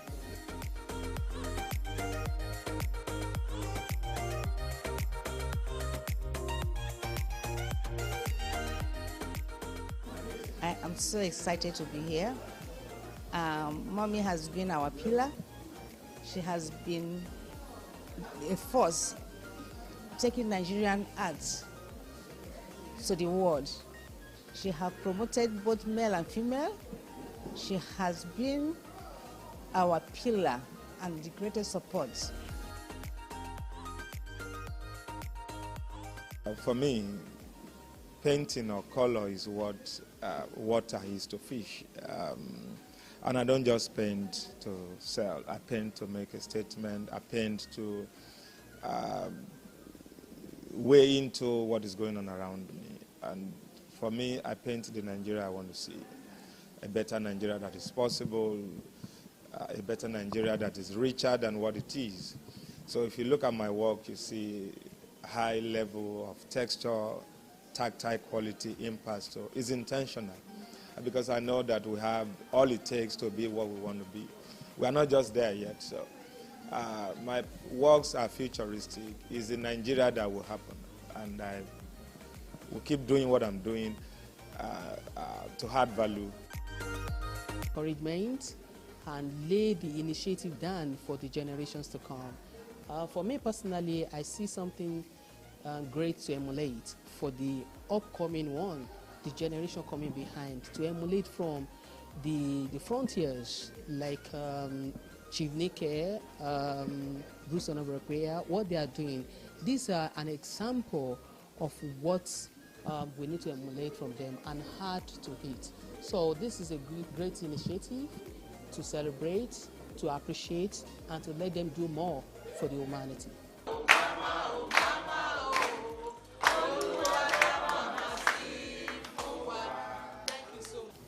Well, the artist has worked all year round, and they go to different countries to represent Nigeria culture, art and culture. And the only way is for us to appreciate them, to show them love, that they are wanted in their own country too. That is why we have to award them for the hard work. And we thank you people also for making it possible to come and feature them. Without you people letting people know what they are doing, nobody knows. Kinshasa, and I'm here to work with Mama Nike. She's a mother for me, and she's a Mama Africa. She can embrace all women in Africa. I'm speaking French, but Mama Nike can understand me very, very well. What I want to ask for this year on 2025, I want God to bless Mama Nike, to give her more strength again for us, because if we are close to Mama Nike, we too, we can bring our children, our girls, our sisters to be powerful and the most call us Mama Africa, and to make Africa proud. Very, very nice. I love all the art. It's very impressive, especially outside. There's also the art made with spoons and sewing machine and stuff like that, so it's very pretty. I haven't seen the other floors yet, but I've yet to discover it.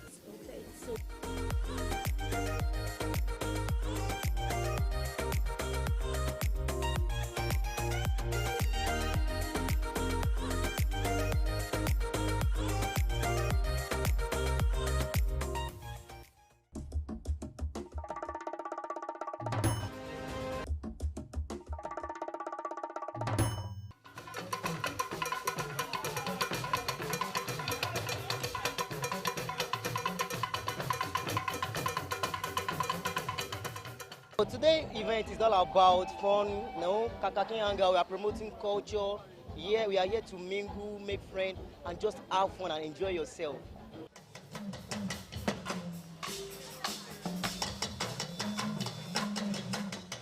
Today's fest is about the award of icon of talking drummers. Are you not excited to go?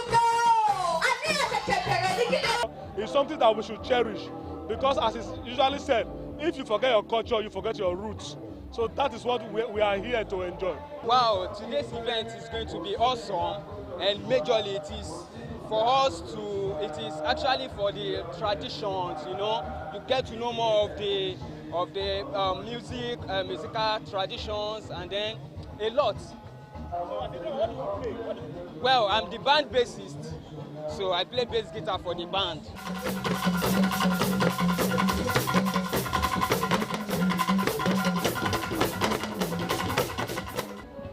I just want to have fun, enjoy culture and all that comes with it. I just want to have fun. I feel arts and culture is what represents us as a country. So that's what it's all about.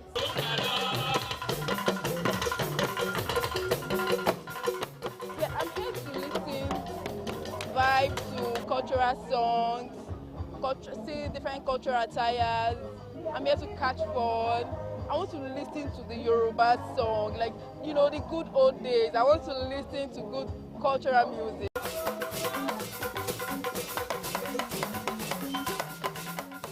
Culture is a way of, is a total way of life, like we were taught in primary school, right? So our culture in Yoruba land has to do with the way we do our acts, our custom, the things we do and how we do our things. Like Yoruba will say, "Báyìí la ṣe ń ṣe ilé wa, èèwọ̀ ibòmíì ni." So báyìí la ṣe ń ṣe ilé wa yẹn is our culture. Guys, I like how you play my song.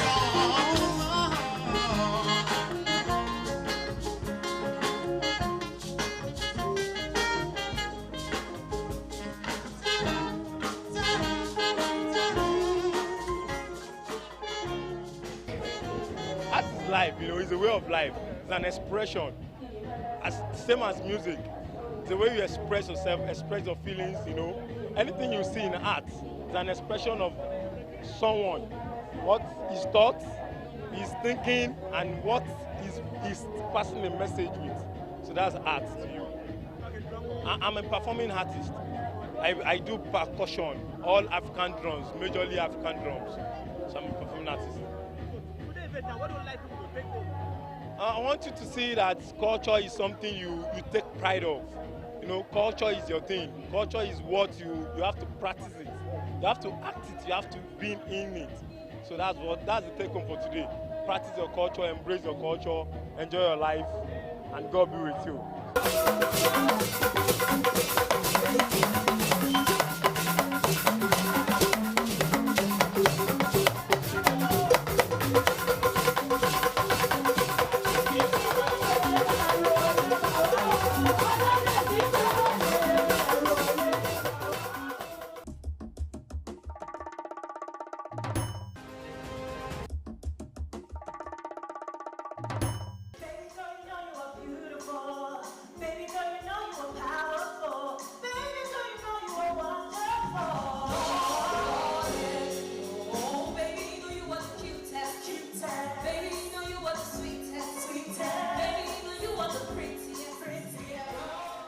Yes.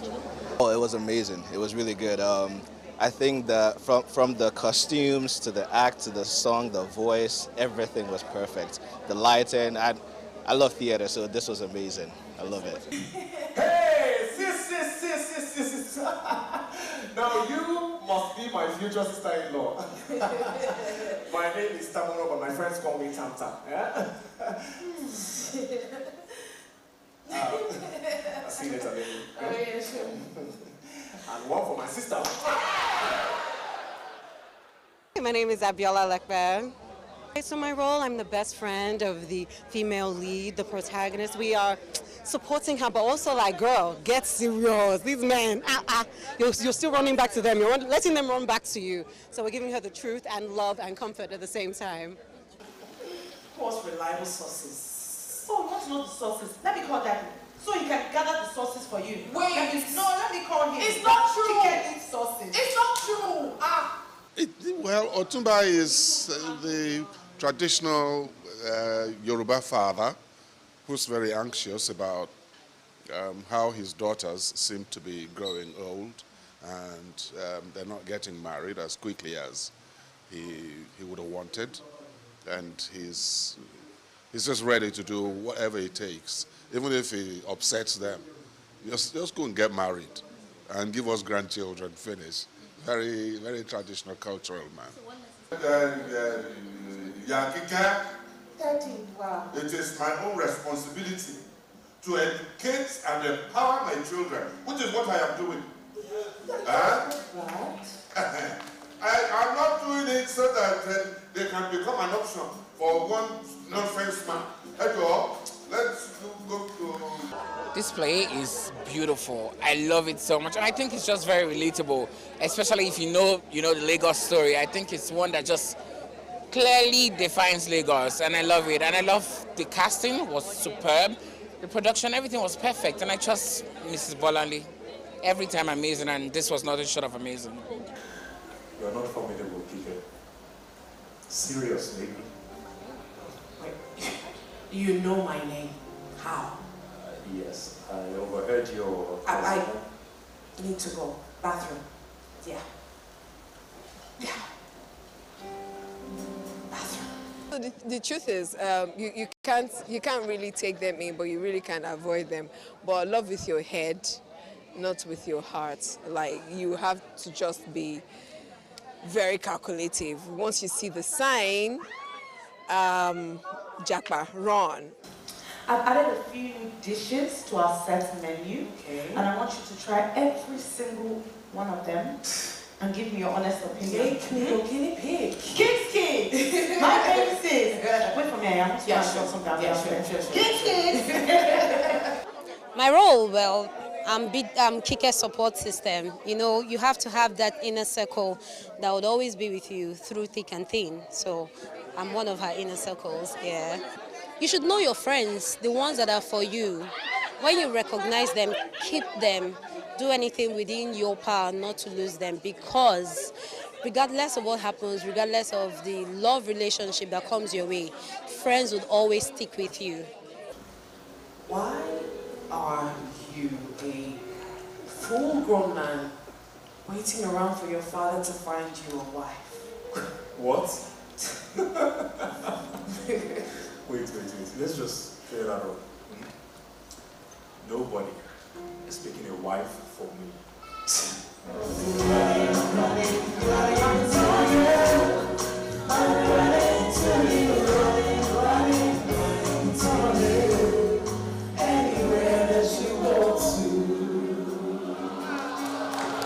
I portray a 35-year-old girl who has been through the rubbles with men. She's never been lucky with men and dating. It's always been guys who take advantage of her, either financially, sexually, or academically, and just reenacting her story, and hopefully and hoping that people would learn a lesson or 10 from the entire play, because there are many aspects to it. So yeah.